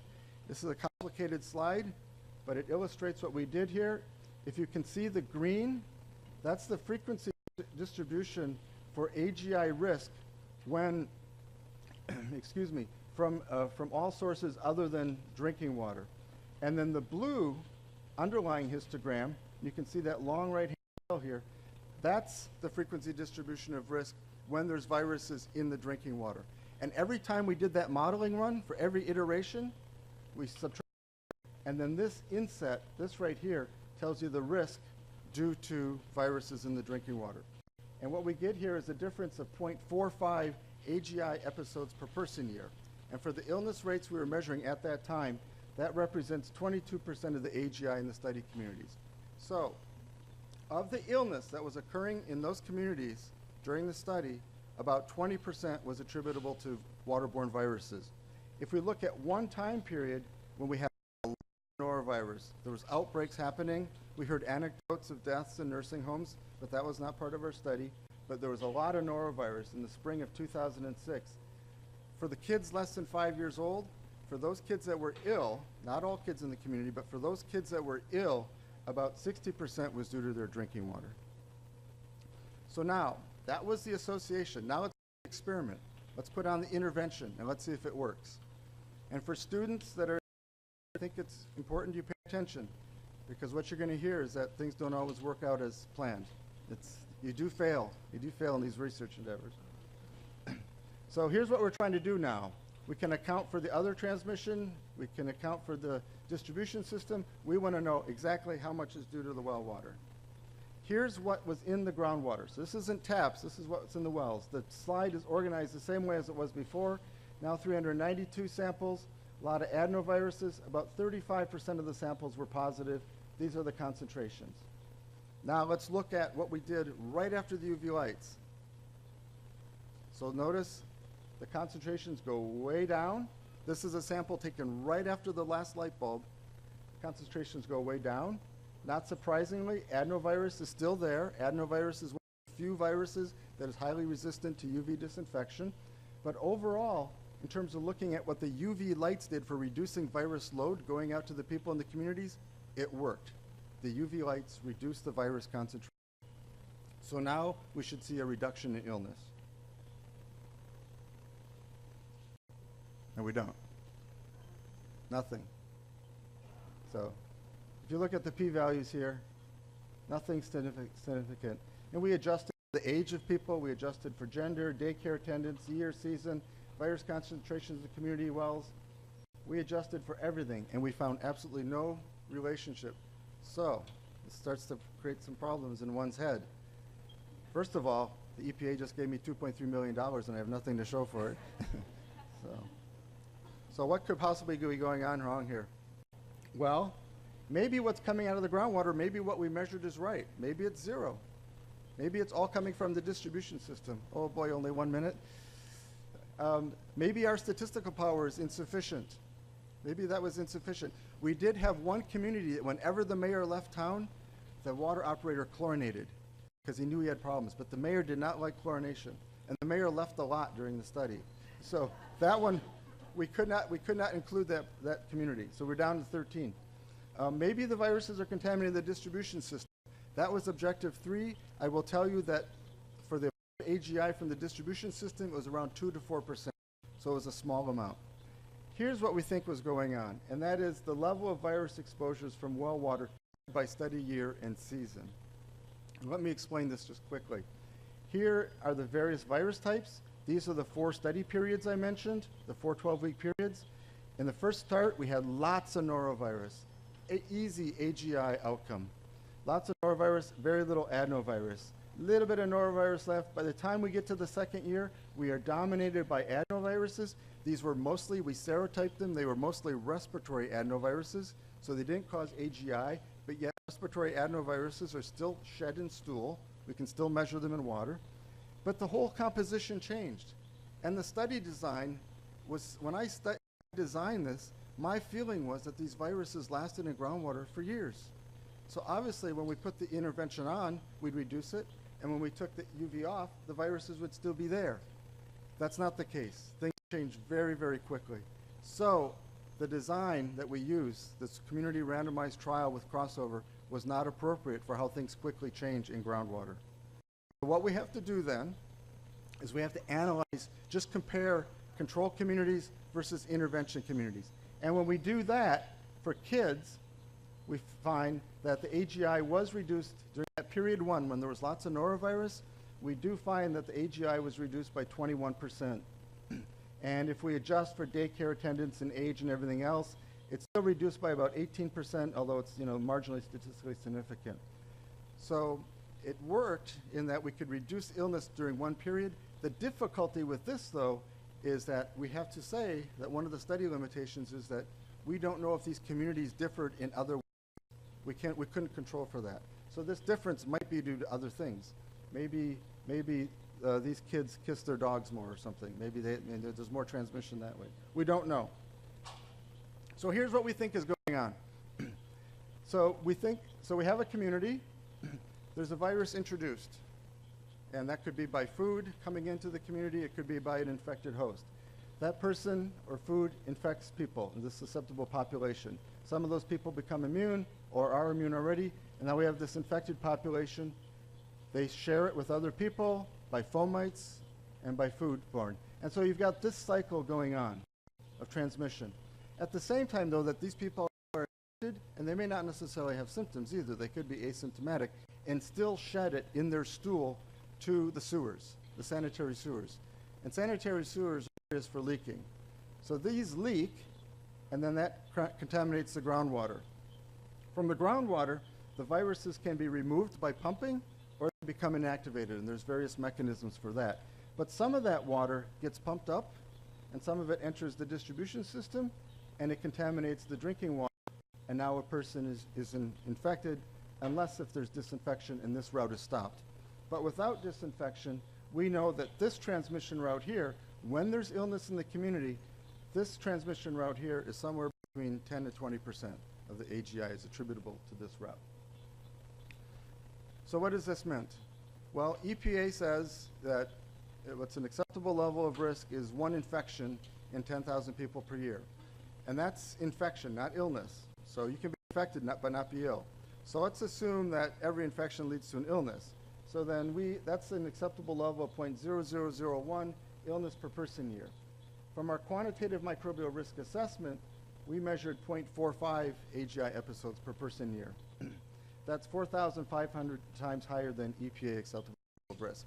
Now you can argue, you can say whether this is an acceptable level, maybe it should be 1 in 100, maybe it should be 1 in 100,000, but it is the benchmark by which we by, and so it's much higher than what EPA would accept. What has this meant in terms of policies both at the state level and the national level?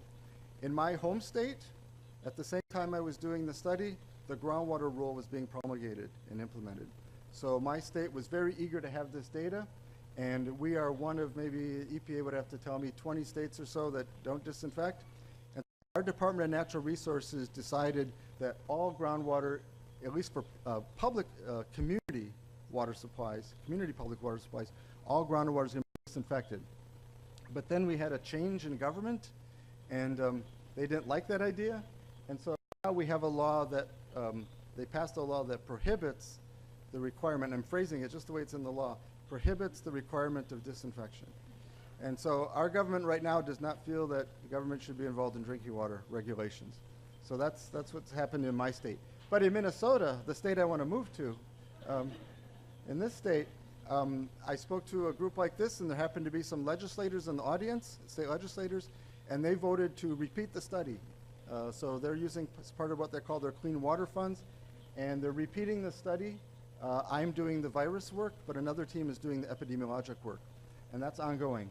And in the USA, the work has resulted, and Greg's going to talk about this, the work resulted in 2 viruses being included in the unregulated contaminant monitoring rule, so enterovirus and norovirus. So this was a big study. Many people were involved. I'd like to thank them all. On the laboratory side, epidemiology, biostatistics, risk assessment, and folks at the EPA that were crucial. Questions or comments, but then I do want to point out for the details I skipped over, and if you'd like to read about those 2 other study objectives, they're all listed in this bibliography in the back of your packet.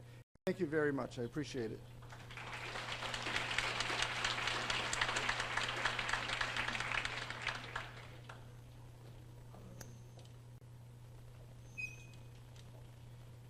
¿Alguna pregunta para Mark? Yeah, I got one. Well, that was a very nice overview, Mark. Question is, how do you explain that you cannot detect the genogroup 2 of Noro? And related question is, do you have data on the prevalence of norovirus genogroup 2 in clinical samples? It happened to me as well. So, I mean, it's not a criticism. Yeah.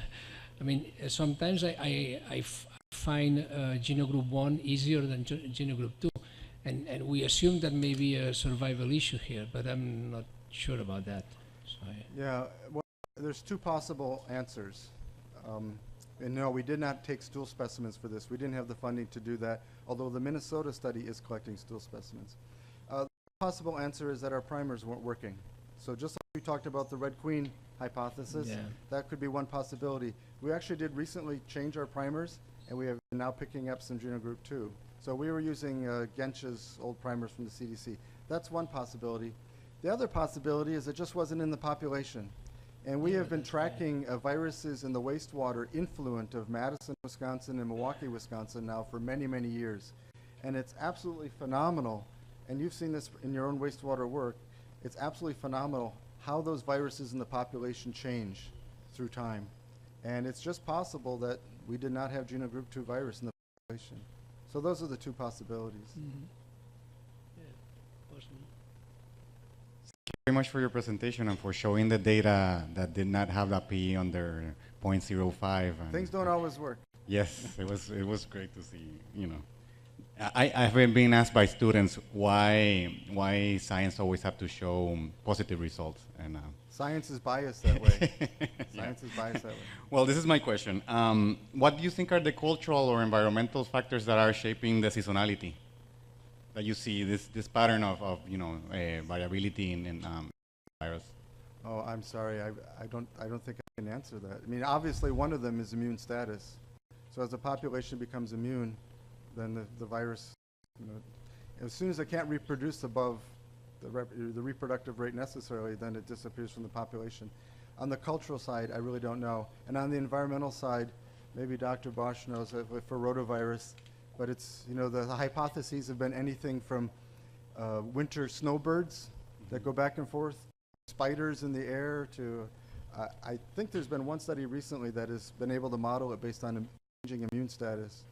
But I don't know. Now, adenoviruses, we don't see any seasonality, although we see change as a group, but we do see differences in the serotypes. Rotavirus, of course, is highly seasonal. In our part of the world, in enteroviruses, it's late summer. Enterovirus is late summer. The beauty of that, though, and I can't answer that question exactly, is if you take a look at that last paper on the bibliography, we can use that change in the viruses in the population. We can use that to track them in the environment because it gives us a time signal. If we know what's in the population, we can watch it enter the groundwater. And hydrogeologists are now using this to estimate travel time. So I can't answer your question, but it is very useful for getting at short travel times in groundwater. Hydrogeologists have no tools for those travel times less than a year. Thank you. Oh, thank you very much for the invitation. Oh, thank you.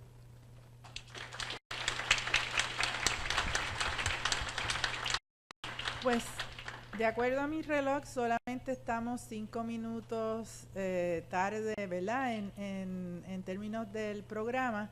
Vamos al break del almuerzo, pero entonces yo voy a volver 5 minutos antes de lo programado. Volvemos en 40 minutos, a ver si podemos terminar en el mismo tiempo.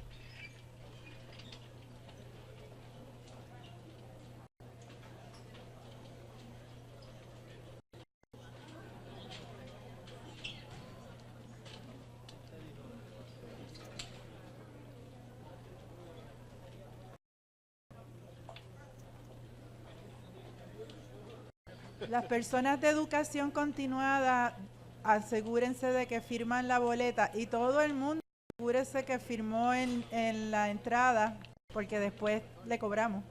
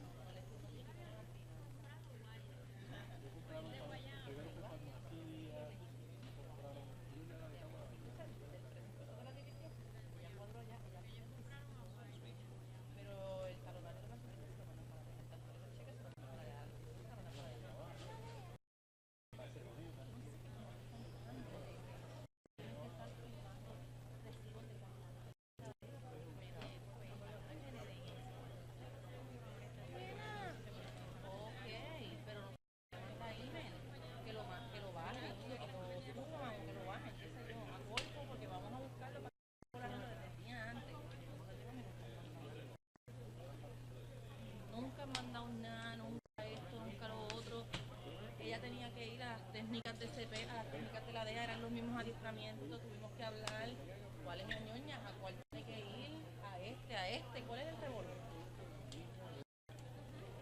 Bueno, es un desastre, Y las veces, eso por ejemplo, que si filmé, una vez no le tocaba tener algo no le tocaba, ya lo puso, pues nada, ponle líquido y restale 8 pesos aquí, restale 8 pesos acá. Volvernos a montar y montar por el siguiente. No, tienes que traerlo hoy ahora porque antes de la 1 tienes que ir y venir.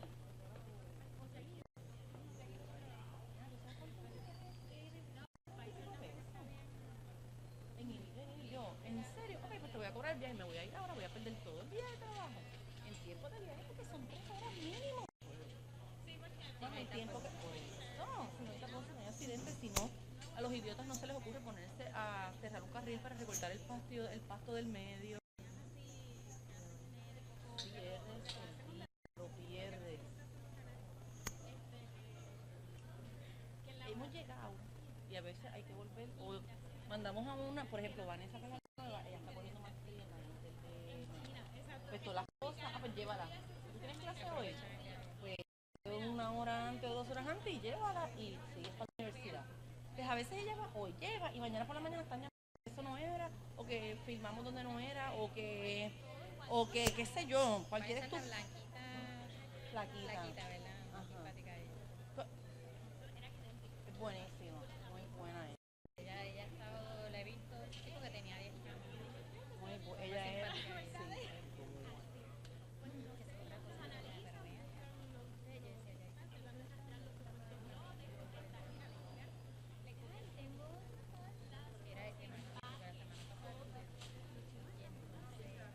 Y si le dieron una computadora de las viejas. Ay.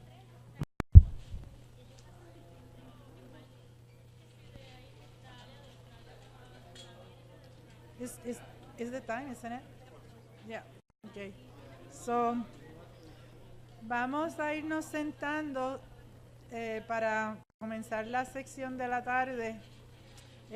La persona que va a dirigirse a nosotros ahora es una amiga de este simposio por muchos años ya. Vino al segundo simposio, ha venido como 3 o 4 veces porque las investigaciones que ella hace son bien pertinentes a Puerto Rico. Sorry. That will give some time to people to see. Okay. So, Jennifer es la científico jefe de Environmental Consulting, tiene más de 30 años de experiencia en microbiología de agua, con énfasis en la ocurrencia y los controles de agentes patógenos. Ella dirige un equipo multidisciplinario de científicos e ingenieros que ofrecen soluciones a problemas para clientes del sector público y privado en los Estados Unidos y alrededor del globo. La doctora Clancy es microbióloga graduada de bachillerato de la Universidad de Cornell, tiene una maestría de la Universidad de Vermont y un PhD de la Universidad de McGill, todos en microbiología, así como tiene una maestría en Derecho Ambiental de la Facultad de Derecho de Vermont. Con ustedes la doctora Clancy.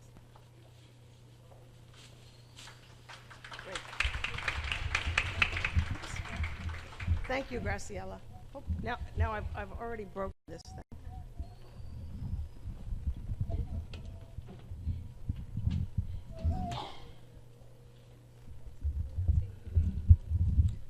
I'm not an engineer, you see.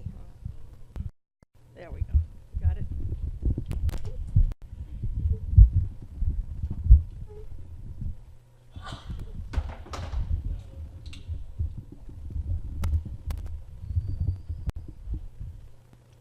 Thank you.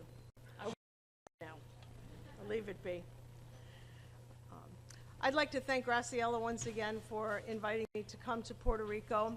Like many of my continental colleagues, it was cold when I left home on Wednesday. It was -5 degrees Fahrenheit.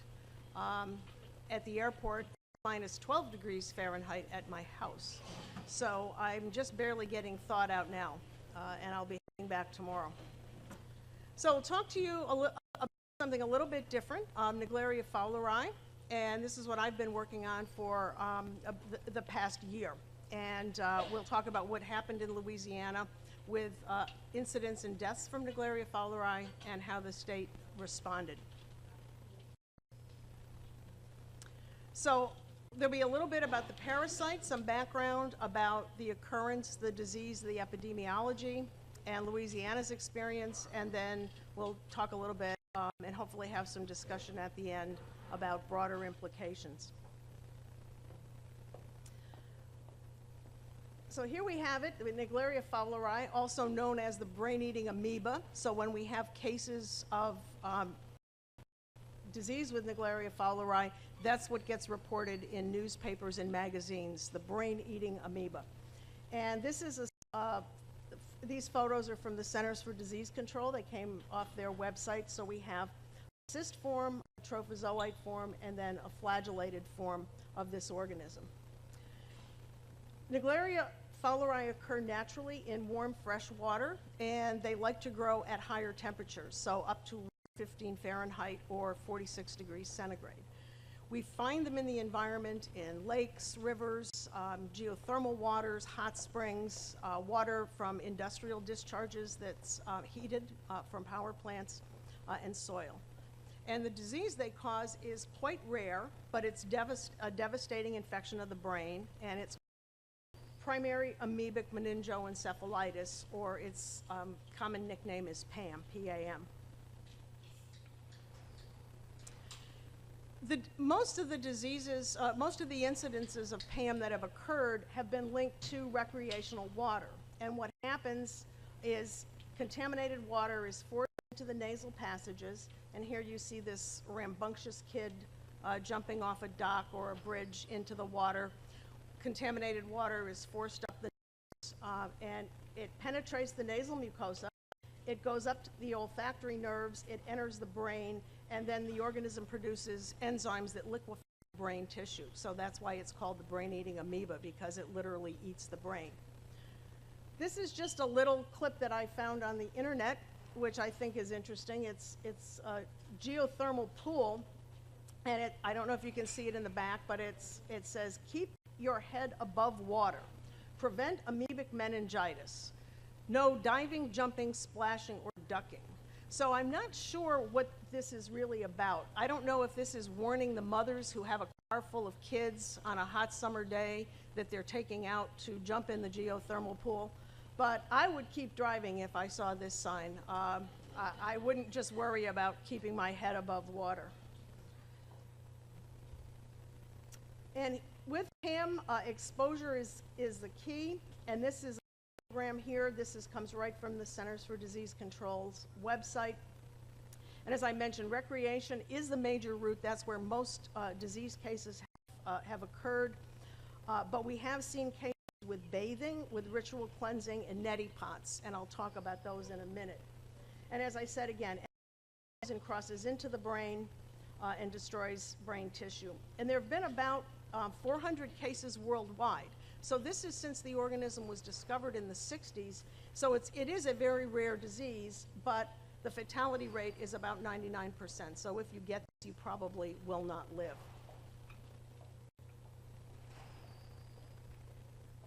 So we can look a little bit at cases in the United States, and these are where we've had 133. I think since then we've had a couple more cases. 4 cases where the exposure, 4 cases with an unknown exposure location. There was 1 case in the Virgin Islands, and we haven't had any cases in Alaska, Hawaii, Puerto Rico, no cases, Guam, and American Samoa. And the color codes are greater than 7 cases. So again, you can see where the temperatures are warm on the continent, there are more cases than when they're cooler. This is where I live right here. It's right near the Canadian border. But one of the interesting cases is Minnesota. And I think if we pop up here, this was recreational exposure. Naegleria fowleri was detected in the water. In this case, I think it was 2011. The water temperature was less than 25 degrees C. when we're looking for Naegleria, it's usually in warm water, so places where sampling occurs, generally you would sample when the water is at 20 degrees C or we had a case this past summer. This was recreational exposure in Kansas, and that girl, I think, was 12 years old and died. We had our first U.S. drinking water implicated cases in 2002 in Arizona. There were two boys on the same public water supply, which was groundwater, disinfected. They had no other linkage. They were in separate families, and they got PAM within a short, maybe a couple months span of one another, and both died. So this in the U.S. was the first time that we actually had any cases linked to drinking water. And then we've had cases in Louisiana now, and that's what I'll be focusing on, that were, there was clearly a treated drinking water connection from distribution system water, and we had neti pots in 2 cases and a water slide in the last case. And then we can look at water cases.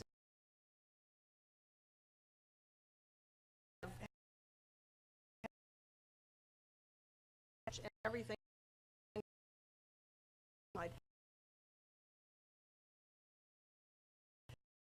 the Australian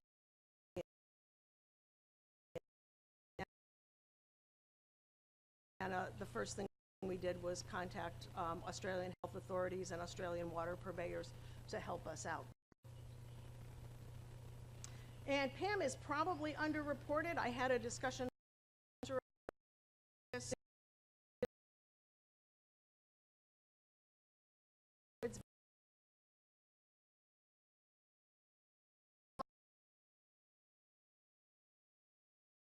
said to me, I don't think it's underreported in the developed world. That would be unusual because cases of meningitis, physicians would be seeking out the cause of that, but certainly probably underreported in the developing world.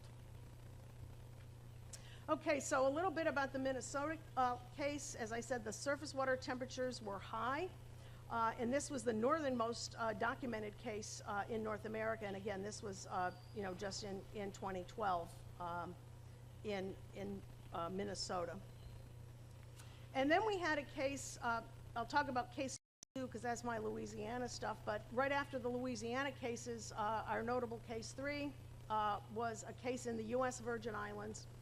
And this was, the victim practiced nasal ablution, which is ritual cleansing that Muslims do, where they, before praying, they scoop up water, wash their face, and just scoop water with the hands and wash the face and sniff some of the water as part of the cleansing prior to prayer. So the household water sources were untreated groundwater from a well, and then they had untreated rainwater in a cistern. And CEC did the case investigation on this. 3 of the samples from the patient's home tested positive for Naegleria fowleri, and it was detected in the shower and the hot water system. So this suggests that the patient's home had been colonized and that the home was the likely source of exposure. They took samples from the mosque, from the fountains at the mosque of the patient, and they didn't find that there were any Naegleria at the mosque, but certainly the house was heavily contaminated. Just a little bit on dose response. The susceptible hosts obviously are humans, but there have been experiments done in these other animals. And the route of exposure is, as we've talked about, is the brain migrating up through the nose. So with intranasal and intrathecal, which is where the trophozoites are injected in the membrane under the brain, those exposures have a low LD50. Intranasal LD50s for mice are less than 1,000 trophs. Intravenous and subcutaneous exposures were ineffective, and then mouse intravenous LD50s were greater than 10 to the 6 trophozoites. So now we'll jump into Louisiana, and I've been working there on the ground in Louisiana. We've had staff on the ground there permanently, and I go there intermittently as needed since the end of 2013. But the background is that in 2011, 2 people died of PAM, which of course is caused by Naegleria fowleri, and they were in 2 different parishes, DeSoto Parish and St. Bernard Parish. And parishes are the equivalent of counties, so regions within the state. And both of these cases involved the use of a neti pot. And then in 2013, there was a 4-year-old boy who died of PAM, and he was in St. Bernard Parish. He was actually visiting there. He was from Mississippi, but visiting Louisiana. And testing that was done in 2013 by the health department in both St. Bernard and DeSoto found the amoeba in the treated distribution system water supply. So in 2011, when these cases occurred, they found Naegleria fowleri in people's homes, but not in the drinking water systems.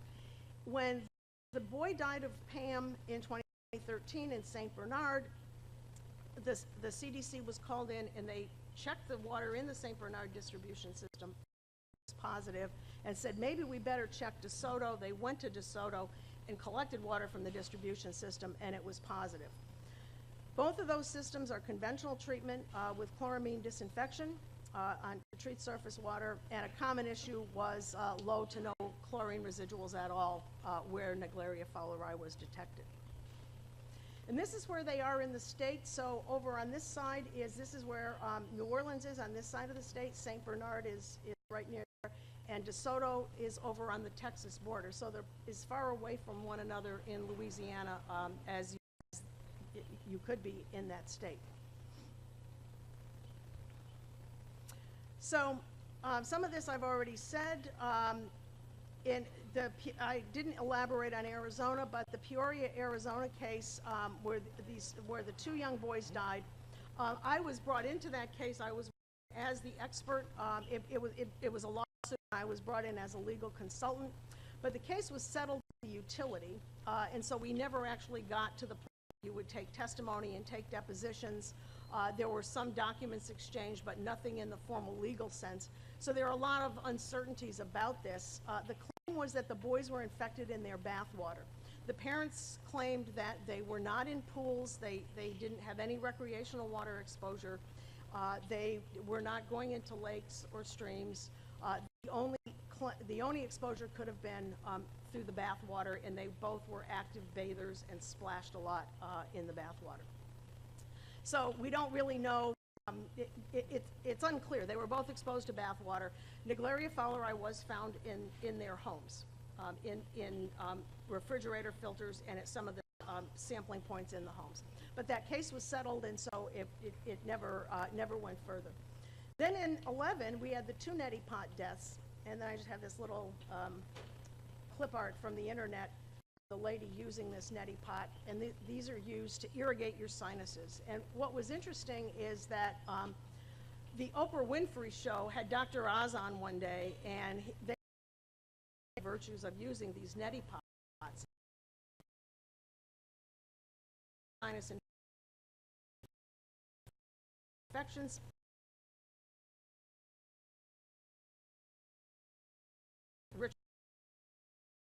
Wash their sinuses. So that was the case with these 2 people in Louisiana.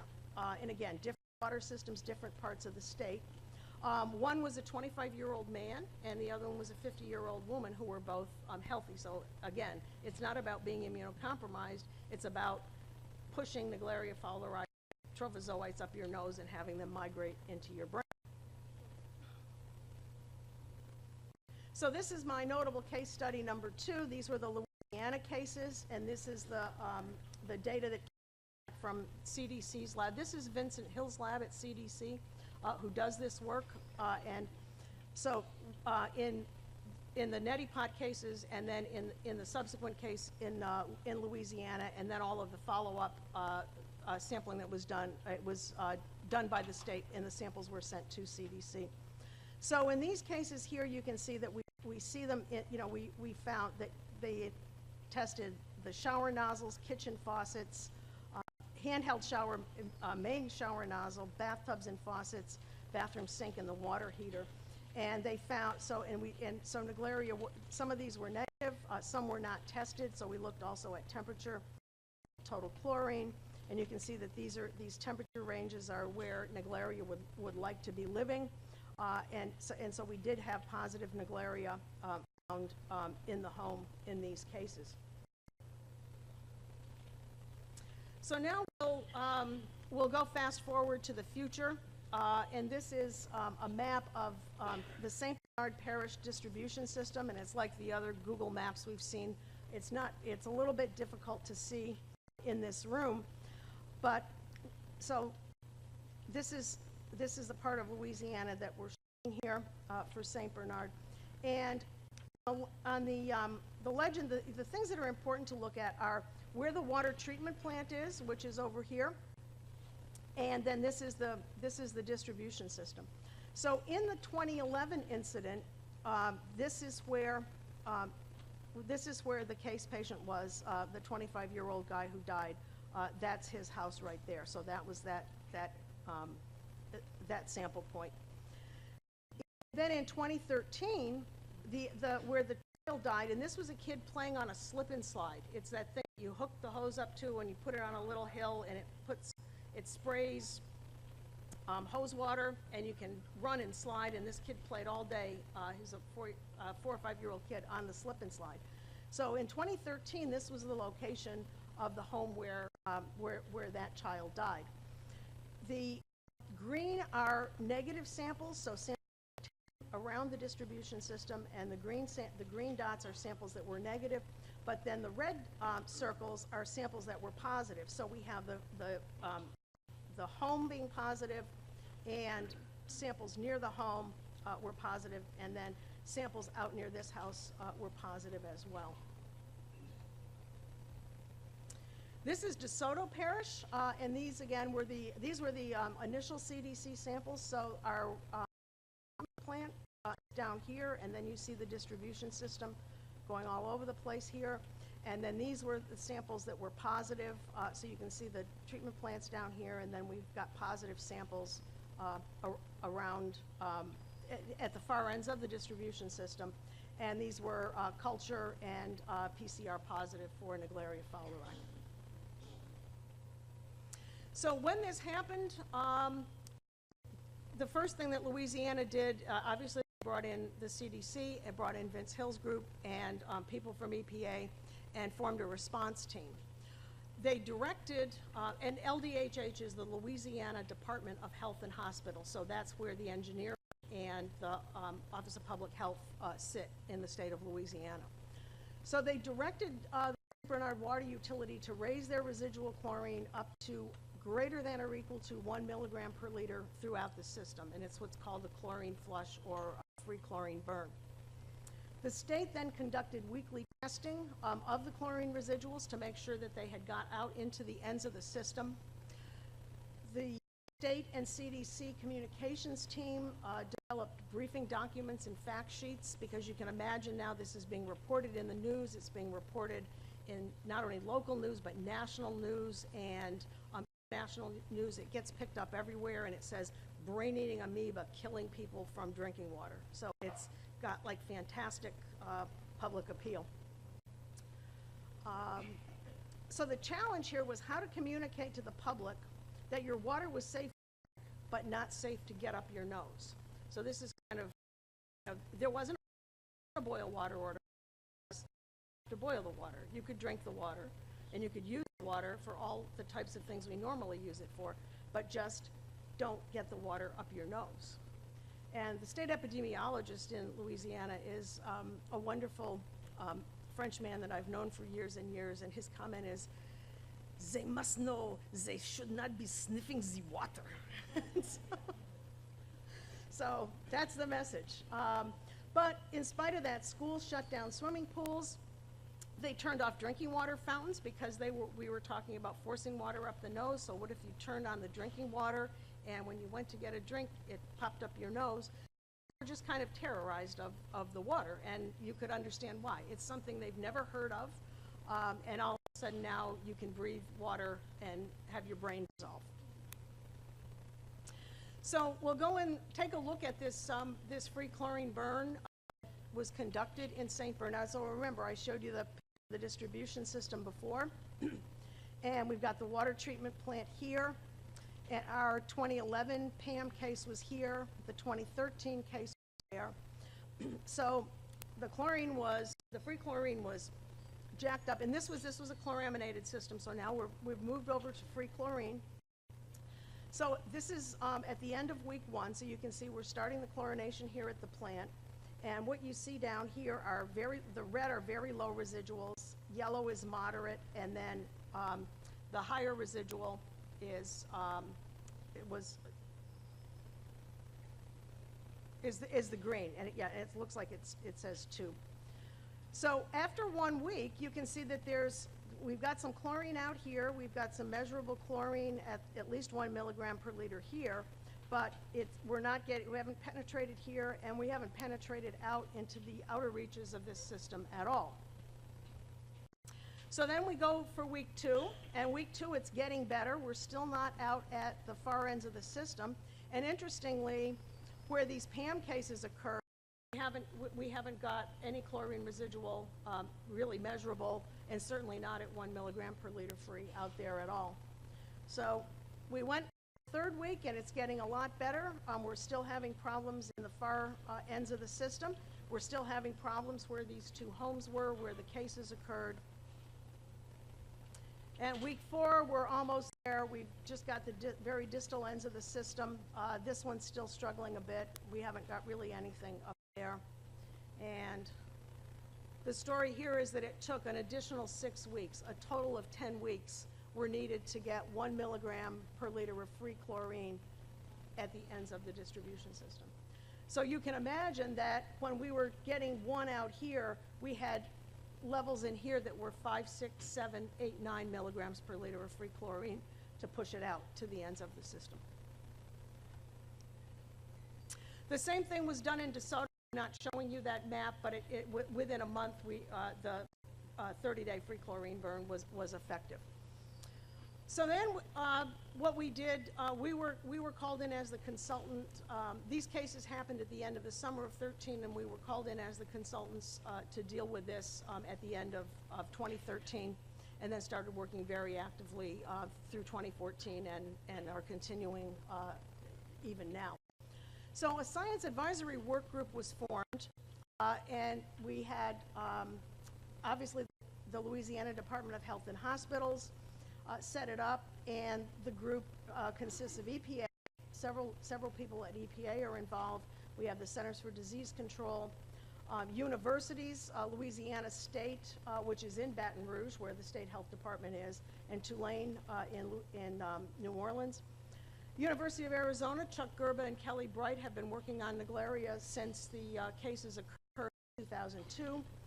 Tucson and Peoria regularly monitor for Naegleria in their waters because as an outcome of the Gerber research in 2002, Naegleria fowleri has been found in groundwaters in Arizona. So these are 2 utilities that conduct a regular monitoring program. We brought in the Australians who know the most about this, South Australia Water, Western Australia. Arizona DEQ was involved, the Louisiana Control Center, my company, and then later we brought in medical people from Karachi, Pakistan, where there have been a number of cases this past summer. This group probably has maybe 30 to 40 people in it, and we meet by phone. We were meeting every 2 weeks or every 3 weeks when this crisis first happened. Now we're meeting just a few times a year. I think we last had in August. And what we use the group for is to get consensus because there aren't regulations.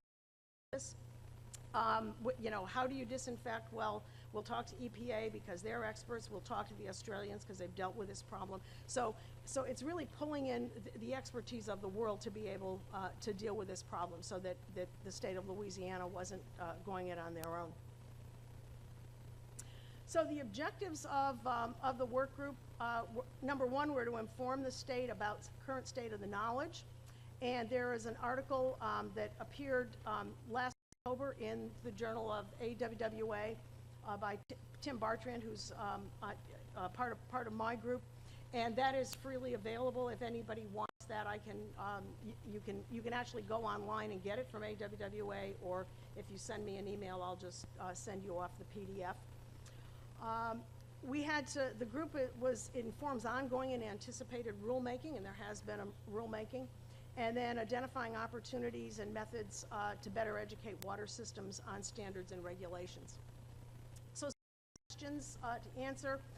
One, what's the occurrence of Naegleria fowleri in public water distribution systems?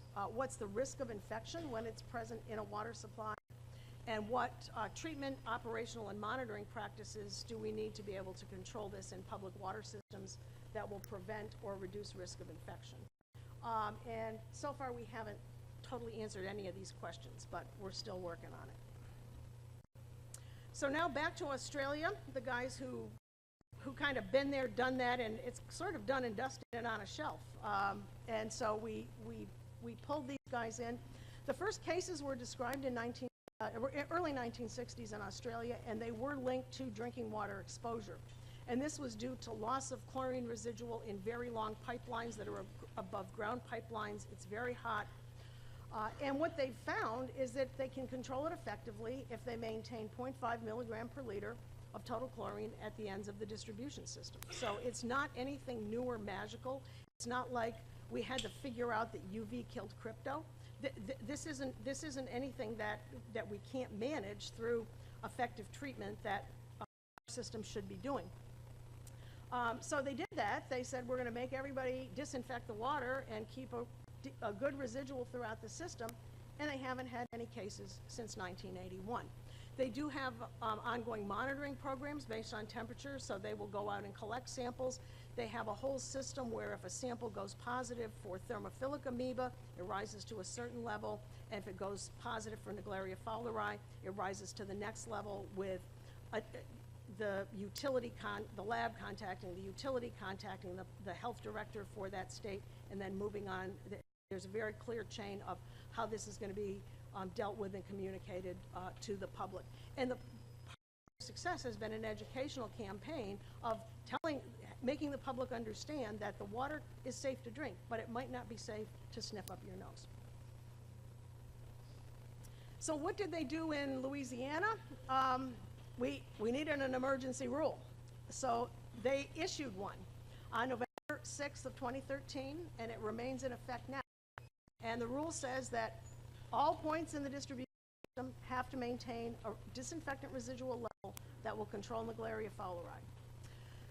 They have to monitor for total coliform and disinfectant residual levels in the distribution system, which was being done before, but after the rule came in, there was 25% more monitoring required for both coliforms and chlorine or chloramines in the system. So added monitoring points and additional coliform sampling points. And then on about a year ago, in February of 14, 50% more sites were required for total coliform and chlorine monitoring, and then the disinfectant residual level is 0.5 milligrams per free chlorine, or 0.5 milligrams per liter chloramine for systems feed ammonia. So it requires a few other things with this emergency rule. The systems had to submit and maintain a monitoring plan for their coliform and chlorine sample sites, so point of entry, the total coliform sites, the additional chlorine residual sites, and then maximum residence time. So this happened very quickly. The rule came in November of 13, and by January 1st of 14, all systems in the state had to submit this plan. There was a monitoring plan portal that was developed, and this has 911 street addresses or lat-long coordinates. I'll show you that in a minute. And then systems, whether the groundwater or surface water that chloraminate, had to develop and submit a nitrification control plan by March 1st. So the rule came in November, and very quickly there were key targets that needed to be met. Another aspect was chlorine residuals had to be measured using EPA-approved analytical methods. This means no more color wheels. And then the rule also clarified that records had to be kept and maintained for 10 years for chlorine residuals. And when we went back to try to look at historical chlorine residuals retrospectively, we found that they didn't exist. So this was reiterated. So this is what the monitoring plan portal looks like. People in my group put this together, and so and this was stood up in 12 weeks. Every system in this just shows you, I don't know if it's a real system, yeah, Crowley water system, so it's showing you the distribution system here, and it's showing you the monitoring points, and the utilities can log on, the state can log on, individual utilities only see their own, but the state can log on, can look at the system and look at where the sample points are being collected, and the data can be input directly. And this is just showing this with the Google Earth view, so you can look and see where tanks are. You can see, what the distribution system, what the streets look like using this tool. Okay, so what was the follow-up after the 60-day free chlorine burn, which actually took 10 weeks in St. Bernard?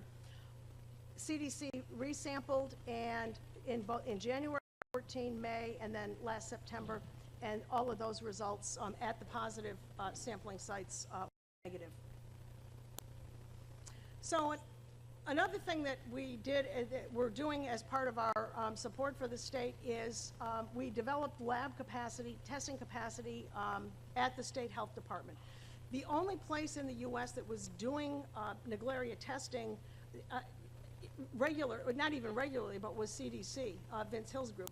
You can get the CDC to come in. If you have a problem, they'll investigate an outbreak, or they'll do case investigations, but they don't have any kind of way to support ongoing work. So we looked at methodologies, we looked in the literature, we talked to CDC, the Australians, and other labs. So we set up a testing lab in Baton Rouge. We continue to support the lab. They actually have staff now that have been trained by my, and we've done a sampling program. We have grab samples and then concentrated ultrafilter samples. We backwash those, we take the supernatant, we plate them, and we culture them, incubate at 42 degrees for up to 7 days. We examine these plates, and then if we find trophozoites, we do the flagella test. If that's positive, that tells us that they're Naegleria species, and then we go on and do PCR. So I ran through that quickly because I got the sign from the moderator here. We did a workshop at WQTC last year where we presented all of this in detail. So if you go to the Corona Environmental website, you can see all that whole workshop presentation. So what the state did was we started a surveillance program. So we got the lab up and running. We started sampling August 11th. It was statewide coverage, small and large systems, mostly chloramines. We did some free chlorine, mostly surface waters. And we waited till the water temperature got to be 20 degrees C, and then looked at residuals at the same time as we were collecting these samples. So this is kind of a summary of the summer sampling program, and it's got a lot of stuff on it, but hopefully it'll make it. So these are 6 of the systems that we looked at, and what you see here are, the first column is showing you the grab sample, and then UF is the ultrafilter sample. So this is a 1 liter sample, and this is a 100 liter sample that we've concentrated. And as you go through here, this is the raw water, and then we've got the point of entry sample site, a total coliform rule site, 2 of those, and then the last is the maximum residence time site. So that's basically what you see across the x-axis on each of these graphs, going from raw water through the maximum point in the distribution system. The blue are the chlorine residuals. So obviously water, we don't have any here. This is the point of entry to the distribution system. So we had 2.2 milligram per liter here. Yep, 5 minutes. And then you can see as we move out through the system, the residuals tend to decrease. The little cartoons we have up here, this is if we find amoeba present, and what this means is thermophilic amoeba. So this doesn't mean they're Naegleria, but it means thermophilic amoeba, and they can grow under the same condition. if they're growing there, that means Naegleria fowleri could grow there. So it's simply an indicator. So in the raw water here, we found thermophilic amoeba. When we did the flagella test, we found out that they were Naegleria, but when we tested them to confirm by PCR, they were negative. So we've got Naegleria, but not Naegleria fowleri.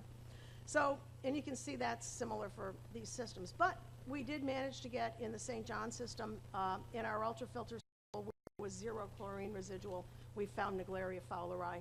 And then we found it in one more distribution system here, the EBARB Aimwell system. So we found there have been 2 systems that were positive for Naegleria fowleri in distribution. Our monitoring program showed that we had 2 more systems positive. So just kind of a quick summary, we found thermophilic amoeba in all the source and distribution we would expect to find in the source.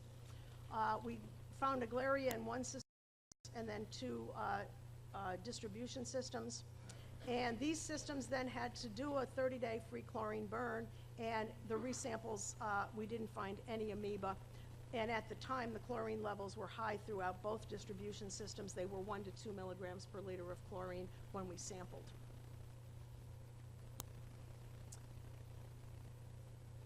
Some other things that we're doing as part of this emergency rule, I'll just mention these quickly. We've done a water system training program, so we've delivered 8 16-hour courses, training courses across the state. These are operator training courses focused on monitoring, reporting, maintaining residuals.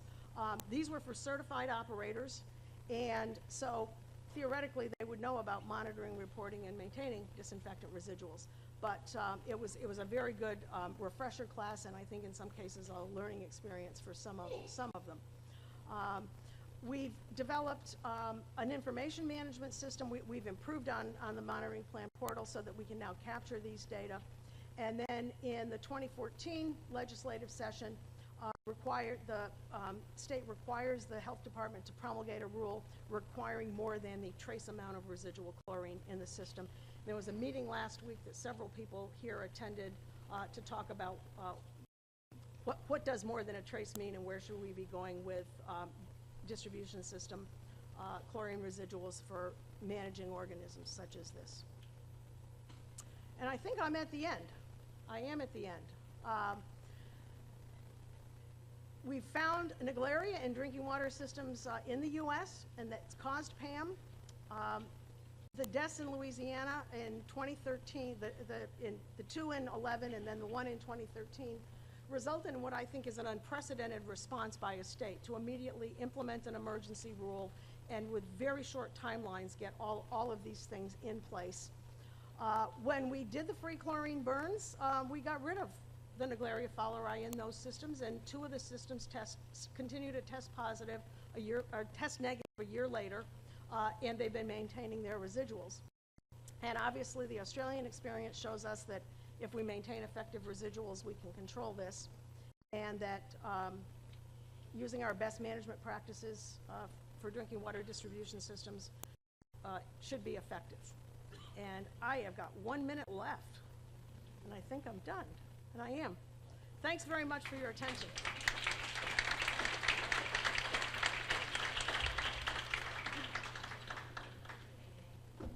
We have time for questions. Thank you.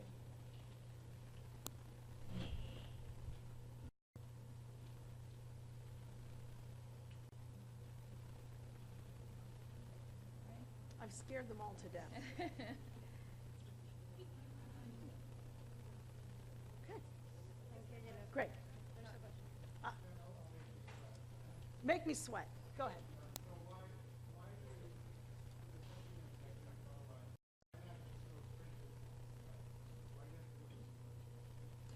We could, after all, yes. Mark's question to me is, why aren't we going straight to qPCR? We've concentrated the sample through centrifugation, or through, we've ultrafiltered it, concentrated it by centrifugation, and we have packed pellet material. We could go directly to qPCR. We are following the method that the CDC uses, so we want to know that we've actually got live. So we culture out live Naegleria. So when we tell you it's Naegleria fowleri positive, it's because we had live organisms that we amplified in culture and then confirmed by PCR.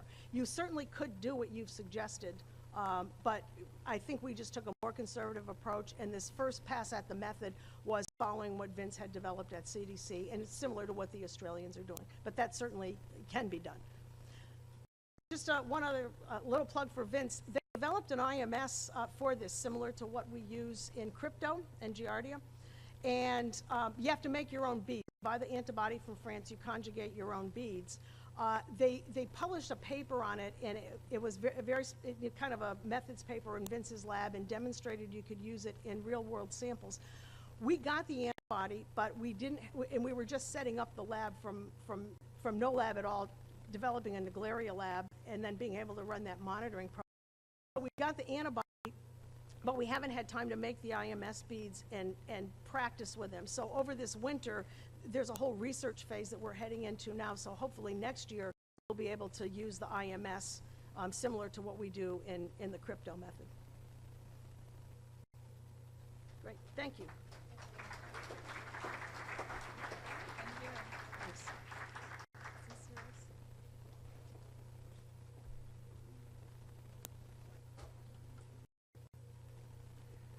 Nuestra próxima presentación está a cargo de Jay Garland. Jay recibió su doctorado en Ciencias Ambientales de la Universidad de Virginia y también tiene títulos de Virginia Tech y Ohio State. Trabajó durante más de 20 años en los esfuerzos de la NASA para desarrollar sistemas de soporte de vida de ciclo cerrado y regenerativos, incluyendo pruebas de sistemas de reciclaje basados en plantas y microorganismos. Actualmente, él se centra en mejorar la sostenibilidad de los recursos hídricos de la nación como director de división dentro de la Oficina de Investigación y Desarrollo de la Agencia de Protección Ambiental. Su trabajo con estudiantes graduados le ha logrado posiciones de facultad y membresías de comité graduados en más de 10 universidades diferentes.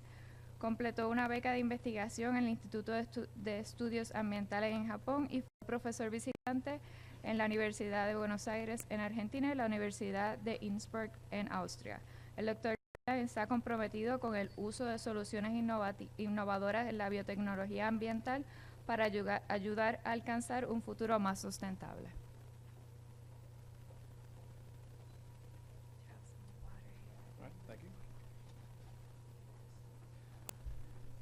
Thank you. It's good to be here, and a lot of people thank Graciela, but I have a particularly good reason to thank Graciela, not only for her hospitality, but for her timing. For those of you who don't know, tomorrow is Valentine's Day, in case you forgot. So, and my wife grew up in Puerto Rico, so Graciela gave me the great Valentine's gift of telling my wife I was going to take her to Puerto Rico for Valentine's Day. And have I told you I'm not going on the field trip tomorrow, right? Okay. All right, so today I'm going to talk about Legionella and microbacteria in drinking water distribution systems, environmental pathogens, which Nick kind of introduced in his talk yesterday, and the other people, the slide here, Maura, Stacy, Jingrang, and Mark. It's really my honor to present a number of their work, and as I go through this talk, I'll reference what part of the effort is they're the lead on. So first, I just want to context, both in terms of the extent of the problem from Legionella and microbacteria, and then also the ecological context of this issue. I mean, I think from what we heard this morning, is that viruses, for example, enteric viruses aren't simple in terms of their dealing with their problems, but I think Legionella and microbacteria, these environmental pathogens, represent even a greater issue because it's not as simple as getting rid of them. They're growing in the system, and it's really becomes a question of managing the ecosystem of the water distribution if you really want to be effective at control. So what I'm going to specifically talk about is detection and occurrence work, and this is some recent data that mainly derived by us in the Cincinnati labs. And then I'll go back to control and return a little bit to this context of managing an ecosystem. So Legionella, as the slide kind of outlines, it's various different species and serotypes, a number of which are associated with human infections. They tend to be ubiquitous, but they respond to temperatures between 25 and 42, and they tend to be a problem where you have biofilm growth. And they are also associated with amoeba, as Nick mentioned yesterday. And they cause legionellosis, primarily from Legionella pneumophila, but from other types as well. And it can cause severe pneumonia or like flu. And you know, this problem is increasingly reported across the U.S. And in fact, you know, the numbers that Nick, I think, mentioned yesterday about how this is a large health burden. If you look at the data from the CDC, if you look at waterborne outbreaks in the U.S., the disease burden is 90% of the disease burden is from Legionella and mycobacteria compared to the enteric pathogens, and that's a function of the frequency and increased frequency of the outbreaks, but also the severity of the disease and the burden it places on the health system. So. And this graph shows in red the increasing number of waterborne outbreaks from Legionella. And so I think the title of this session is Thinking Out of the Box. Legionella and mycobacteria, I'll talk about in a second, they're in the box. I mean, if you want to talk about the risks from waterborne outbreaks and disease, at least in the developed world, it's mycobacteria. Similarly, it's like there's the numbers from the that Nick, I think, had showed yesterday. This $500 million per year in the U.S. from non-tuberculosis mycobacteria. And similarly to Legionella, it's from aerosols and infects your lungs, and it causes can also cause, in this case, some soft tissue diseases from cuts and other abrasions. And this organism, like I said, it's part of these distribution system biofilms. You know, so you have these opportunistic pathogens that are residents within the pipes. And this graph shows kind of a diversity of microorganisms. Both Legionella, MAC, Pseudomonas, and amoeba are part of this kind of infrastructure microbiome. So this is really what you have to study if you're going to understand Legionella and mycobacteria control. And there's Nick's favorite organism, the amoeba. So we're going to talk about measuring. So when you're talking about the measurements, just I know this is somewhat basic, but in case of, you know, we use these a lot. You know, what are we measuring when we use these different approaches? Well, qPCR measures everything: dead, live, viable. In the case of Legionella in particular, there's a very clear viable but non-cultural state where it's still active, still infective, it's still of concern, but you can't culture it using our current abilities. There's also amoeba co-culture. You can culture this organism within amoeba, and you can grow it in that selective environment, not culturable within the known media. And then there's just the normal kind of culturability. Now, one thing I'm also going to talk about today is RT-qPCR, so looking at expression of RNA from live cells. So looking at a genetic technique, qPCR, but using reverse transcriptase to look at what genes are being expressed. So that's clearly analyzing everything except the dead cells. That's an indication that the cell's live, but not necessarily culturable, not necessarily associated with the amoeba, but it is live because it's expressing RNA. So general method I'm going to talk about first. The first bit of the work I'm going to talk about is from Maura Donahue, who did a large-scale survey of water taps in residences and buildings within the U.S. So take large amount of water, membrane filter it, extract the DNA. In her case, she was doing qPCR and then analyzing for concentration. In terms of targets for detection, Maura was using both 16S based approaches, primers, but she was targeting species level Legionella and then also specifically Legionella serogroup 2, the SIG1. So she did both of those. And this graph shows a little bit about qPCR. I mean, we mentioned that a lot. I think hopefully everybody knows what it is, but the bottom line is that if you look at qPCR, you're doing an assay, and as the amplification, you do a dilution series of your sample, and as the genetic material amplified, you also get a light production. And so then you can look at a standard curve and see where your sample fits in. So you're measuring, you're quantifying nucleic acid content based on light production. And that light is part of the specific the primers that you use.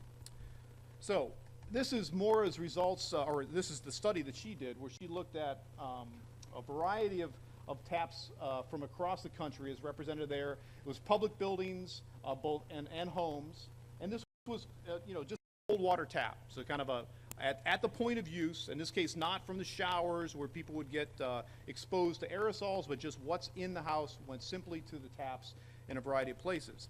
And looking at both those 16S primers, what she found was that 53% of the samples were positive, consistently positive by both assays, and or not 53, that's not 20%, 53 of the total were positive. And then what she also looked at then is how consistent or persistent these samples were. So the other way of looking at the data was 53% of the taps were negative, but of the ones that were positive, which ones were consistently positive. So the 31% of the ones that were positive only were once, but then there was some that appeared to be consistently positive or 2 or 4 times. And then if you look at the numbers, this is one kind of health risk assessment, and I'm going to go back to the graph that, or the figure that Nick showed yesterday about the aerosolization risk, but this is just using data from the levels that she reported compared to what the infectious dose is. So this is, again, what was in the water, not what was aerosolized, but what was in the water. And you can see that some of the taps, 3% of the positive taps, were actually above 10 to the 5th CFU per liter. So fairly widespread occurrence, somewhat sporadic. Some cases it was persistent, other cases it was one-time use, but fairly a common occurrence. So let's switch gears a little bit. What I'm going to talk about next is mostly done by Jingrang Liu in our labs, who Nick has worked with a lot while he was with us.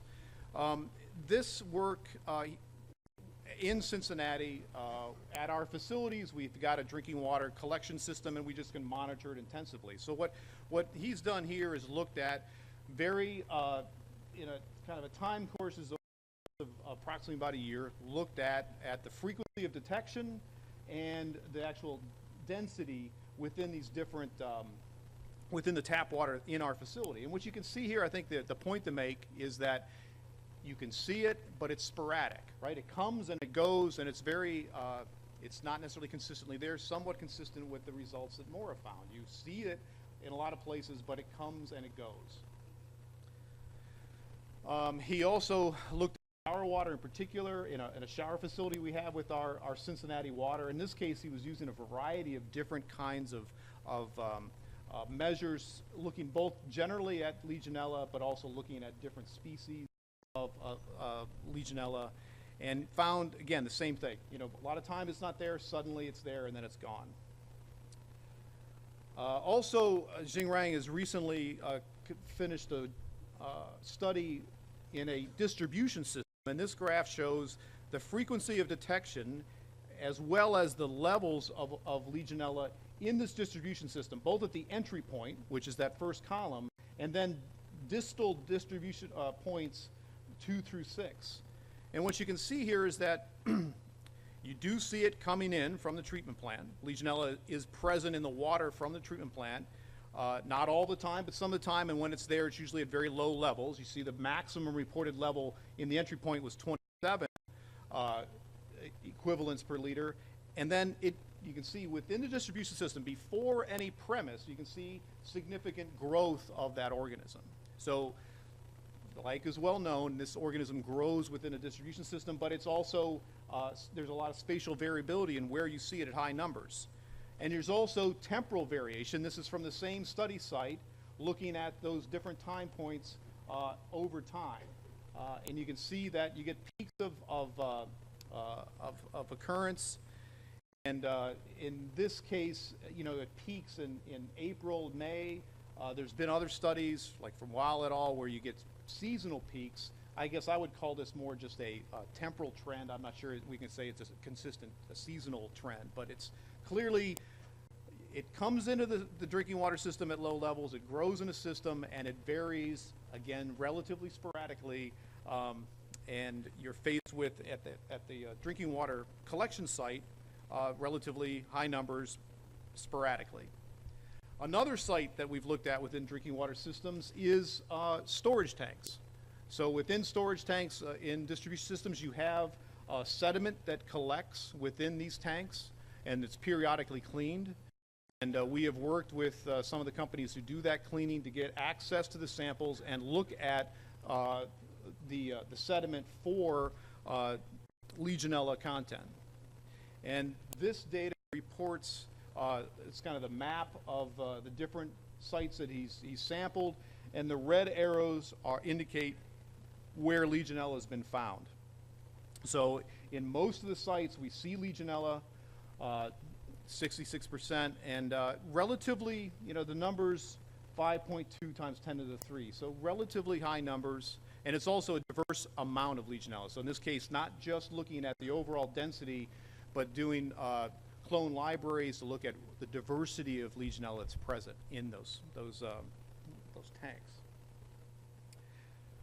Switch gears a little bit, talk about mycobacteria a little bit. In our lab, we've been doing a study, large-scale study of a number of drinking water systems across the country. And this was mainly to look at chemical contaminants of emerging concern, both in the source water and in the finished drinking water. So this kind of represents the range of samples. We tried to get drinking water treatment plants from across all the regions in the U.S.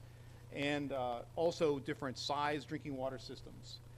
So as part of the chemical analysis, we also looked at Legionella in these samples, and the results from there are very low.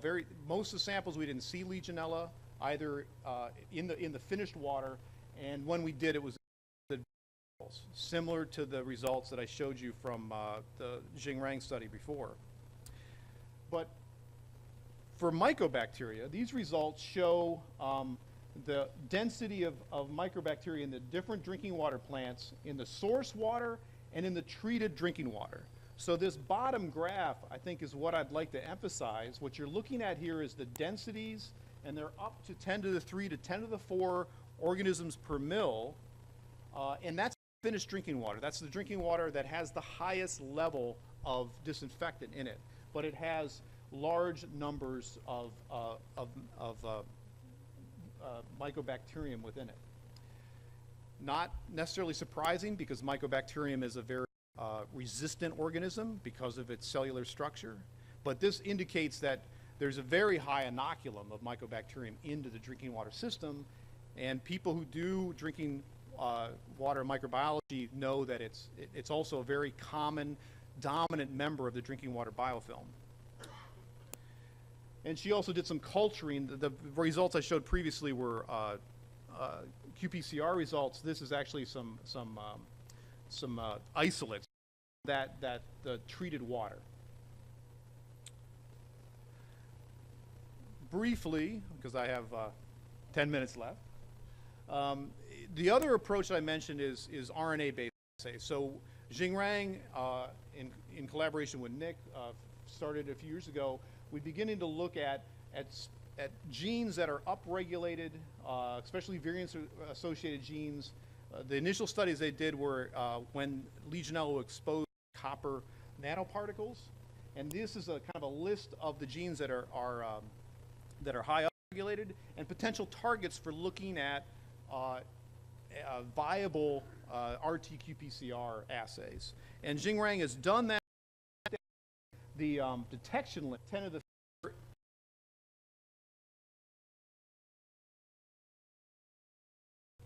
it's not sensitive as the qPCR methods, but again, this is detecting viable cells, so it's potentially more informative because it's viable organisms. And in these high levels, remember the level of concern is 10 to the 5th, so they're not unreasonably high detection limits. So let's go back to this slide that Nick showed of this issue with, what is the real critical? From this model, it's what's aerosolized, the critical level is 35 to 3,500 CFU per meter squared, but the critical number in the drinking water itself is 10 to the 6th to 10 to the 8th. So a very high density is required to be aerosolized, the original level, to get a sufficient level in the air to cause disease. So those levels are reported, a lot of the numbers I reported to you are not of concern, but it's this amplification within the amoeba that in the biofilms you make numbers. And in fact, the detection limits of the RT-qPCR method are within that range and may be the best approach for trying to monitor. So, just summary of the detection occurrence part, then I'm going to briefly talk about control a little bit. So we've got specific and sensitive PCR-based approaches, levels, and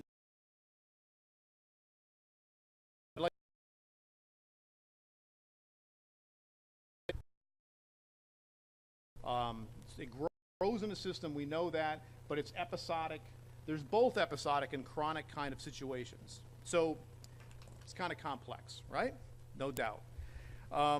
In terms of treatment technologies, I just briefly want to mention that EPA and CDC, this was also mentioned yesterday, is coming up with a guidance document on control for premise plumbing. And it really emphasizes this HACCP program, which is another thing that's been mentioned a couple times. Because of the complexity of the problem, you really need to think about all the critical control points and about controlling them. And it's getting back to this idea of an ecosystem. There's all these things you can do. One of the things that we've looked at is copper and silver and work. This is from Mark Rogers, who's in Tom Speth's group, has been working with us in collaboration with us on a hospital study who's incorporating copper silver as a secondary treatment within the hospital. It's kind of a layout of the distribution system within the hospital. This kind of illustrates some of the challenges with some of these hospitals and buildings. You have a large network of pipes, lots of chances for dead ends and low residual levels. This data shows within that facility when they started copper-silver ionization treatment as a secondary level, the Legionella, which was detected in some rooms before, was not detected afterwards. This graph is for mycobacteria, and you can see that in each one of the red lines is when the silver ionization started. It also declined afterwards. So, but not anywhere near where it didn't consistently decline. So mycobacteria is very difficult to control. Then the data reported, it's resistant to chlorination, so it's in the input water in the distribution system. It's difficult to control, more difficult than Legionella. All right, so there's all the potential engineering approaches, kind of traditional engineering for control. I guess the one thing I'd like to leave you with here, and maybe this is the out-of-the-box part of the talk, is that given this need to manage an ecosystem, about ecological approaches. And this recent paper in ESN broached this topic of maybe dealing with this problem differently. We know that the structure microbiome is very complex. The data on the left-hand side shows temporal variations, not in Legionella or Mycobacterium, but just the resident community within drinking water. It's a dynamic system that we're inoculated with things differently all through the year. And we have this complex system developed, and how do we manage it? You cannot get rid of it. How do you manage it? Well, one paradigm shift would be what I'd call kind of adaptive management in the microbiome age. And to be clear, the microbiome age started about 3 billion years ago or so, right? I mean, this planet is dominated by microorganisms, and we live in a microbial world, but our awareness of that has recently kind of come to forefront, right? I think we live in the microbiome age because we realize that we ourselves are mostly microorganisms as we walk around. Most of the cells in and on your body are microorganisms, about 10 times more microorganisms than human cells, and about 300 times the number of genes are associated with microorganisms than your own genes. So, in fact, the only reason we're up walking around is because microorganisms wanted to be modal. And we know now that it's not crazy talk to think about fecal transplants as medical treatments for certain gastrointestinal diseases. So in the relatively near future, we may not think it's crazy talk to be inoculating certain organisms into drinking water distribution systems to control the biofilms that are there. And EPA in the relatively near future may have to deal with how do you respond to people who want to add microorganisms, that want to remove microorganisms. So that's certainly out of the box, and that's where I'll leave you. Thanks.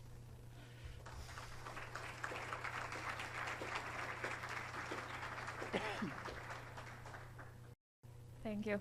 We have time for a question.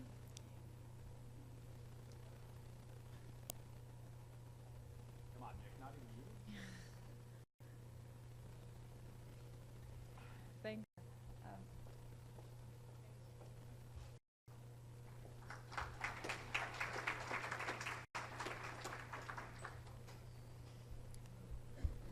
Nuestra próxima presentación la va a dar Shannon Griffin. Shannon se desempeña como bióloga en el Laboratorio Nacional de Investigación sobre Exposición de la EPA. Obtuvo su maestría en la Universidad de Cincinnati en el 2006, tras la cual se unió al Centro Nacional de Avalúo Ambiental de la EPA como investigador fellow del Instituto Oak Ridge para la Ciencia y la Educación. Shannon tomó su posición actual en la EPA en el 2009. Ella se ha encargado del desarrollo de nuevos ensayos inmunológicos que utilizan anticuerpos salivales como bioindicadores no invasivos de infección por patógenos ambientales. Además, ha contribuido de manera significativa al desarrollo y evaluación del método 1615 de la EPA para detectar virus en el agua.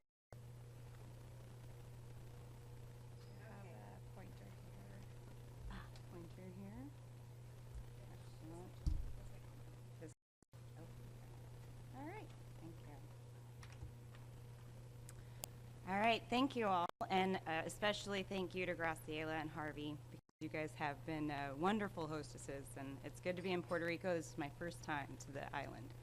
So thanks to all of you for coming and giving me the opportunity to talk to you about some really exciting research that we've got going at EPA. At least I think it's exciting, and I hope you will too. So before we get started, I wanted to just give you a little bit of background. We know that one of the most common and pervasive health risks associated with drinking and recreational waters is infectious disease, and that can be caused by a number of bacteria and viruses and protozoa, and we've heard about those over the past couple of days. According to CDC and WHO, diarrhea is the second leading cause of death in children under age 5 worldwide. And that 88% of all deaths from diarrhea are attributable to, am I not loud enough?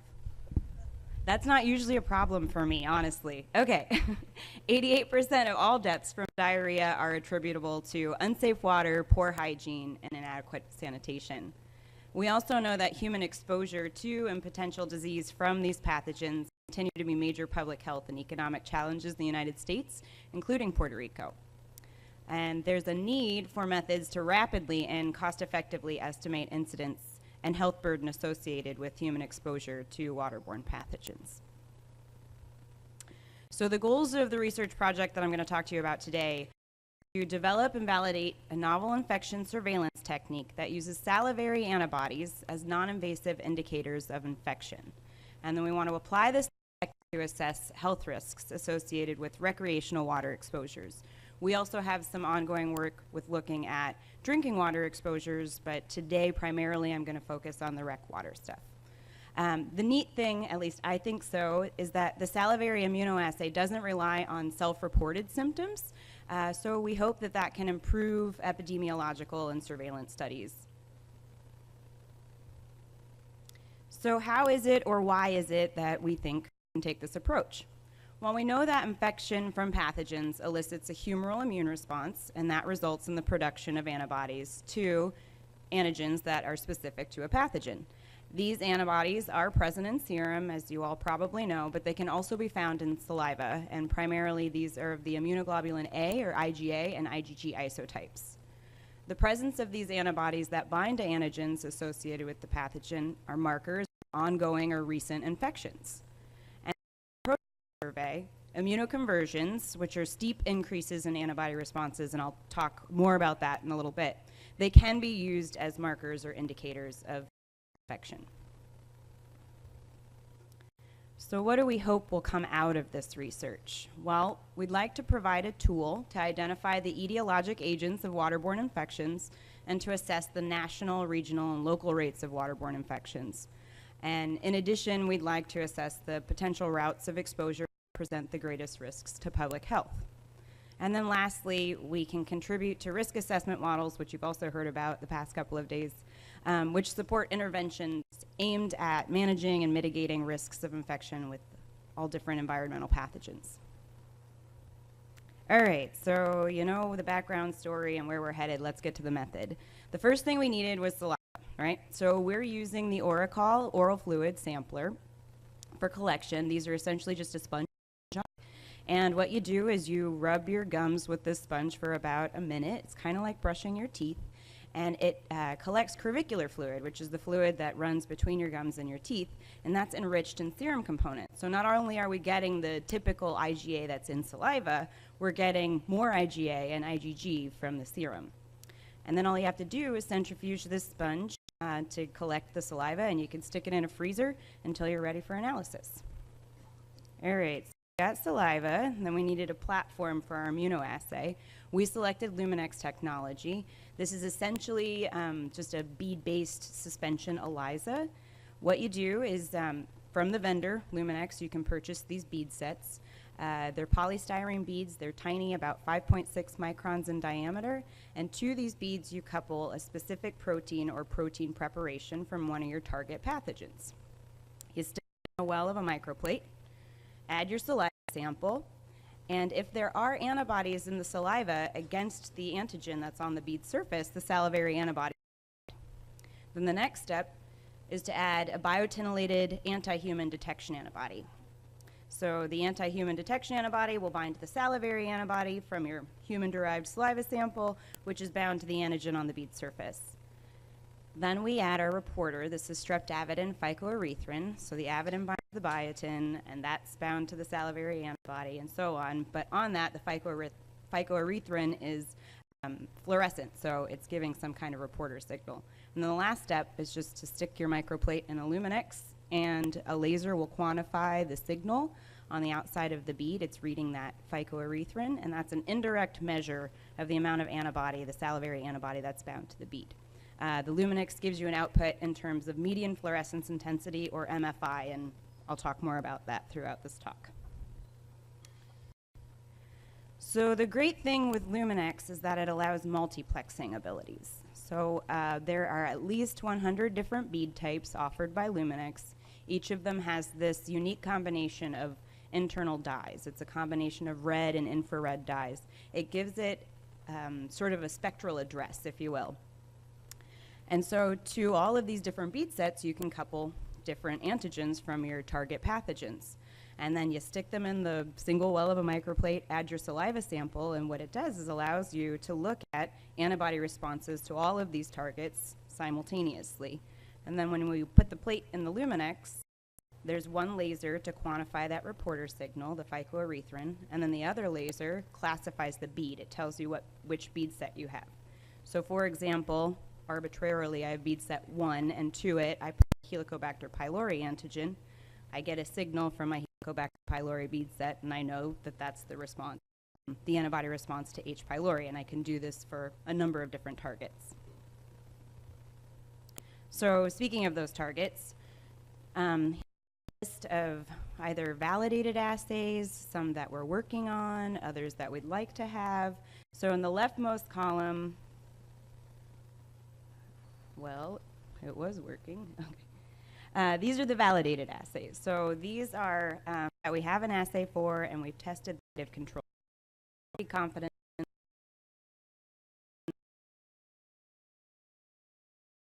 are good at looking at antibody responses to these different bugs.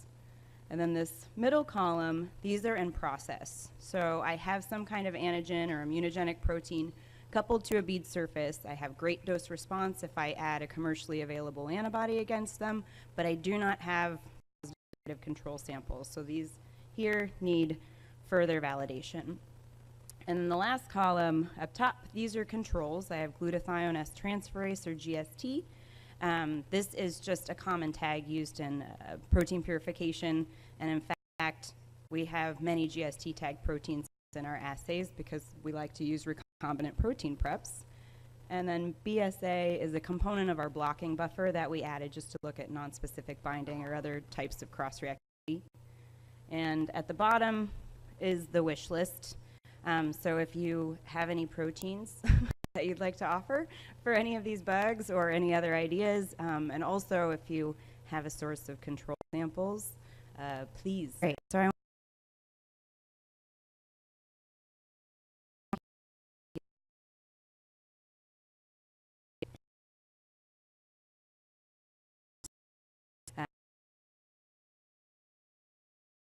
where we collect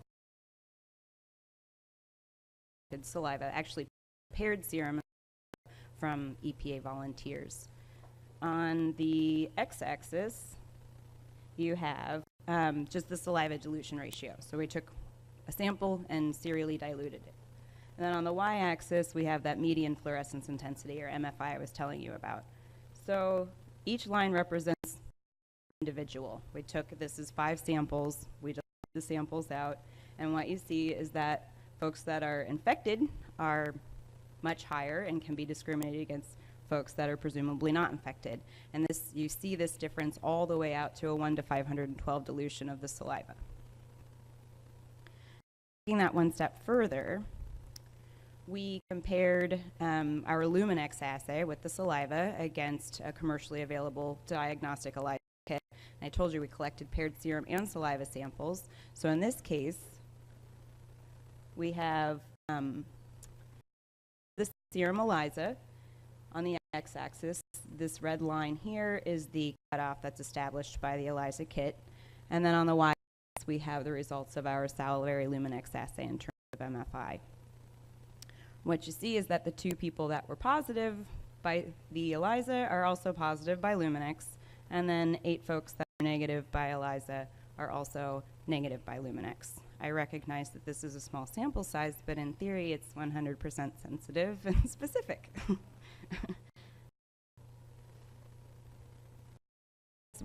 One to point out about the Luminex assay is that the maximum MFI that we can achieve is 30,000. So in some cases, you might see log and 100,000, but the Luminex really, the dynamic range is from probably about 10 to 100 MFI up to 30,000 MFI.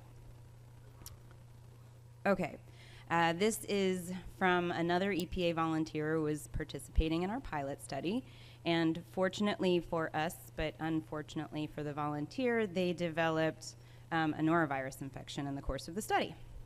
So here, the x-axis, we have days before and after symptom onset. So at day 0, this particular individual reported diarrhea and vomiting. On the y-axis, similar to what I showed you on the previous figures, but in this case, it is the pathogen-specific response, the antibody response to a given target, divided by one of those control responses that I had told you about. We're looking at noroviruses, and our norovirus antigens have GST tags, and so this is signal-to-noise ratio. So why this is kind of divided by some control response. But what we see is we're cruising along here. They're negative for norovirus IgG, norovirus IgA, C. parvum IgG, and C. parvum IgA, and that's just an example. There are other antigens included in the assay, but the figure would get quite busy if I added them all. And after they report their symptoms, we see this nice peak in their norovirus IgG response and also their norovirus IgA response. This is an immunoconversion.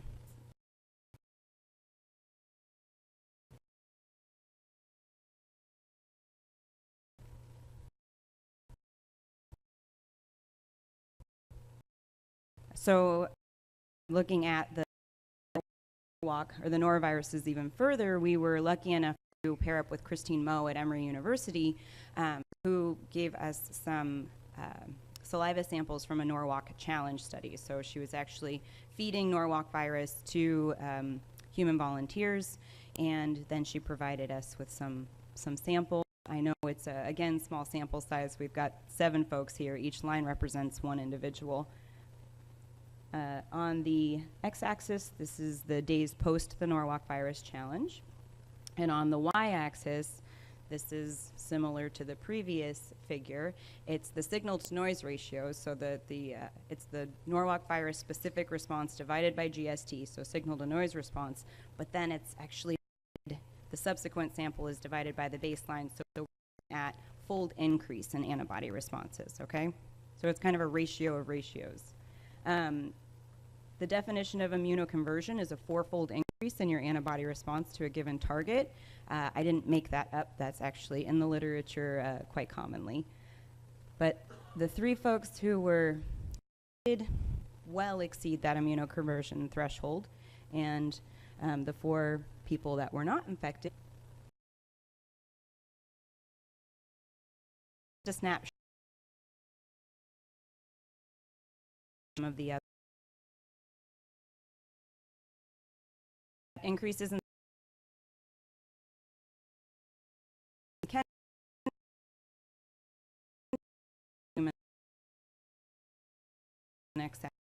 Luminex platform, and that immunoconversion is indeed an indicator of incident infection. And tentatively, we've defined that as a 4-fold increase in the salivary antibody response to a specific pathogen. Some other things about the Luminex assay is that we do not see an effective multiplexing on H. pylori or T. gondii. We see about a 15% reduction in the anti-norovirus. This is VA387, so this is a genogroup 2, genogroup 4 norovirus. This is less of an issue for us. The noroviruses they perform very well in this assay, and it may be that a lot of norovirus out there making people sick, or that maybe our antigens are that good. Per mil.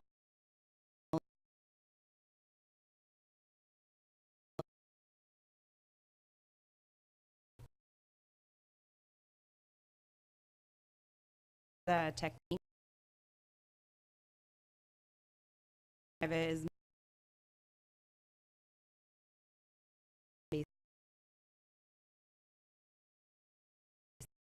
sampling.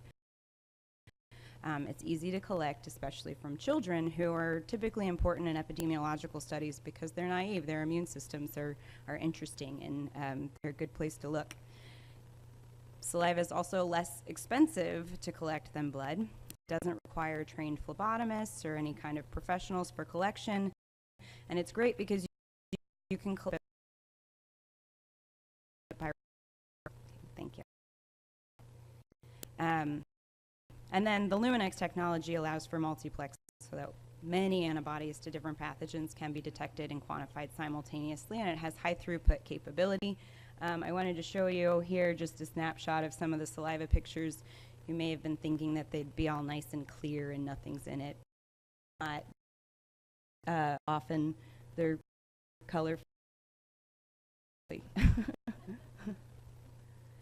So application of this technique to a study that we've got going on, an epidemiological study that we've got going on at EPA, and this is something that Jennifer talked about yesterday. These are the National Epidemiologic Studies, or the NEAR study.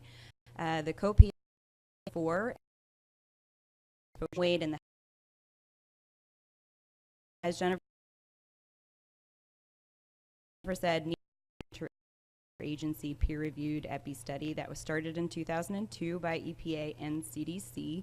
The purpose was to better understand the relationship between rec water quality and human illness as measured by novel and rapid methods of determining water quality. So note, that's water quality.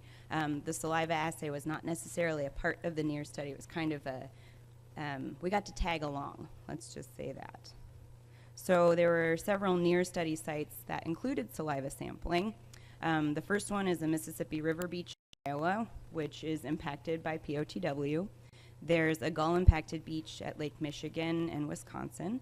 And then the last one that I want to talk to you about today is Boca Raton Beach here in Puerto Rico. It's a tropical marine POTW-impacted beach. It's heavily attended, and it's mostly local attendees, which is good because there was some concern about the high risk of gastrointestinal illness from other sources to tourists. So this is where Boca Raton Beach is, and this is where we are. It's probably more for me. I'm sure you guys all know where you are. But here is the bay. This is our study area at Boca Raton Beach. This is the PRASA-owned POTW, and then there are two smaller package plants here. So that is the study site. The objectives of this part of the study were to determine the etiological agents that cause infection in rec water or recreational swimmers, salivary antibody assay, and then to use these results to assess risk under different potential exposure conditions. So as I mentioned, we've got some POTW or gall-impacted beaches, so we'll be able to look at all of these different beach sites. The design of the study, all the participants had to be beachgoers that enrolled on summer weekends and holidays beginning in May 2009. Enrollees completed 3 interviews. One was their actual enrollment interview, and then there was an interview upon leaving the beach where we determined their exposure to water and other activities that they did during the beach. And then the last interview was a telephone interview that happened 10 to 12 days after the beach visit. This is where we ascertained occurrence of health symptoms experienced. In addition, the volunteers provided 3 saliva samples. The first sample, the baseline sample, or S1, was collected on the beach. The second sample was self-collected at home 14 days later, and then the third sample was also collected at home 6 weeks after the baseline sample. Then we analyzed all of these saliva samples with the Luminex assay. So we actually analyzed 5,533 samples in Boca Raton Beach. We only had to remove 35 of them due to a high background signal, which gave us 5,498 samples left. This is the breakdown of the different samples. There were 2,081 S1 or baseline samples. We're going to use these to estimate the prevalence, especially for the more chronic or latent type of illnesses like Helicobacter pylori or Toxoplasma gondii. And then we have S1 and S3 samples. And the last point I want to make, because I'm running out of time, is that we had 1,412 individuals donate all 3 time points. And this is great because we'll be able to estimate incident or recent or new infections. So this is the distribution of the responses here. This is just the baseline response. This is what we're going to use to look at prevalence. So these are violin plots. And I'm sorry if you can't see, but on the x-axis we have the different targets. It's Campylobacter, Helicobacter, hepatitis A virus, the G2 norovirus, and BSAR control. And then this is the log MFI here. The white dots in the middle are the mean MFI or log mean MFI. The black bars represent the interquartile range, and with the violin plot, these sides here are just a rotated kernel density, so it's giving you an idea of the distribution. Think of it kind of as a histogram on its side with a smooth curve. So you see there's no hidden bimodal distributions, which would have made things a little bit easier, particularly with the chronic type of infections. Be super easy to see a cutoff value, but that wasn't the case here. So the data are largely distributed. What I want to point out is that the BSA, thankfully, has the lowest signal, and the norovirus had the highest signals. So very, very preliminarily, we looked at incidence of infection at Boca Raton. In this row here, we're looking at the number of immunoconversions. I've included the definition of immunoconversion here, and you all have that on your slide. But generally, it's a 4-fold increase in the antibody response, and all donated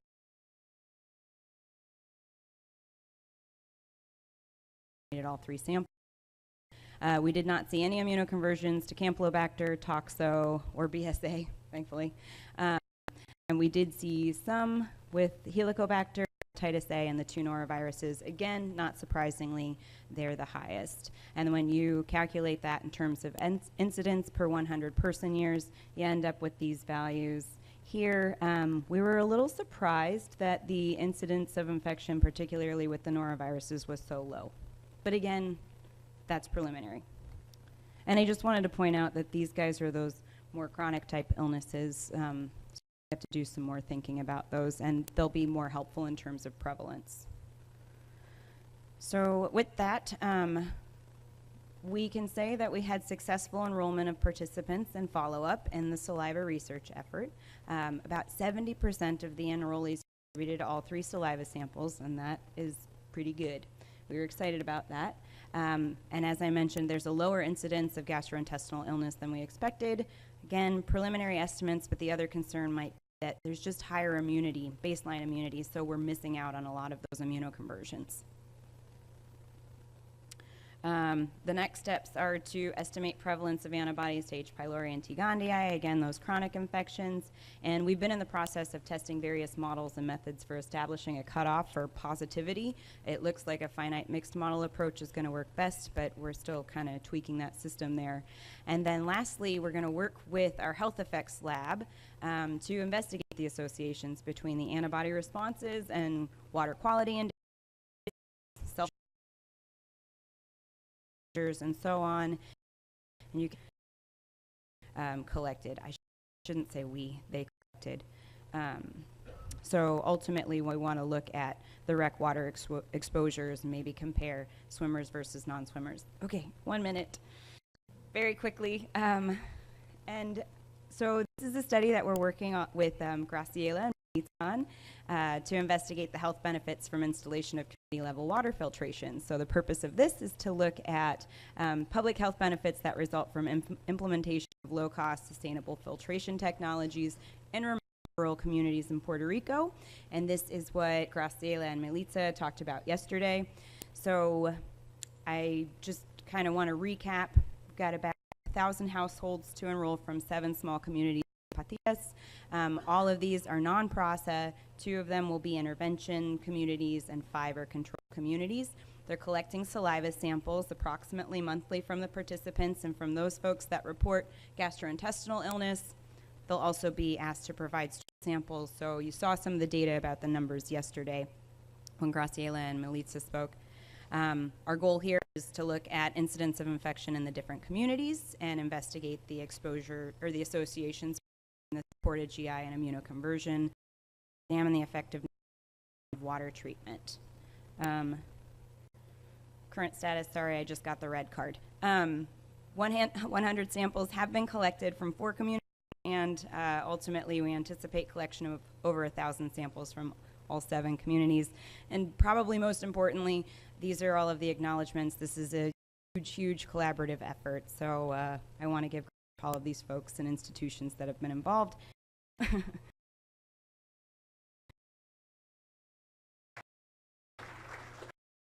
you, Shannon. And if we have any questions?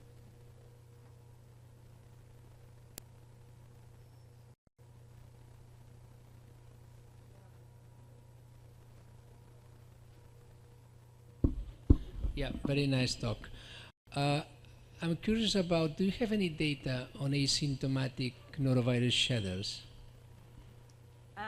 Data on the symptomatic norovirus infection? Asymptomatic, Asymptomatic. No, we don't, but so we've collected data on the symptomology, so we will ultimately be able to look at both symptomatic and asymptomatic infections, which is pretty exciting because generally you're that would be a big issue with food handlers. Yes, absolutely.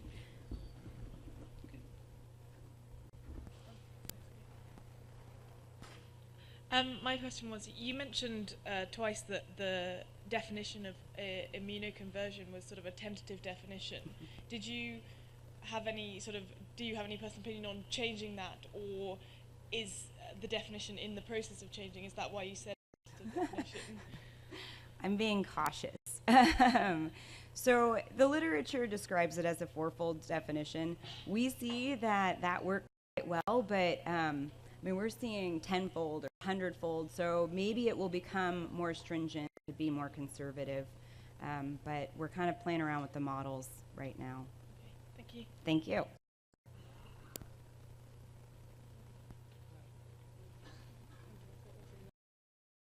Very much for coming over here, and it was a great presentation.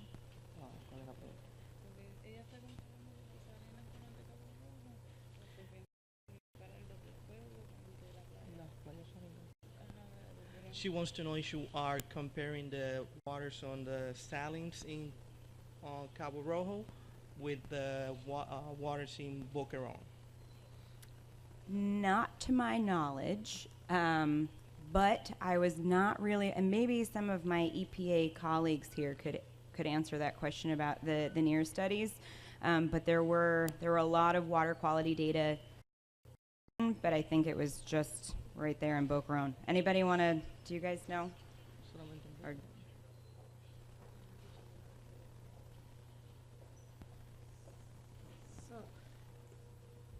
quiero clarificar la pregunta. Lo que preguntó usted fue que si tomaron muestras de calidad de agua cuando estaban haciendo, sí.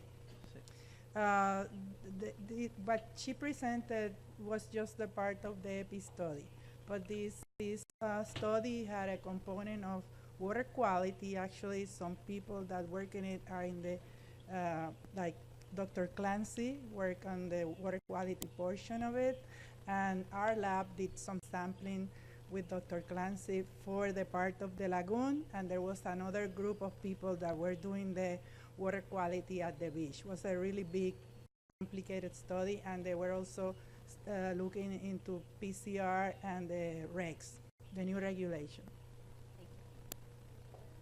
Sí, permiso. ¿Y no van a tomar en cuenta residentes del pueblo con los que van mucho a la playa, con los que viven en el poblado?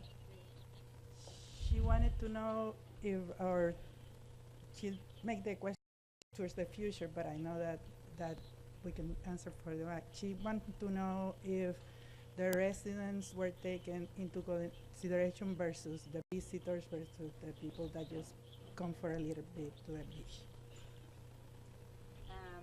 If residents versus tourists versus people that go. Yeah.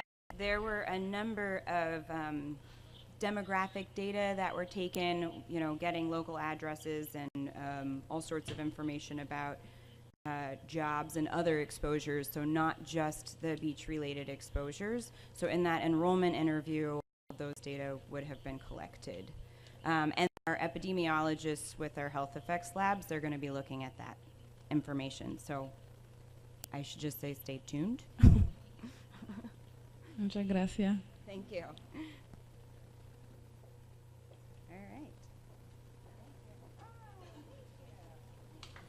Thank you, Shannon, and thank you to all the speakers. We have a 15-minute break. Right now tenemos un break de 15 minutos.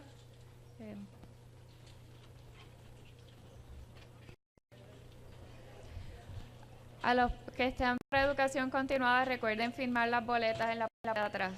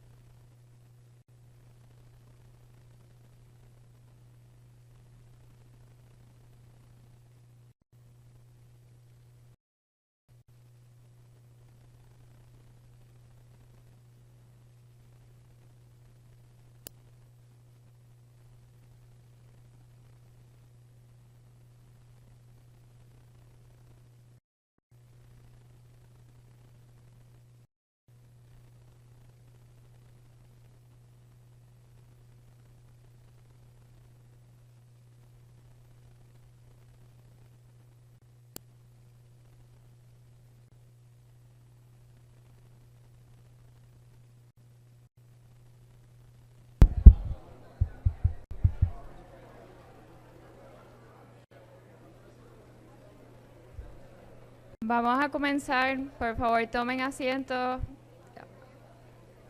Si todavía están comiendo, pueden traer sus platos hacia los asientos para comenzar con la sección. Nuestro próximo presentador es Gregory Carroll. Greg Carroll ha trabajado con la oficina de Cincinnati de la EPA durante 28 años. Pasó la primera parte de su carrera en la oficina de investigación y desarrollo de la agencia y se ha desempeñado como director de la oficina de agua subterránea y el Centro de Apoyo Técnico de Agua Potable durante los últimos 14 años.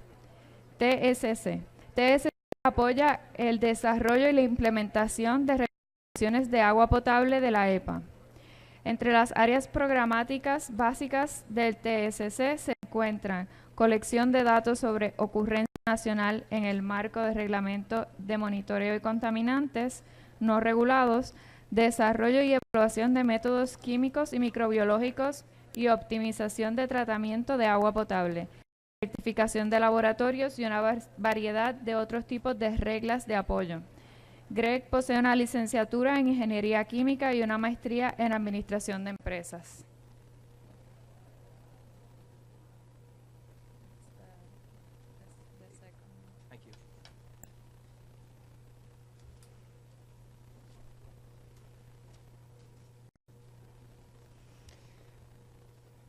I know it's been a full day, and so I'm not going to quiz you as much as Maria did yesterday. But I do have a few questions before I get into my presentation. I'm curious, how many of you are familiar with the UCMR program? Okay, and do we have any water systems here who are actually participating in UCMR monitoring? Okay, I just wanted to use that to gauge my remarks.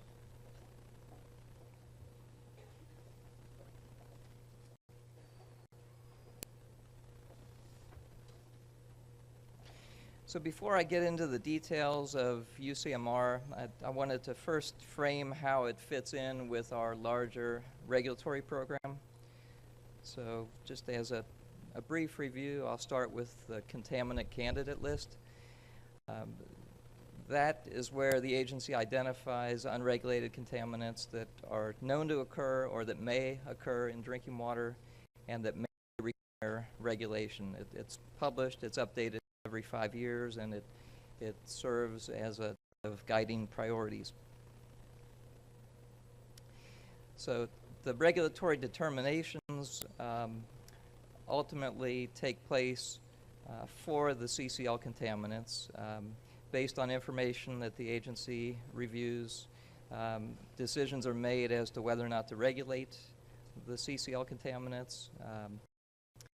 Decisions are made on at least 5 of the CCL contaminants every 5 years. And if EPA does decide to regulate, it sets in motion a particular time frame for the development of the regulations. So UCMR fits in between. And it is the process that we use to monitor for up to 30 different unregulated contaminants at a time. It's a 5-year cyclical program.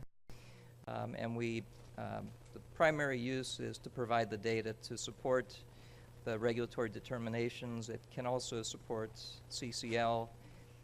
If EPA decides to regulate a contaminant, it ultimately supports the rule development.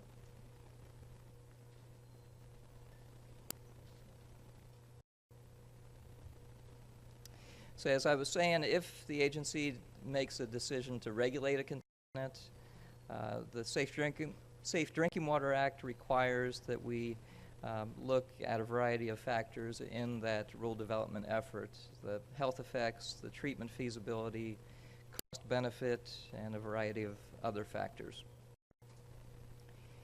And then looking down the road, once a regulation is in place, the 6-year review process requires that every 6 years the agency take a look at the standard and determine whether or not revisions are appropriate.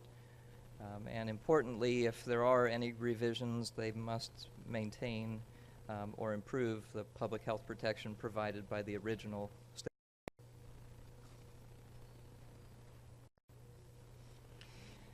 So if we look at that process graphically or schematically in terms, it does begin with CCL, with the draft CCL, which leads to the final CCL. And again, that becomes a big driver for what we do in the UCMR program. We begin with a draft rule or a proposed rule. After public comment, we finalize that rule. We collect monitoring results that support preliminary regulatory determinations.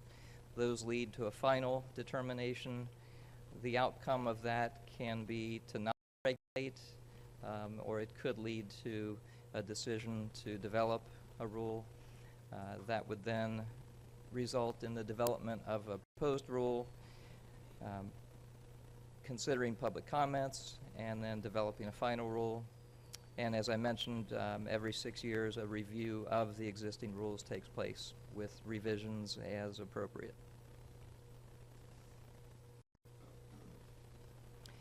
So now if I focus more on UCMR, I'll point out that it's a little bit different in the sense that it's a direct implementation program, and as a consequence, EPA has the primary responsibility for managing the program. So I happen to manage the group that carries out, that leads the implementation of UCMR. Program began with the UCMR 1 rule that was issued in final form in 19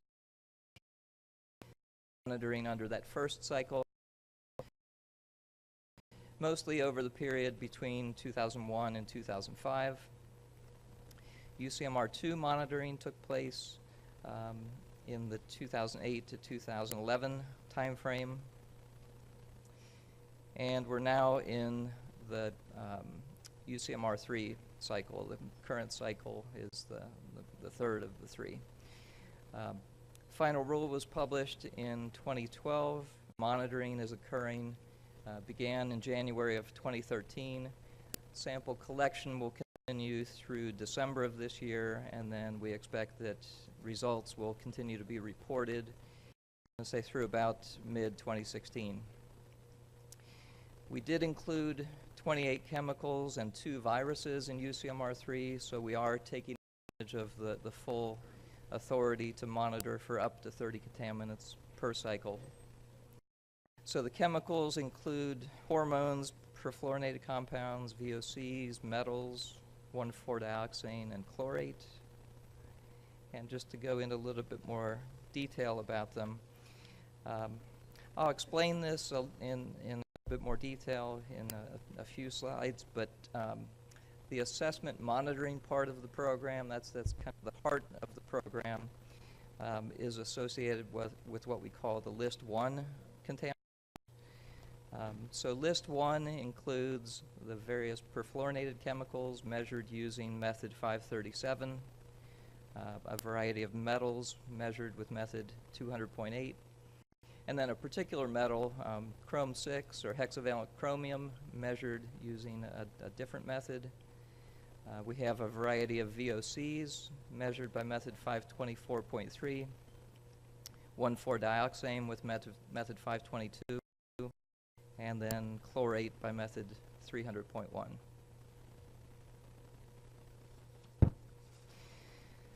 So in addition to the core assessment monitoring part of UCMR, we also have what's called the screening survey, focused on List 2 chemicals, and in this case it's a variety of natural and synthetic hormones measured with method 539.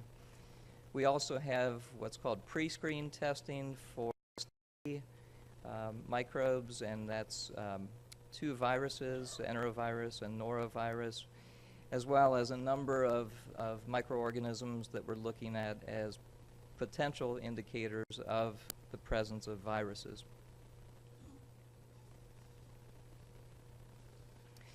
So the requirements for UCMR do vary by water system size, and that assessment monitoring, the largest component of UCMR, applies to all of the large water systems, all of those serving greater than 10,000.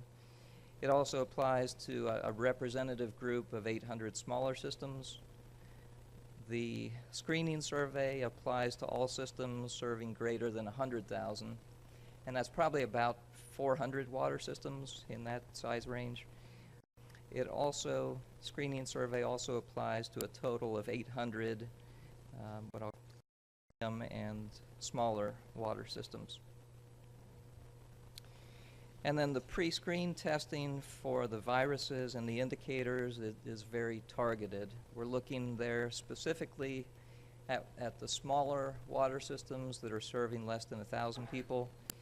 We're looking at systems that do not disinfect and systems that are located in areas with karst or fractured bedrock.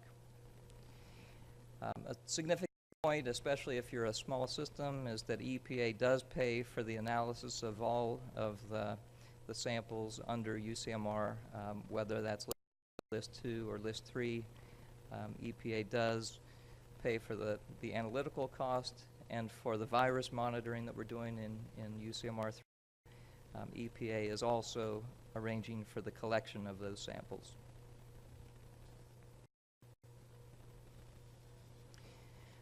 So turning to the results that we've seen so far under UCMR 3, as this notes, we have posted 6 sets of results to our website since the monitoring began. The most recent posting actually just happened earlier this week. So I think that reflects data. The February data set reflects information that we received up until January of this year. Now this says that the data represent samples collected between January of 2013 and July of 2014. That's because there's typically up to a 6-month lag between the collection of the sample and the reporting of the results and the QA review of those results. So we will continue to update these results roughly quarterly. As I prepare to talk about the details of the results, one of the key points I should make is that the reporting levels that we're using, the minimum levels or the MRLs that we're using are based on the capability of the analytical method. And because of that, we're using reporting limits in this cycle in UCMR 3 that really are in many cases significantly lower than what we used in UCMR 1 or UCMR 2. You would expect to see, and in fact we are seeing, more frequent detection of contaminants under UCMR 3 because we've brought those levels really as low as we reasonably can. And that does create some unique communication challenges for us, for states, and for the water systems.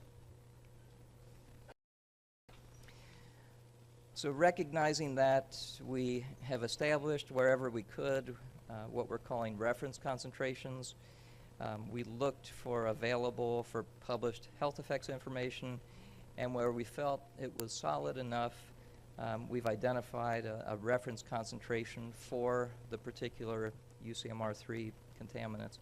It doesn't have an official purpose, it doesn't have any regulatory significance, but it does provide some context, it does provide a reference point to help individuals assess the results of the monitoring.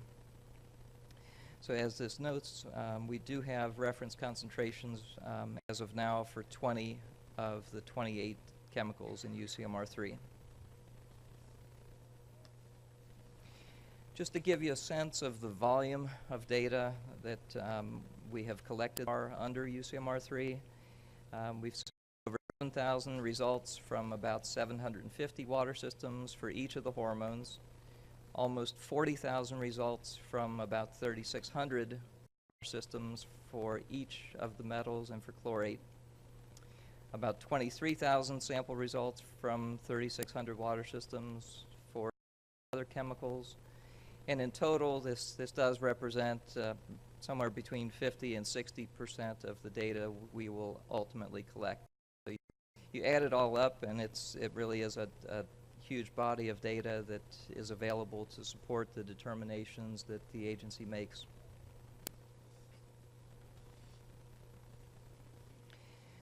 So if I turn specifically to what we're seeing so far, many of the water systems have detected the metals, and again, not surprisingly, the reporting limits are quite low.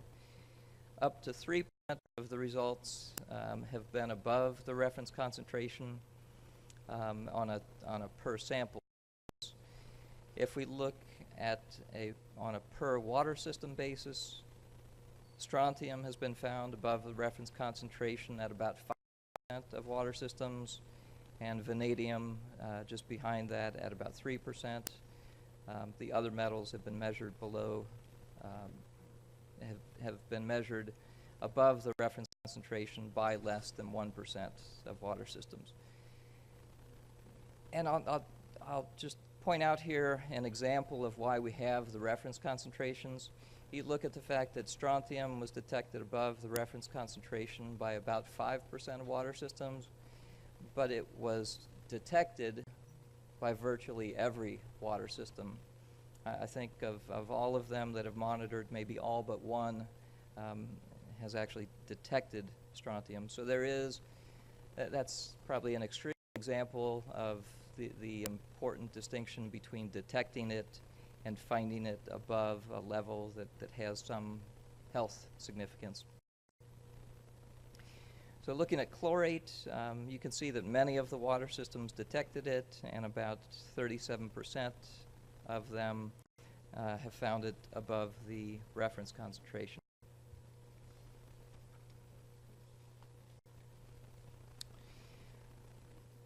I think it's fair to say that 1,4-dioxane has had a lot of interest, and so far we've seen about 700 water systems with detections. About 7% of those water systems have detected above the 10 to the minus 6 risk level, and none have reported above the 10 to the minus 4 risk level.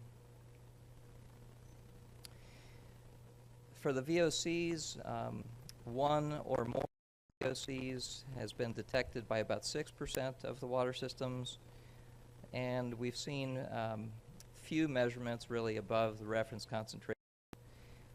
1,2,3-trichloropropane has been the more dominant VOC, and that's been found by just over 1% of the systems above the 10 to the minus 4 risk level.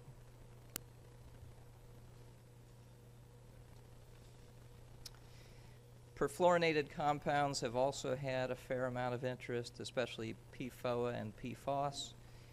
You can see that 72 of the water systems have detected one or more of the PFCs. 12 of them, or less than 1%, have measured PFOS above the reference concentration. None have measured it above the reference concentration. None have measured PFOA above the reference concentration.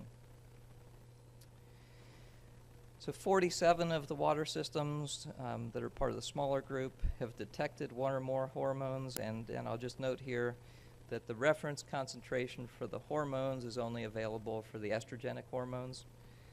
Looking at those so far, we've only seen one water system measurement of just one hormone above the reference concentration.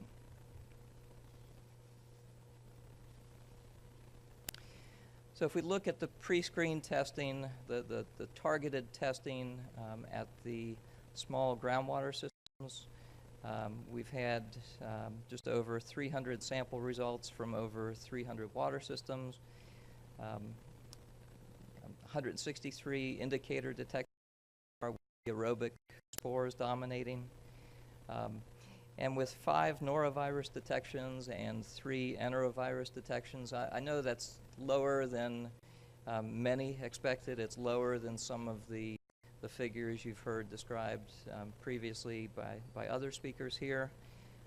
I will say that really represents only about 1 year of monitoring. We know that virus occurrence can be very transient, so probably tough to do much from that at this early stage.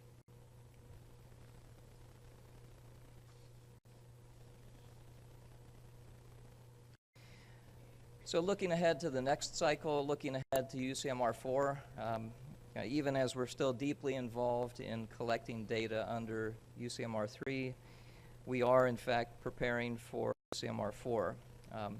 And that began well, probably even prior to 2013, but in May of 2013 we had a stakeholder meeting with a lot of discussion about the methods that might support future unregulated contaminant monitoring.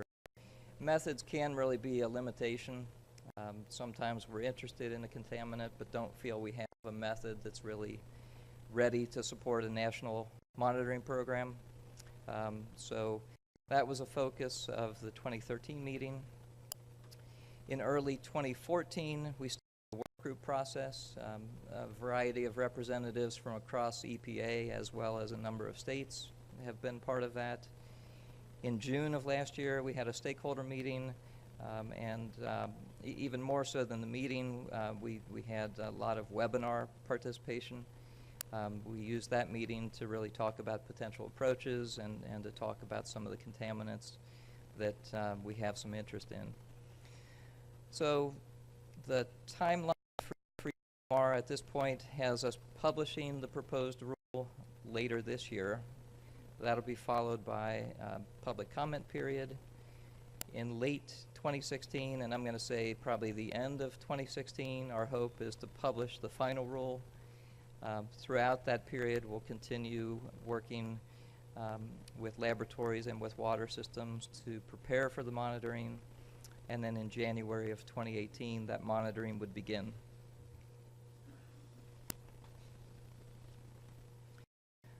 So some of the contaminants being evaluated for UCMR 4 include, and not surprisingly, cyanotoxins.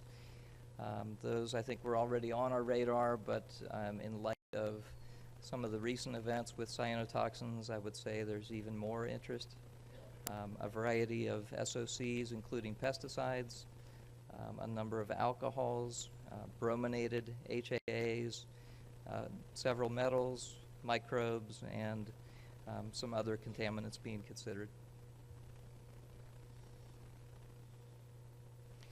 So I'll begin to wrap up just by pointing out that we do have a variety of resources out there to support water systems. General questions regarding the UCMR program can be directed to the message center, to the phone line, or to the email. The acronym CDX CIDWARS is the web-based reporting system that we use to collect data. So questions about the web-based reporting of data can be directed to that point of contact. And then general questions regarding the Safe Drinking Water program can be directed to the hotline. This is all in your in the information that was distributed, so I'll run through it pretty quickly. We do have a designated sampling coordinator as well as a laboratory approval coordinator. We do have quite a bit of information out on our web pages. And if all else fails, you're welcome to contact me or TSC's deputy, Dan Houtman. So it looks like we're down to 3 minutes if you want to allow for questions.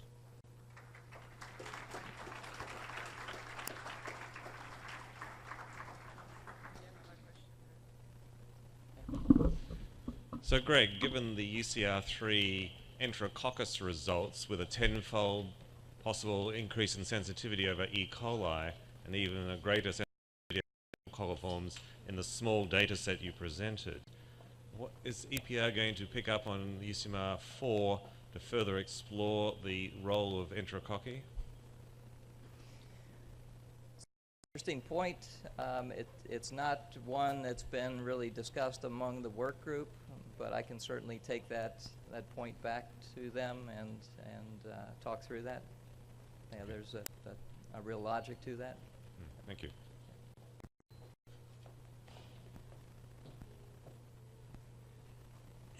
I don't know if I missed it.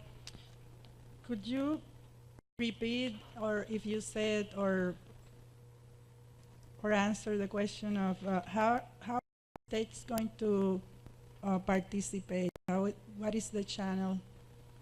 Okay, for state participation in the UCMR monitoring? Yeah.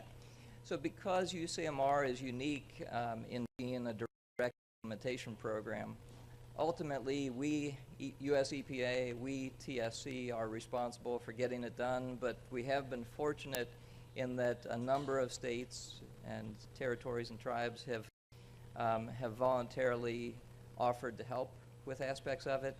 And really there's a wide spectrum of help. Some are not involved at all. Others are very involved to the point of collecting samples from all of their water systems and really deeply involved in the review of results.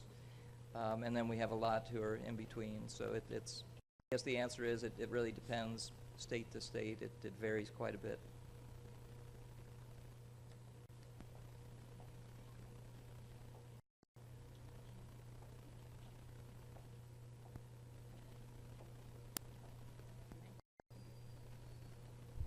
Thank you.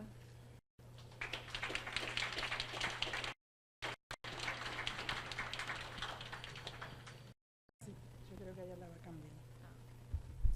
cambiar. Quiero anunciar que ha habido un pequeño cambio en el programa y la señora Liz Bipagán va a hacer la charla de Irma y para presentarla invitamos al ingeniero Meléndez Fox.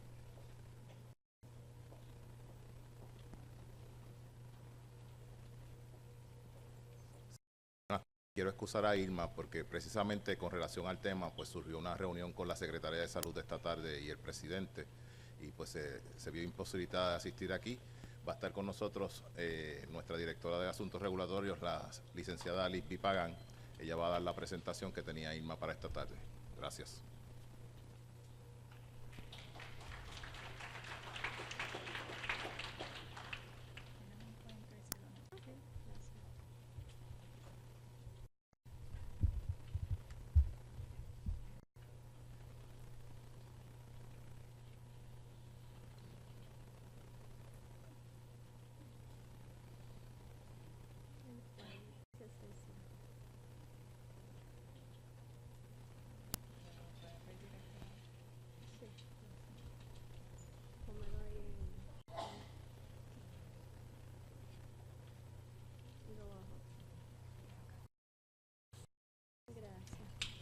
Buenas tardes.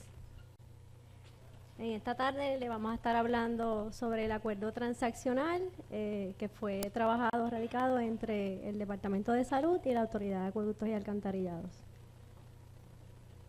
Vamos a estar hablando un poquito de la historia, los elementos que complementan, que constituyen este acuerdo. Vamos a estar hablando del proceso de monitoreo, que realmente de cómo nosotros aseguramos que estamos cumpliendo el acuerdo, y el proceso de renegociaciones que estamos trabajando actualmente.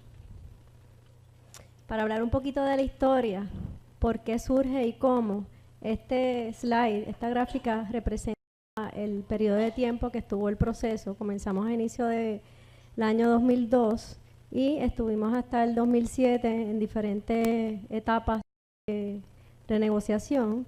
En el 2007 desarrolló el borrador y en el 2010 se aprobó el documento final. ¿Qué resolvió este acuerdo? Este acuerdo buscaba resolver 180 órdenes administrativas que tenía la autoridad pendientes por incumplimientos. Teníamos 3 acuerdos transaccionales que incluían sistema de distribución de juncos por problemas de incumplimiento de bacteriología, 118 plantas que teníamos con problemas de monitoreo continuo y varias de problemas de cumplimiento con turbidez que estaban contenidos en una querella.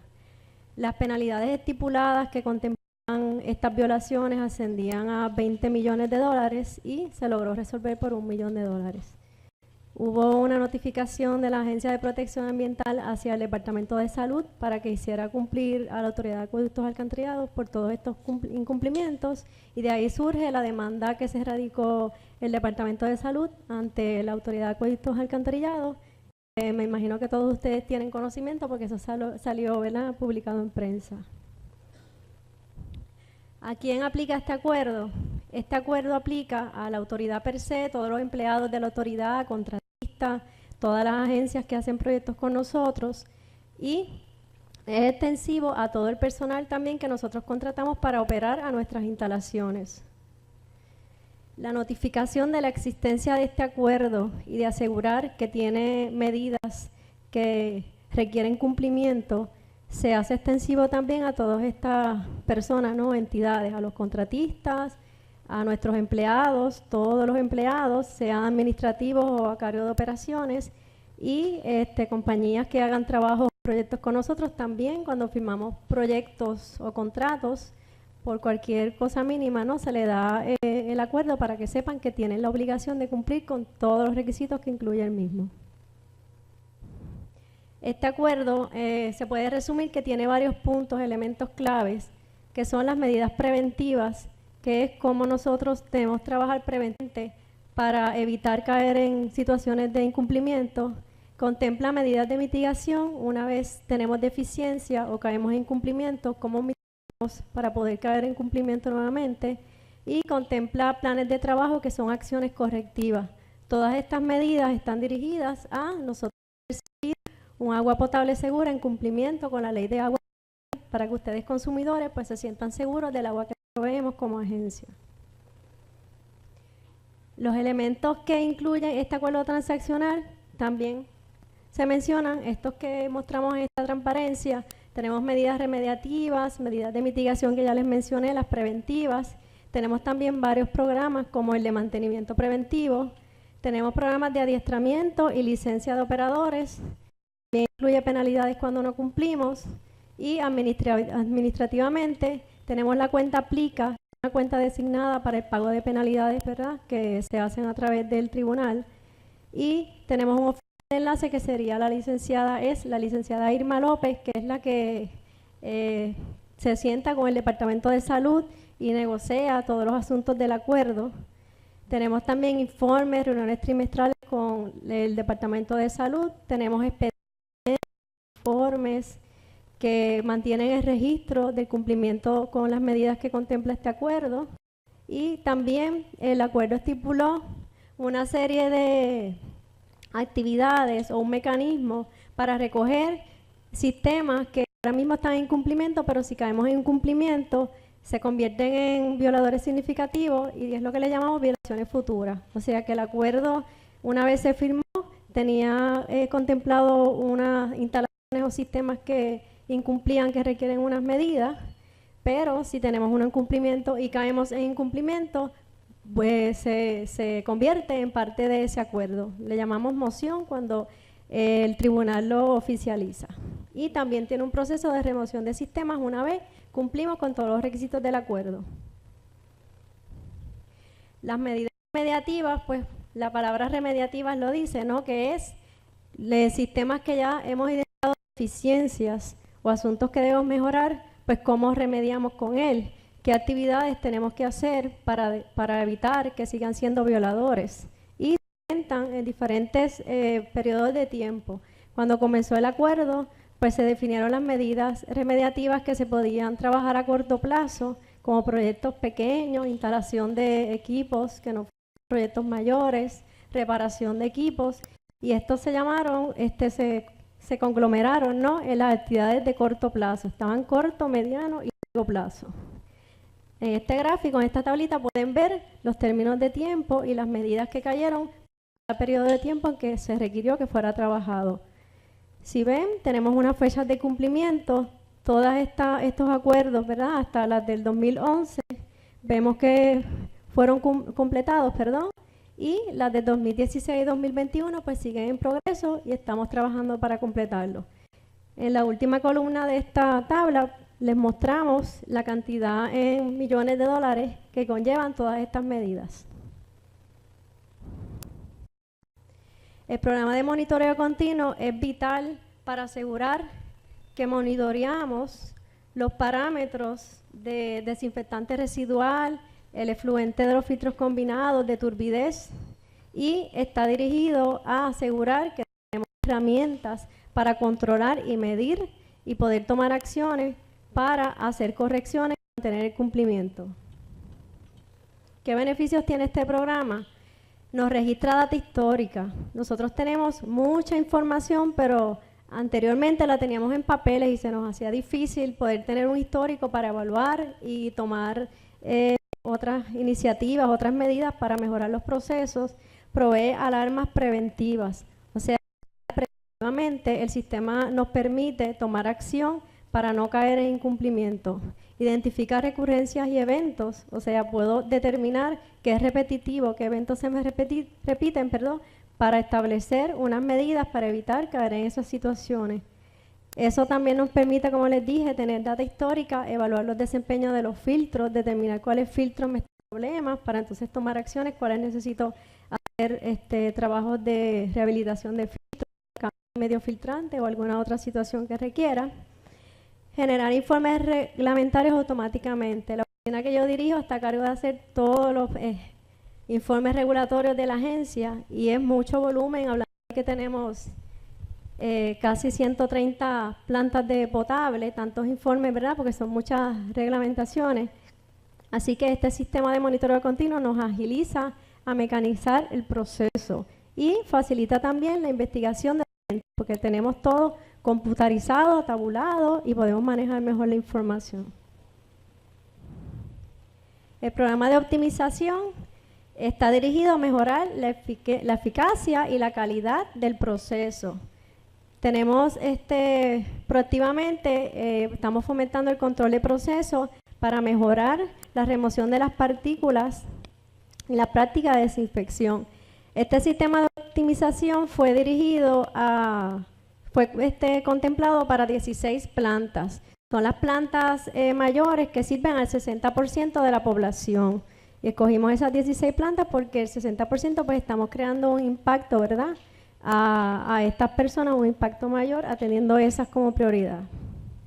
Este programa se basa en una estrategia de barreras múltiples. ¿Y qué busca estas barreras? Tenemos, por ejemplo, en la etapa de sedimentación, tenemos una barrera que tenemos de manera proactiva, estamos siendo más restrictivos que lo que la regulación requiere y pedimos que se cumplan, ¿verdad? O establecemos que se cumplan con parámetros que son más retantes, ¿verdad? Más restrictivos que la reglamentación para asegurar que tenemos una agua de mejor calidad y preventivamente estamos evitando caer en incumplimiento y tenemos menos riesgo a la salud. También tenemos las medidas de mitigación. Las medidas de mitigación, ya les hablé un poquito, que realmente es cuando tenemos la situación de incumplimiento o encontramos deficiencia, pues cómo inmediatamente vamos a accionar para atender esa situación y minimizar el riesgo que representa esta situación a la salud del que consume nuestro producto. Aplican a todos los sistemas y se tienen que ejecutar desde la primera violación. Aquí tenemos que sería para los parámetros de bacteriología, turbidez, subproductos de desinfección, contaminantes químicos y nitratos. Tenemos las medidas preventivas y el propósito es prevenir violaciones futuras. También aplica a todos los sistemas y están establecidas para estos parámetros que muestra la slide, bacteriología, turbidez, subproductos de desinfección y nitratos. También nos vimos a la tarea de implementar, desarrollar e implementar un programa integral de mantenimiento. Nosotros no teníamos para las plantas de agua potable un programa de mantenimiento, así que parte del acuerdo consiste en la implementación, el desarrollo y su implementación. En el 2008 comenzó su desarrollo, hasta el 2011 estuvimos, como decimos nosotros, montándolo, ¿no? Evaluando cuál era el mejor proceso por nuestra infraestructura y prácticamente en el 2013 empezó la implementación.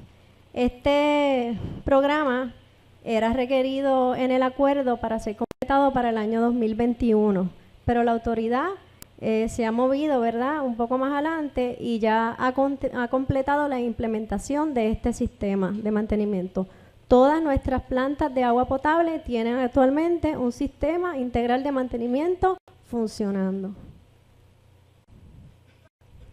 ¿Qué requisitos contemplaba? Pero ya lo tenemos montado, ¿no?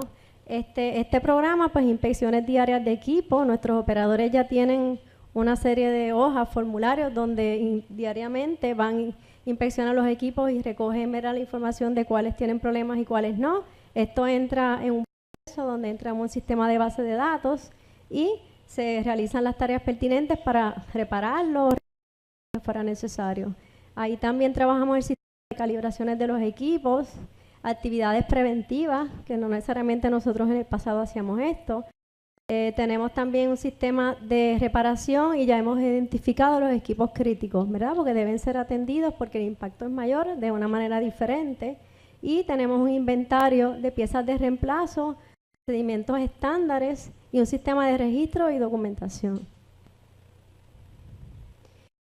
También implementado como parte de este acuerdo, que fue requerido, un programa de procedimientos estandarizados. ¿Por qué? Porque somos una agencia grande, compleja, estamos divididos en 5 regiones operacionales y es costumbre, ¿no?, que cada operador pues tenga su metodología, entiende que lo hace mejor.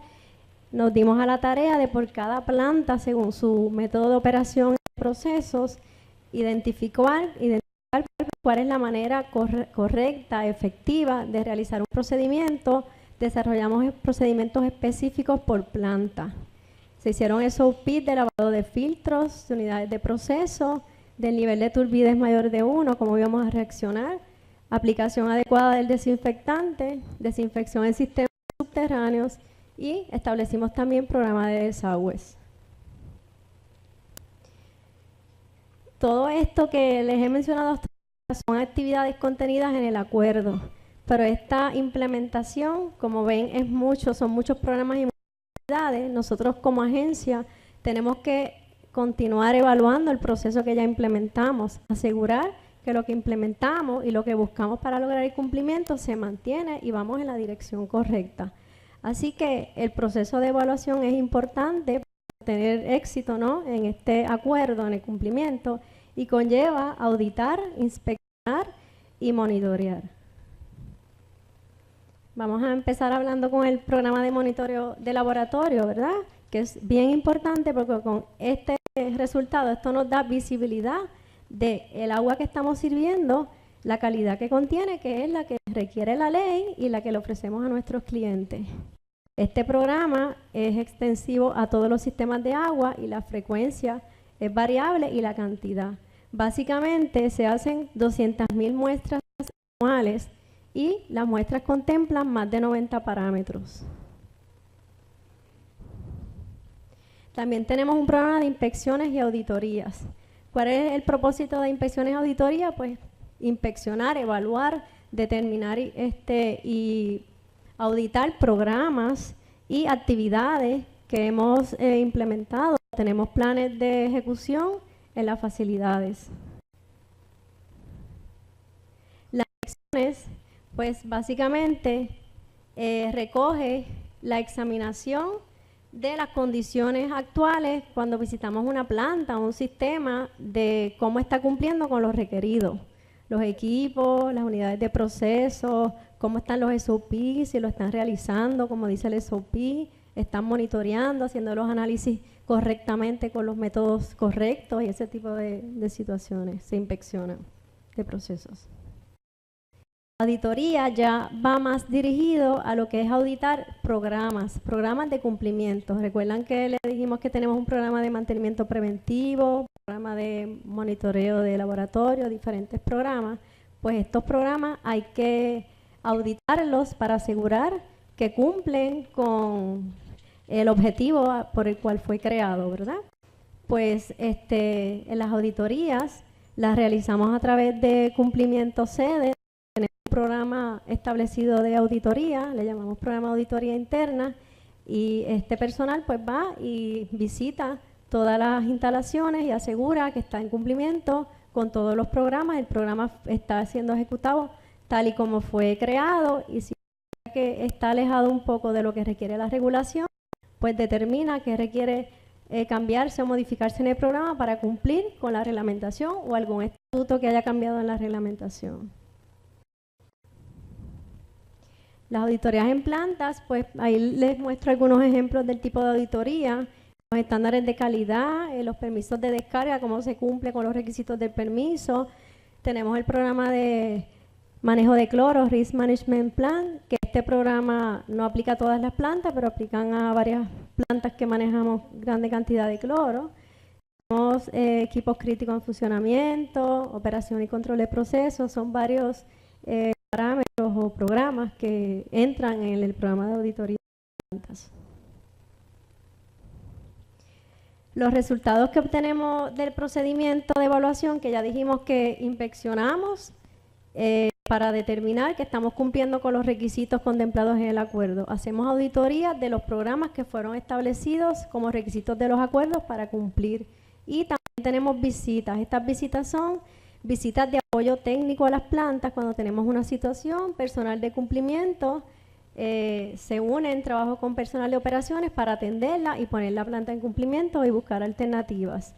Y también tenemos visitas de seguimiento de los planes de acción o actividades que están siendo desarrolladas para cumplir con los requisitos del acuerdo. Todas estas situaciones que, ¿verdad?, inspecciones, auditorías y visitas que contemplamos en las plantas nos conllevan a hacer planes de acción, planes de trabajo con fechas concretas, específicas y responsables para completar los procesos. Esto conlleva medidas correctivas, tiempo de ejecución y medidas de mitigación en lo que se completan proyectos o actividades para poder estar en cumplimiento. Hablamos también del proceso de mejora continua. Tenemos que mantenernos, si alcanzamos cumplimiento, en línea, manteniendo cumplimiento continuo, ¿verdad? No terminamos una planta porque lo requería alguna cosa y nos olvidamos de ella, sino lo alcanzado. Corregimos deficiencias, mitigamos y prevenimos volver a caer en cumplimiento. Estos son los elementos claves para mantener mejoramiento continuo. Importante, tenemos un programa de adiestramiento, o sea que podemos implementar programas que entendamos que sea necesario, pero si no adiestramos a nuestro personal, no adiestramos al personal externo cuáles son los requisitos que tiene que cumplir cuando venga a trabajar en nuestras instalaciones o a hacer proyectos, ¿verdad?, lo que requiera, pues no estamos logrando mucho. Es importante tener un programa de adiestramiento continuo para fortalecer los conocimientos y desarrollar las destrezas de los operadores. Estos son algunos elementos que tiene el programa de adiestramiento, como por ejemplo la reglamentación federal y estatal es un poco compleja, pues se la tratamos de llevar a los operadores de una forma sencilla, práctica, que ellos la entiendan y la puedan ejecutar. Prácticas operacionales, optimización de plantas también los adiestramos, porque muchas veces están acostumbrados a hacerlo de una manera y le tenemos que adiestrar que no, que se optimiza de esta manera y tienes que hacerlo de esta otra. Salud y seguridad, es importante implementar todos estos programas, pero teniendo el norte de mantener la salud y la seguridad como prioridad. Tenemos un programa de certificación de operadores. El acuerdo requiere que nosotros tuviéramos operadores debidamente certificados en todas las plantas y por lo cual tenemos este programa implementado.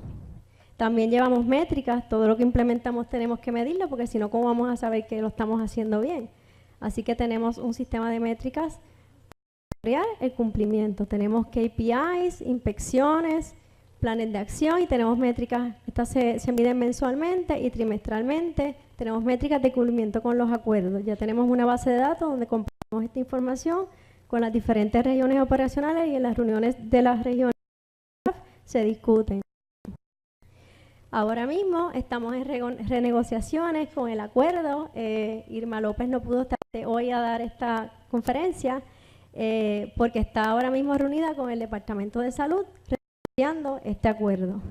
¿Y qué buscan estas renegociaciones? Pues mantener los elementos que ahora mismo constituyen este acuerdo, que ya nosotros sabemos que son esenciales para asegurar la calidad del agua y establecer un sistema de priorización para esto, porque tenemos muchos proyectos, se les requieren muchos proyectos y los recursos, pues tenemos que establecerlos, las prioridades que definamos por la priorización.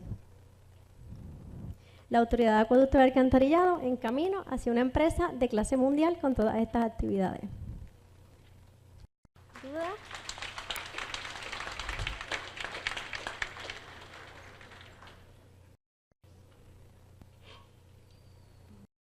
¿Tenemos tiempo para preguntas?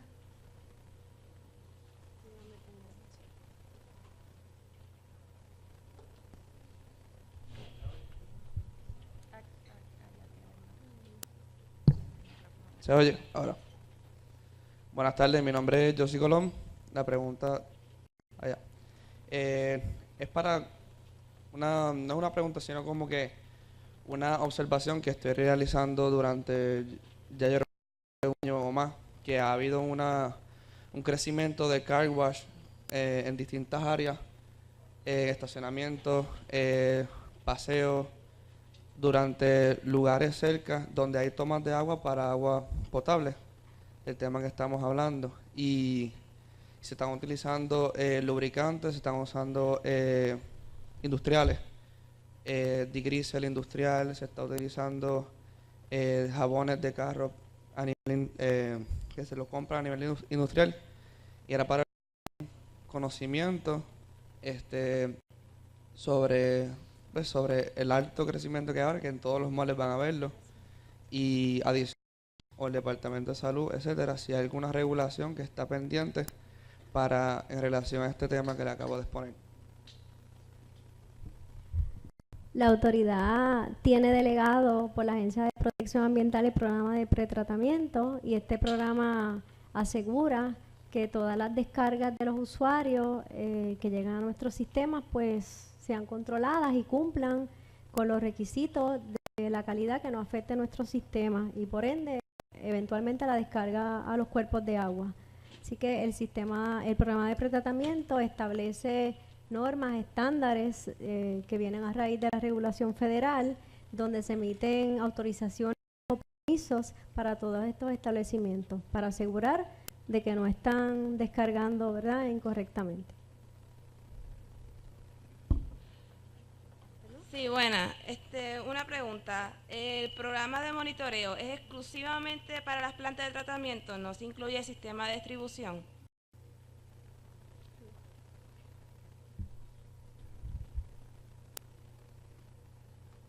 De acuerdo a la reglamentación, se muestran dos cosas.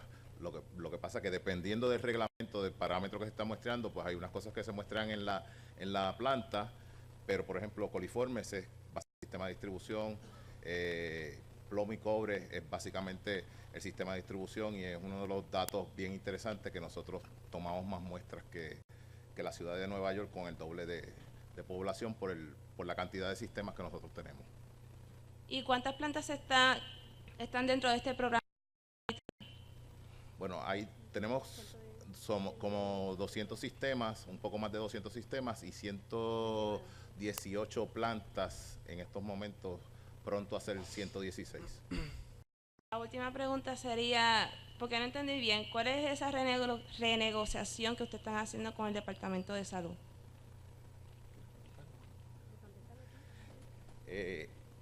Como todo, las cosas evolucionan, y cuando evolucionan con el tiempo, de nuevo, ya llegó la madurez de este acuerdo que está vigente, entonces estamos renegociando la etapa de este acuerdo, en eso es lo que estamos. Una cosa bien interesante en todo esto, por lo importante del proceso, es el programa de priorización, donde los proyectos no es que no queremos hacerlo, pero hay que poner qué va primero, porque no tenemos un bolsillo infinito. Gracias. ¿Quieres añadir algo a lo que había mencionado? La pregunta que tú hiciste con relación, me imagino tu preocupación es lo que a la escorrentía. La escorrentía superficial, por ejemplo, yo soy de Aguadilla, y cerca del canal donde suple agua a la planta de Raimi, que también le suple a la base militar y a otros lugares, hay dos car wash que no tienen ningún tipo de autorización, y a menos de 500 pies, que obviamente la dirección de la... Nosotros nos interesa, nosotros esas cosas las reportamos a la Junta de Calidad Ambiental, también Recursos Naturales tienen injerencia sobre ese tipo de cosas, y hemos participado en algunos proyectos en comentarios a proyectos de ley que quieren reglamentar ese tipo de actividad. Lo notifiqué en forma de, o sea, para de tomar preocupación. en consideración, exacto, para nosotros que los puertorriqueños que estamos aquí, hay extranjeros, pero los que pagan el servicio, para que tengamos un mejor servicio, y esa planta de Remi con los metanos en muchas, y en otros aspectos más del área de cumplimiento, que yo espero que se mejore esa planta, que ahí viene mucho turismo, y no quieren ver eso en el periódico ni en los estatutos estatales. ¿Cómo no? Gracias. Sí, por aquí una pregunta. Sí, mira, en relación al monitoreo de los parámetros, diferentes parámetros de calidad del agua, si por ejemplo yo como consumidor me interesa saber algunos parámetros de algún sistema que me suple a mi comunidad, pues está accesible al público. En la página de la AAA usted puede accesar todos estos resultados de laboratorio que se le hacen por sistema y le va a identificar, ¿verdad?, cómo está el cumplimiento del agua que usted se tomó, de acuerdo a donde usted vive, por su número de cuenta. Si no conoce el sistema, pues le pide su número de cuenta, entra al site y lo pone y le dice los informes. Sí, yo he visto esa página. Okay. No, yo le he visto la página, pero conforme a los datos que hay aquí en la presentación, pues no todos esos análisis están en esa página. Es lo que entiendo. Sí, porque básicamente la reglamentación lo que establece es que pongamos ahí los parámetros que se exceden o pudieran haberse excedido en determinado momento durante el año. Si no aparecen ahí, indica que no ha habido problemas. Si usted desea mayor información, pues se puede comunicar a nosotros y muy amablemente pues le podemos enseñar la información que a usted le interese. Sí, pero está abierta entonces al público, ¿verdad? Sí, es pública, toda la información es pública. Ok, gracias.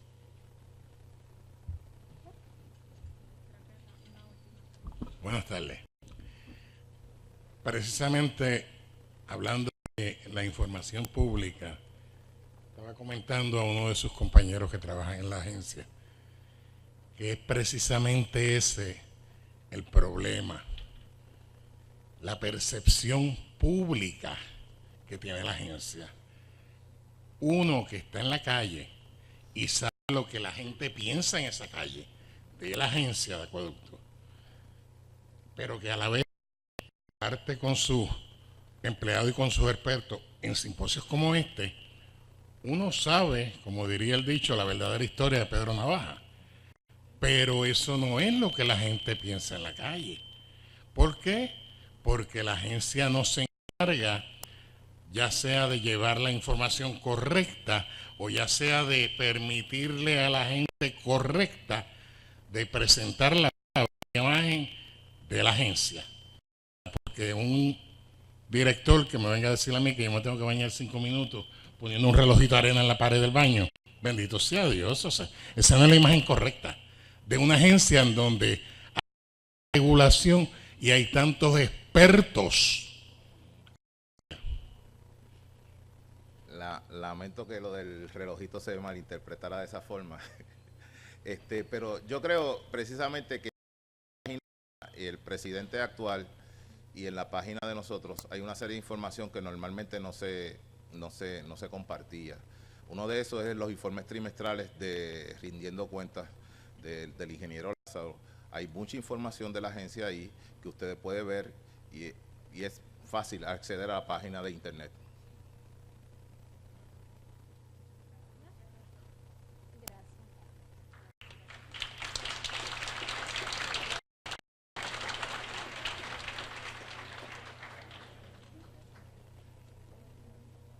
Yo quiero hacer un comentario porque es un buen lugar para traer ciertas cosas para discutir ciertas cosas. Uno de los problemas que la AAA tiene con la imagen es que precisamente la información que sale es lo que la reglamentación le obliga a traer al público. O sea, la reglamentación dice que si algo se excede, ellos te tienen que decir. Ellos no hacen mucho esfuerzo para traer al público todas las cosas positivas, ¿verdad?, que están haciendo.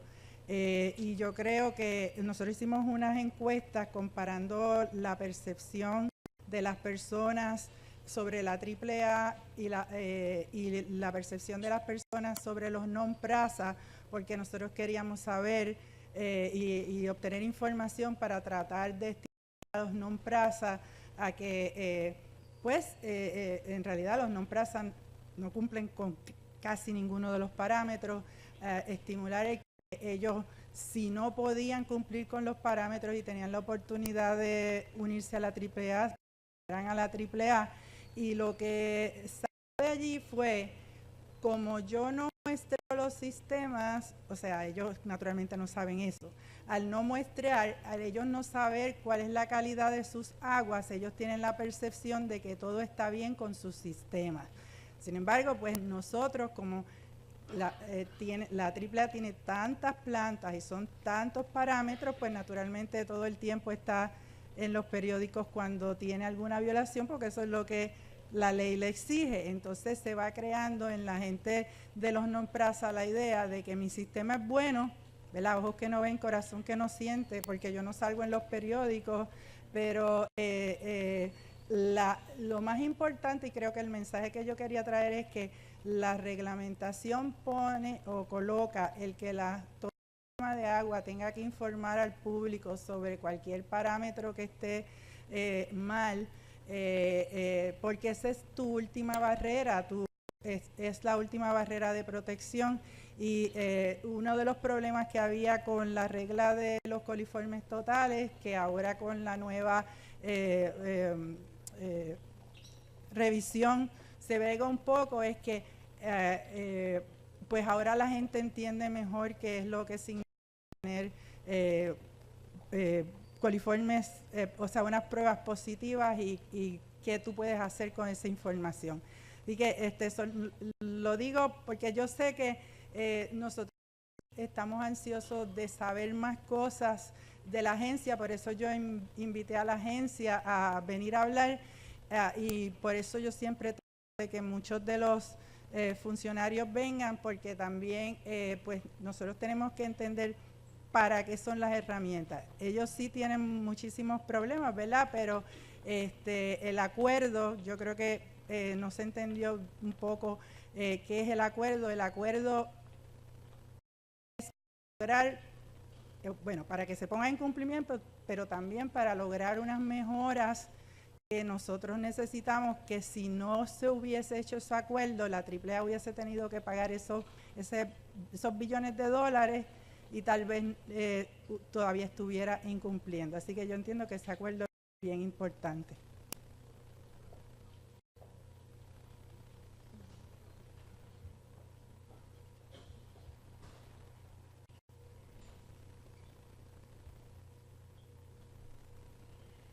Nuestra próxima charla es por Carl Alex Soderberg. El ingeniero Carl Soderberg tiene más de 44 años de experiencia en el campo de protección del ambiente. Soderberg tiene un bachillerato de ingeniería de Georgia Institute of Technology y una licencia de ingeniero profesional del Estado Libre Asociado de Puerto Rico. Comenzó su carrera en el programa de control de la misión del Departamento de Salud. Luego fue reclutado por la recién creada Junta de Calidad Ambiental, donde colaboró por 16 años. Por 8 años dirigió el área de calidad de agua y por 4 fue vicepresidente de la agencia. La calidad de acueductos y alcantarillados lo reclutó para establecer e implementar el programa de pretratamiento industrial. Después de trabajar por 5 años en la autoridad, fue reclutado por la Agencia de Protección Ambiental para dirigir la división del Caribe de esta agencia. El ingeniero Soderberg dirigió esta división durante 20 años. En el 2012 fue destacado en la Autoridad de Acueductos y Alcantarillados para establecer un programa para atender las comunidades que carecen de servicios de alcantarillado sanitario. En el 2014 retornó a la División del Caribe como asesor senior de la administradora regional. El ingeniero Soderberg fue presidente de la Asociación de Ingeniería Ambiental y Sanitaria del 2000 al 2002. En el 1997 recibió la medalla de oro del Caribbean Water and Wastewater Association y en el 2012 fue nombrado ingeniero ambiental del año por el Colegio de Ingenieros y Agricultores de Puerto Rico.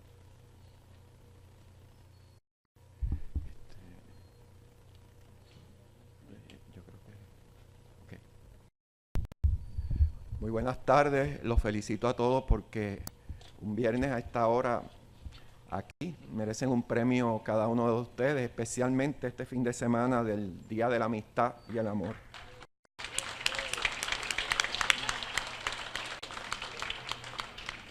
¿Se recuerdan de la burbuja de real estate que explotó como en el año 2008? Pues hoy yo les vengo a traer que aquí en Puerto Rico estamos viviendo en la burbuja del agua. Y vamos a presentación con las buenas noticias. Aquí Puerto Rico tiene una cubierta de 97% de la población, que quiere decir que acueducto le lleva agua potable a 97% de la población, lo que es A+ en cualquier liga.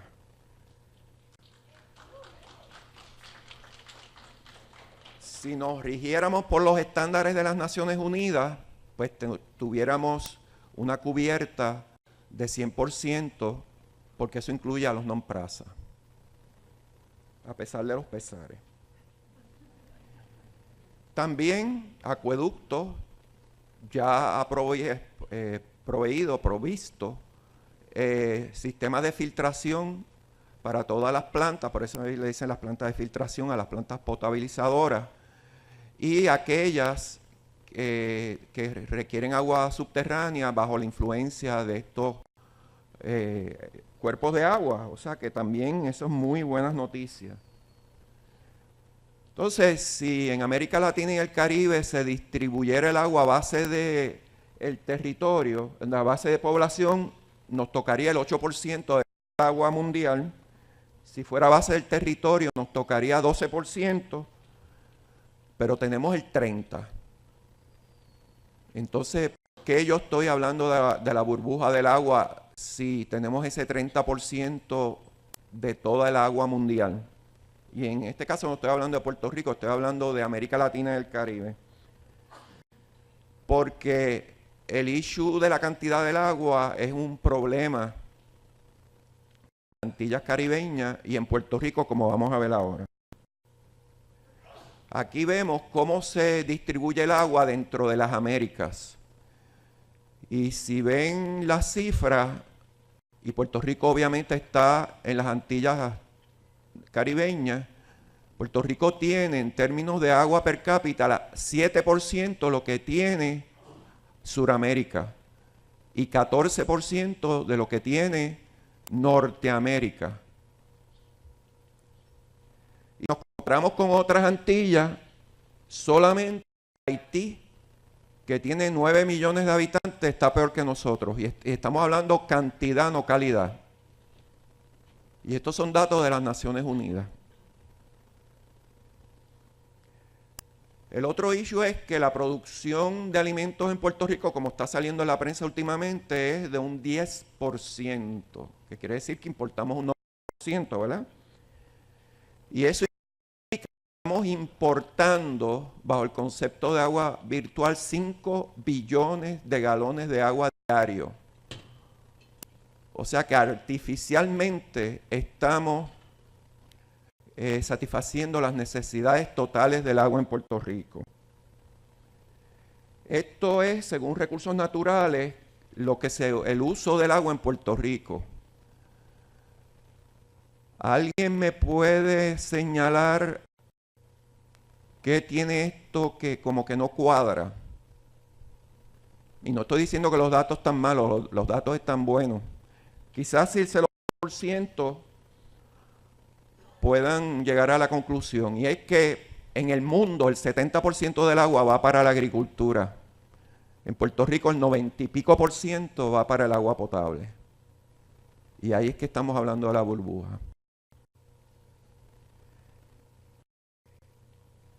El círculo que está en azul claro representa el total de agua que se usa en Puerto Rico diario. Si tuviéramos que cultivar toda la comida que nosotros necesitamos, tendríamos que multiplicar eso por 7. La pregunta es, ¿tenemos esa agua? Y la respuesta es no. En adición, porque este es el status quo, ¿ves? Pero en adición a eso tenemos problemas que agravan la situación. Y es la sedimentación de nuestros embalses. Por ejemplo, Carraízo, que se dragó a un costo de 60 millones en el 1999, Ahora de nuevo está en 40% sedimentado. Y yo te apuesto que si se draga de nuevo costará 100 millones. ¿Hay el dinero? No lo hay. El superacueducto, que es Dos Bocas, está un 60% sedimentado. Y esa es la boca de escape del área metropolitana. Y eso es algo que lo tenemos existente. ¿Cuánto cuesta? Se estimó dragar Dos Bocas, 250 millones. También, debido a la explotación del agua subterránea, tenemos mucha intrusión de agua salina, al punto que ahora en las Navidades salió un aviso de recursos naturales designando formalmente, pero eso ya se sabía, todo ese acuífero del sur como crítico. De hecho, los datos de acuerdo al USGS es que para restablecer el equilibrio habría que reducir lo que se extrae en un 25% a todo el mundo, lo cual no se puede realizar fácil porque hay unos permisos que se dieron y hay unos derechos legales envueltos. Los asintos de agua, que según Rafael Cruz Pérez lo trajeron unas señoras de Sudamérica porque eran muy bonitas las flores y ahora no tenemos de cómo salir de ello. Pues yo no sé si ustedes sabían que el espejo de los lagos que está cubierto por los asintos evapora 7 veces más agua que el espejo del lago que no tiene nada. Así que tras que los lagos, los embalses están sedimentados, en los asintos están ayudando en la evapotranspiración a perder más el agua. Pérdida de agua. Esta es la pérdida de agua reconocida por la Autoridad de Acueductos y Alcantarillado. Y es agua, como dijo Libby, que es la que cumple con los 80 y pico de parámetros que tiene EPA, que no es fácil lograr cumplimiento y no es barato llegar a cumplimiento. Pero eso quiere decir que por cada 10 galones que prepara la autoridad, 6 no llegan a su destino.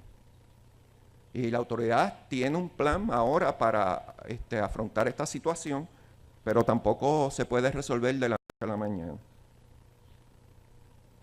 Y otro punto, y esto no lo traigo como una queja, yo soy ambientalista, es que antes si tú necesitabas agua podías hasta secar el río si tú querías, porque era para agua potable, imagínate.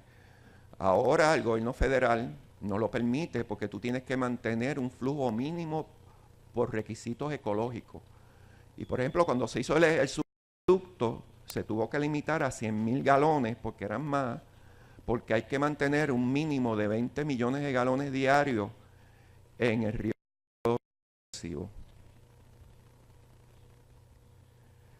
También la calidad del agua es un issue. ¿Por qué? Por lo mismo que yo les indiqué que en Puerto Rico, per cápita, tenemos el 7% del agua de Sudamérica, el 14% de Norteamérica, pues la capacidad asimilativa de nuestros cuerpos de agua es limitada y por lo tanto se contamina más fácilmente. Comparemos al Río Grande Loíza, el más caudaloso nuestro, con el Hudson en Nueva York. Fíjense que rápidamente el río Loíza se tupe más rápido. Eso es lo que pasa. Entonces, ¿qué pasa? Acueducto recibe una materia prima de mala calidad y la tiene que llevar a cumplir con los estándares de EPA. Y después nos quejamos por el alza de tarifa. Otro problema, que es la iniciativa que yo estoy ahora en EPA, es que el 54% de la población de Puerto Rico, que es casi 2 millones de personas, carecen de servicios de alcantarillado sanitario. Y yo le añado, EPA hizo con el gobierno de Puerto Rico un estudio, el 90% de los pozos sépticos no funcionan. Así que va tal cual a los cuerpos de agua. Hay contaminación también de otras fuentes del agua subterránea,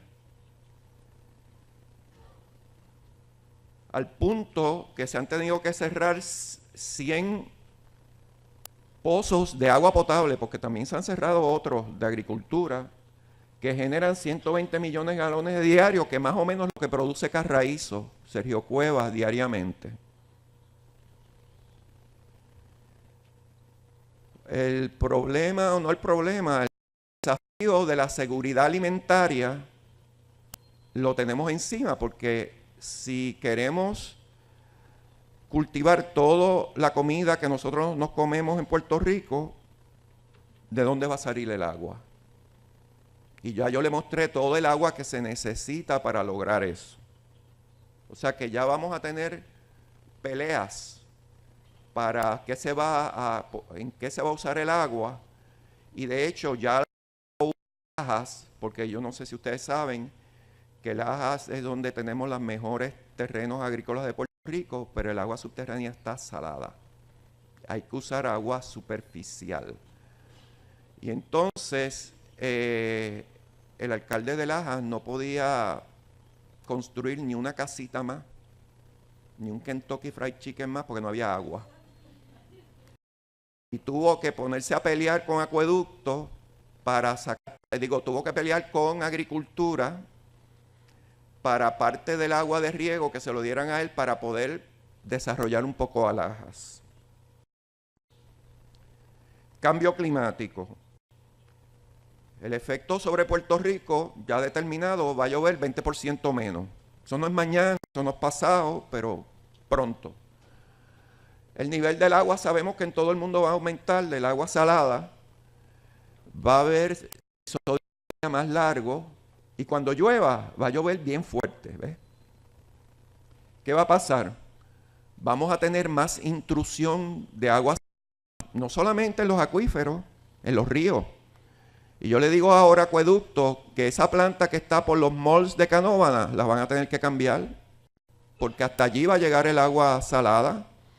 Y así otras que tienen en Puerto Rico, más un montón de pozos que están cercanos a la costa. Y cercano de la costa no quiere decir que esté en la playa, porque déjeme decirle, hoy por hoy, la cuña de agua salada de Río Grande Loíza llega al puente sobre la número 3, que son 3 millas adentro.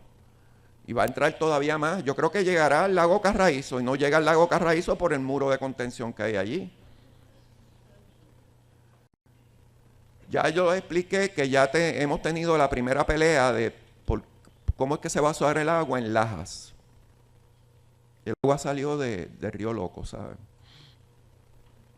Y tenemos unos nuevos desafíos. Déjame.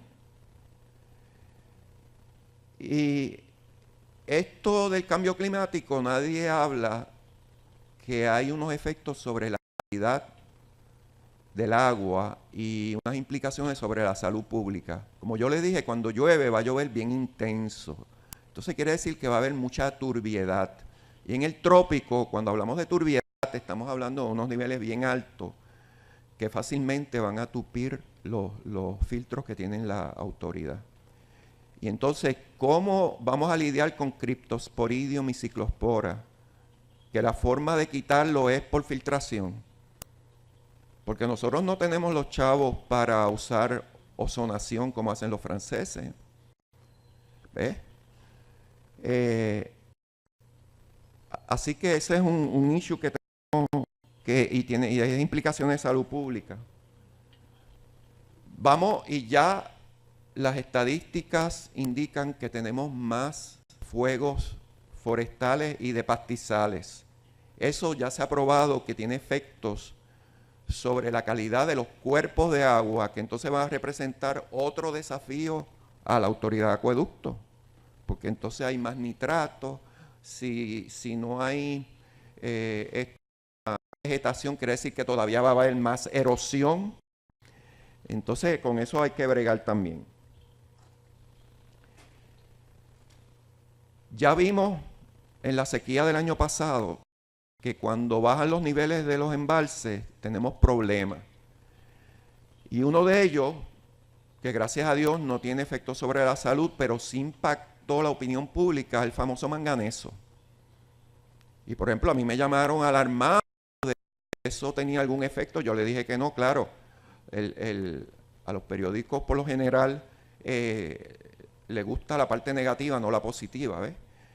Pero Aparte del manganeso, también hay unos issues de patógenos, cuando esos niveles bajan, que hay que atender también. Y el issue, ya aquí otros ponentes hablaron esta tarde y en el día de ayer, otros patógenos que no hemos considerado hasta ahora, que están pululando por ahí. No es que sean nuevos, yo creo que siempre han estado ahí, es que ahora los hemos detectado, ¿ves? Y aquí les muestro lo que es, y me apena que no se vea bien, lo que es color magneta, son las áreas donde no hay servicios de alcantarillado y donde nunca va a haber, porque no es económicamente viable para la autoridad llevarlo.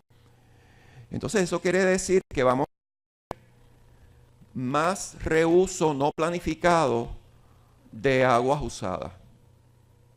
Porque uno puede reusar las aguas usadas, pero eso es planificado. Con este revolver de los pozos sépticos no es planificado.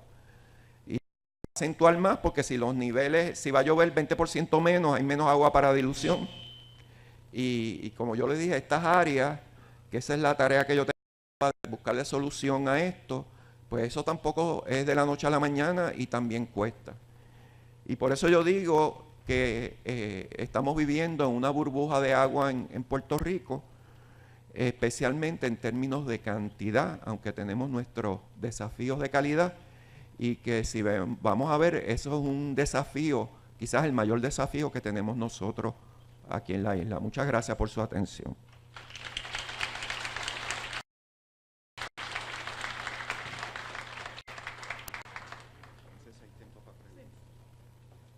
Preguntas para Carl. Muchas gracias por la presentación y me alegra mucho que estés trayendo estos temas para que el público lo escuche, porque esto es extremadamente importante. Muchos de los problemas que presentaste tienen que ver con problemas de uso de terreno. Me gustaría saber si de alguna manera esta pasión o te has envuelto en lo que está pasando ahora con planificación, ¿no? Que ya están tratando de pasar ahora el plan de uso.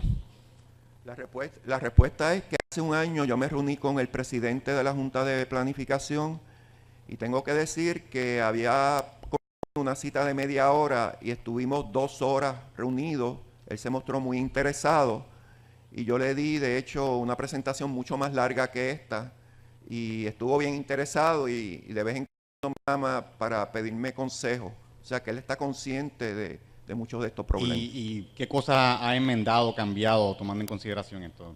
¿Se puede decir algún ejemplo, si lo hay? Bueno, acuérdate que uno de los issues que lo están criticando ciertos sectores es que él ha reservado un % alto de terreno para que no se desarrolle, para que sirva como especie de un buffer, un amortiguador. Y eso es una de las medidas que él ha tomado. Gracias. Excelente presentación. Tengo una preguntita. Aquí en Puerto Rico las plantas de tratamiento tratan y cargan millones de galones de agua al mar. Agua que tiene una calidad buena, porque yo soy testigo de eso. He visto algunos de esos procesos. Esa agua no se podría reusar para agricultura y otros propósitos. Sí, acuérdate que Graciela me dio 20 minutos y yo tenía que usar esos 20 minutos. Quizás de aquí a 2 años yo vengo con las soluciones y ciertamente el reuso de las aguas usadas tratadas es parte de la solución. Eso es un recurso de agua que se está botando y no se está aprovechando y se puede aprovechar de 1000 maneras y una de ellas es la que tú mencionaste.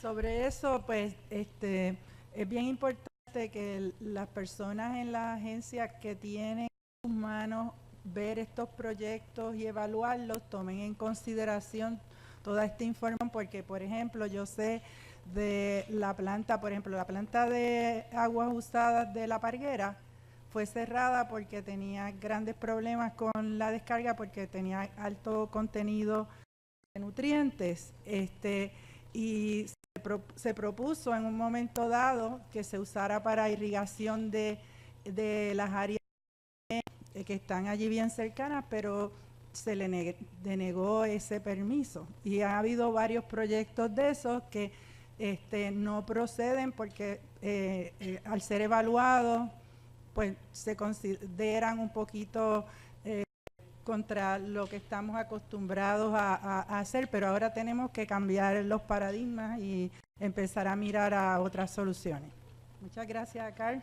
A mí siempre me gusta que él haga de últimas charlas porque nos deja con mucho para pensar. Gracias. Okay, entonces hemos llegado a la última charla del día, que es las últimas palabras por Greg. Greg Carroll.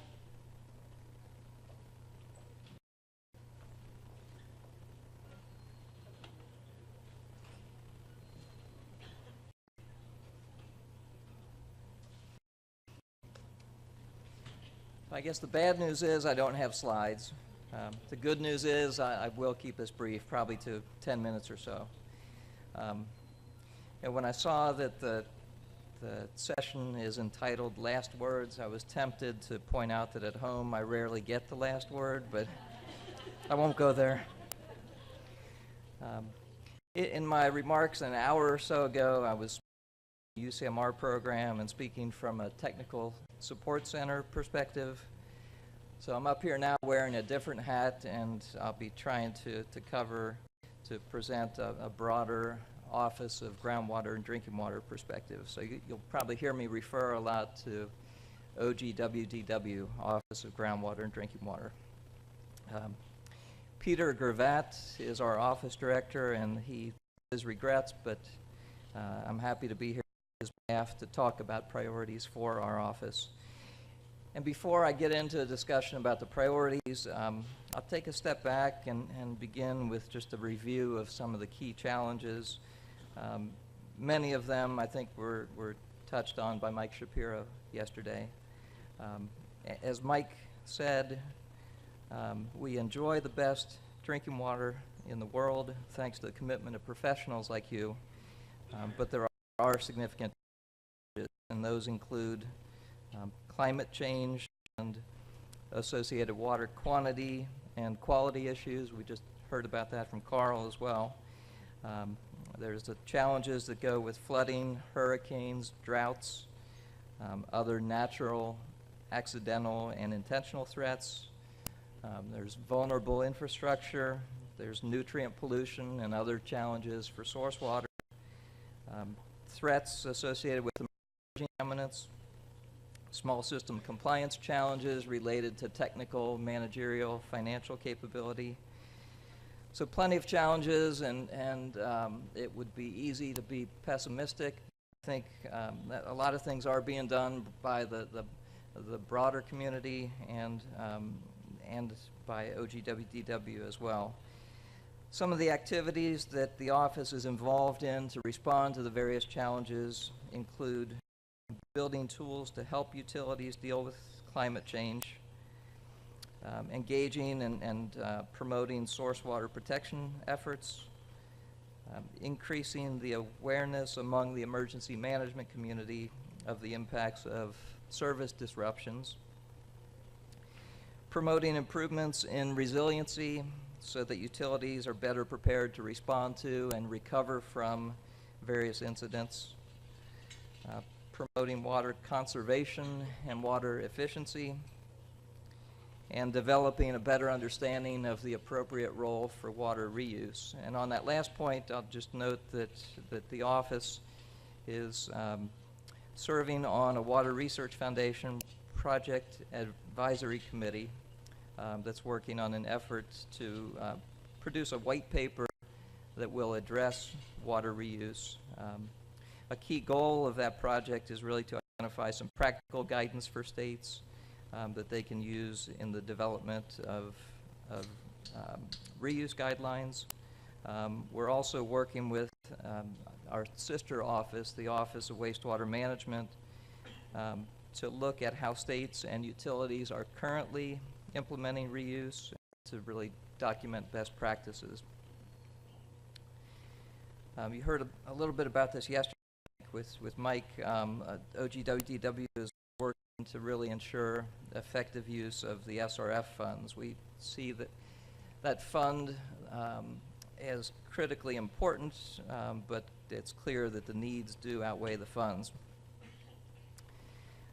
We are promoting sustainability, especially in small communities, and we're involved in a variety of approaches related to emerging contaminants. That can include rulemaking, but it also includes some other activities, for example being health advisories.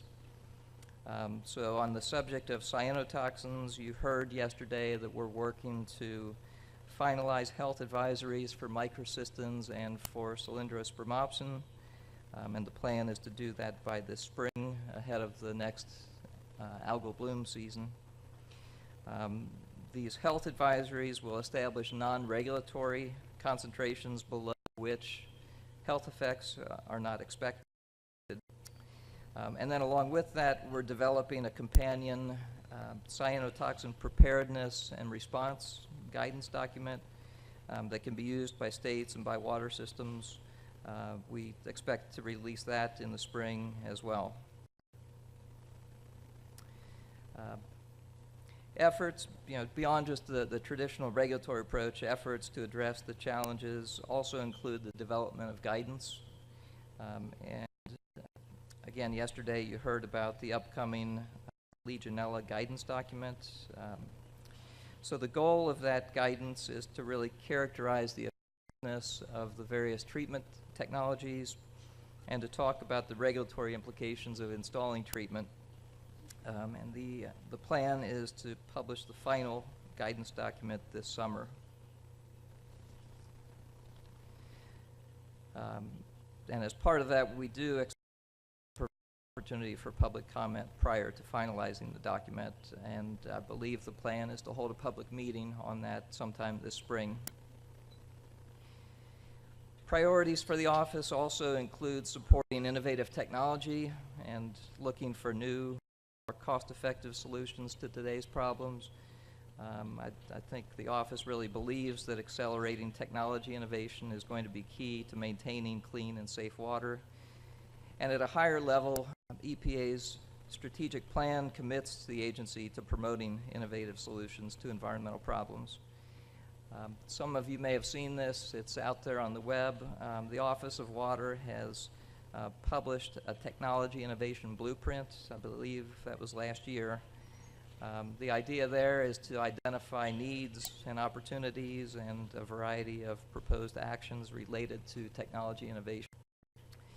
Some of the points covered in that blueprint include energy reduction and recovery, cost-effective infrastructure assessment and rehabilitation, leak detection, water reuse, improved and less expensive monitoring, and improving the reliability of small systems.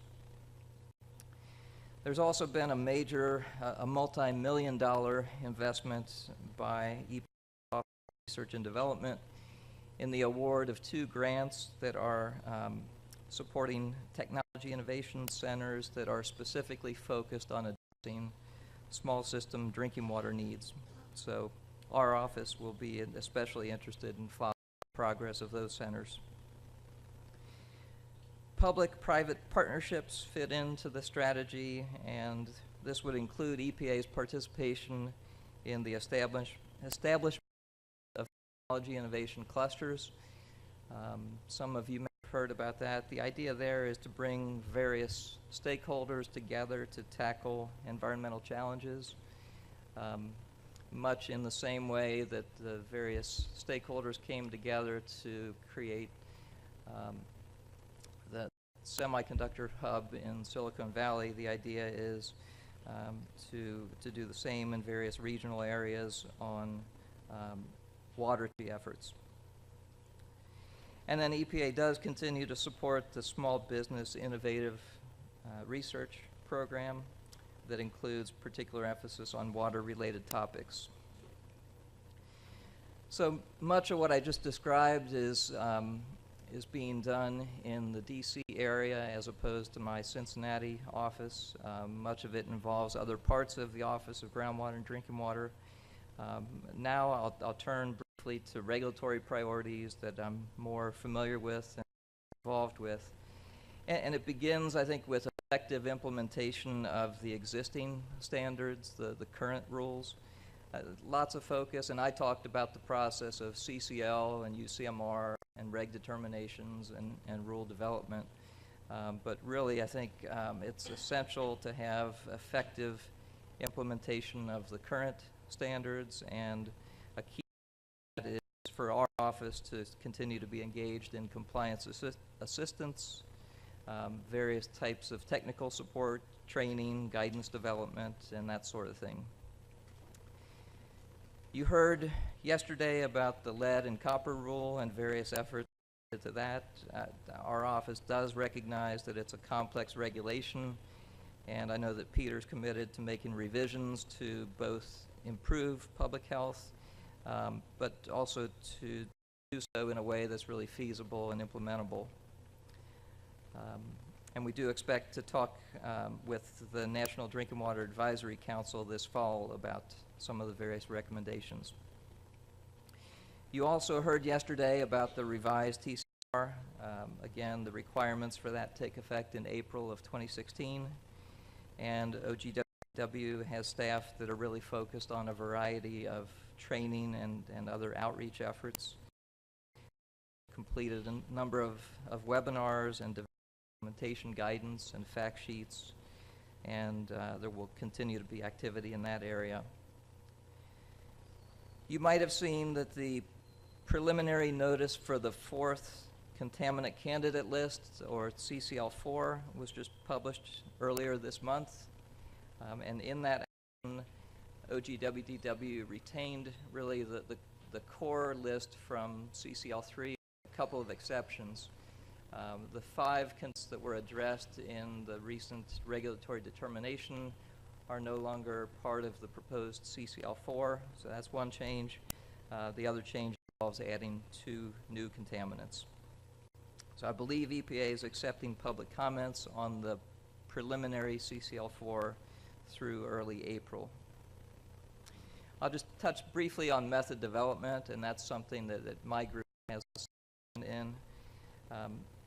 Our group, our office, and as well as our colleagues in ORD, continue to put a priority on the development of standardized analytical methods, as well as evaluating methods that are developed by others. So I think much of that work is focused on CCL priorities. Much of it is looking ahead to the notion of future UCMR monitoring. But we are also involved in developing and evaluating others' methods that can lead to better, faster, and/or cheaper compliance monitoring. So just touching briefly on UCMR, I covered that in detail earlier, but I'll point out that priorities for us include collecting high-quality UCMR3 data. Again, we're about halfway through that process. We've been fortunate in UCMR 1 and 2 to have very high degrees of participation by the water systems. And I would say we're on track with UCMR 3 to have equally high participation by the end of that. So that's a priority, as well as preparing for UCMR 4. 2018 sounds like a long time down the road, but there is much that needs to be done really in the years in between to effectively prepare for that. So regarding the current round, the 3rd round of regulatory determinations for the CCL contaminants, or you'll hear that referred to as RegDet 3. A preliminary determination was published this past October. It included 4 negative determinations to not regulate 4 particular contaminants. It also included 1 positive determination, a preliminary determination to regulate lithium. So the notice was followed by a public comment period and a stakeholder meeting in December, and our office expects to publish the final determination this year. So turning to rule development, you might recall that several years ago, the agency announced plans to develop a standard for perchlorate in drinking water. At this point, the office is currently addressing recommendations from the Science Advisory Board and working with FDA to evaluate various model approaches to develop an appropriate health-based goal. We do expect to convene an expert review panel this summer and to complete the peer review process by the end of the year. You might have also heard some discussion about carcinogenic VOCs. And on that subject, EPA is planning to develop a proposed standard to address carcinogenic VOCs as a group. That would include carcinogenic VOCs that are currently regulated as well as some that are unregulated. That really, I think next steps on that are dependent upon evaluating the data that we collect through UCMR3. So just to touch on one or two last things regarding RTCR. In the proposal for that rule, EPA requested comments on the value and the cost of various potential storage tank cleaning and inspection requirements. I think there's a lot of debate around that topic, and our office held a public meeting and a webinar on that back in October to gather input, and currently in the process of reviewing the public comments. So looking to the next 6-year review of the existing regulations, our office does expect to complete that review by 2016 and is currently looking at a large body of data provided by states, by tribes, by territories. Our office is reviewing the whole suite of the microbial and disinfection byproduct rules, as well as chemical and radiological rules. So I've do it, especially at the end of a full day, and if it sounds like too much information, if it sounds like too many priorities, there clearly are many priorities and clearly limited resources. I think anybody from EPA would tell you that, any of the states, tribes, territories, water systems, and other stakeholders would quickly point out that there are limited resources. So we can all commiserate on that point. But key to really making progress is going to be continued partnering, continued collaboration. We look forward to that. It's important for us to continue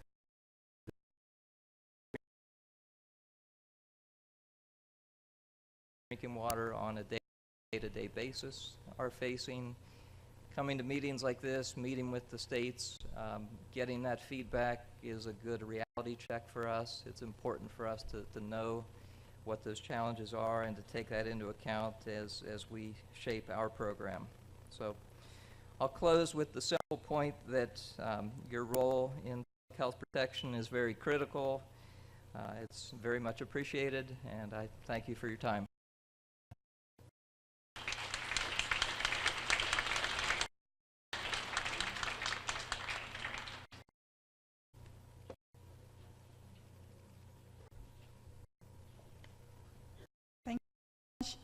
Is there any question for Greg? Okay. Hemos llegado al final del día.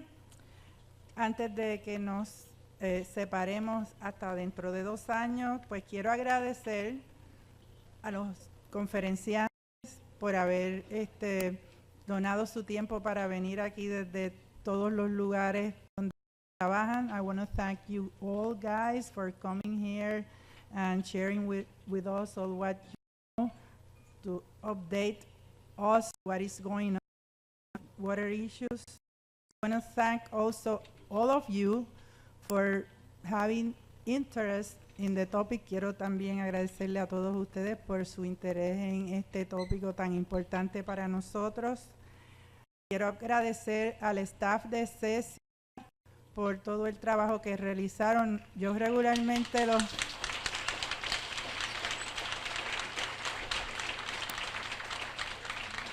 Regularmente yo digo los nombres, pero este año son 9 y no queremos estar después de las 5 aquí.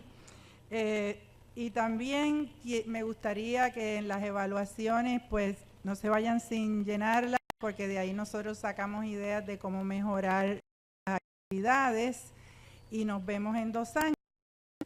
Muchas gracias.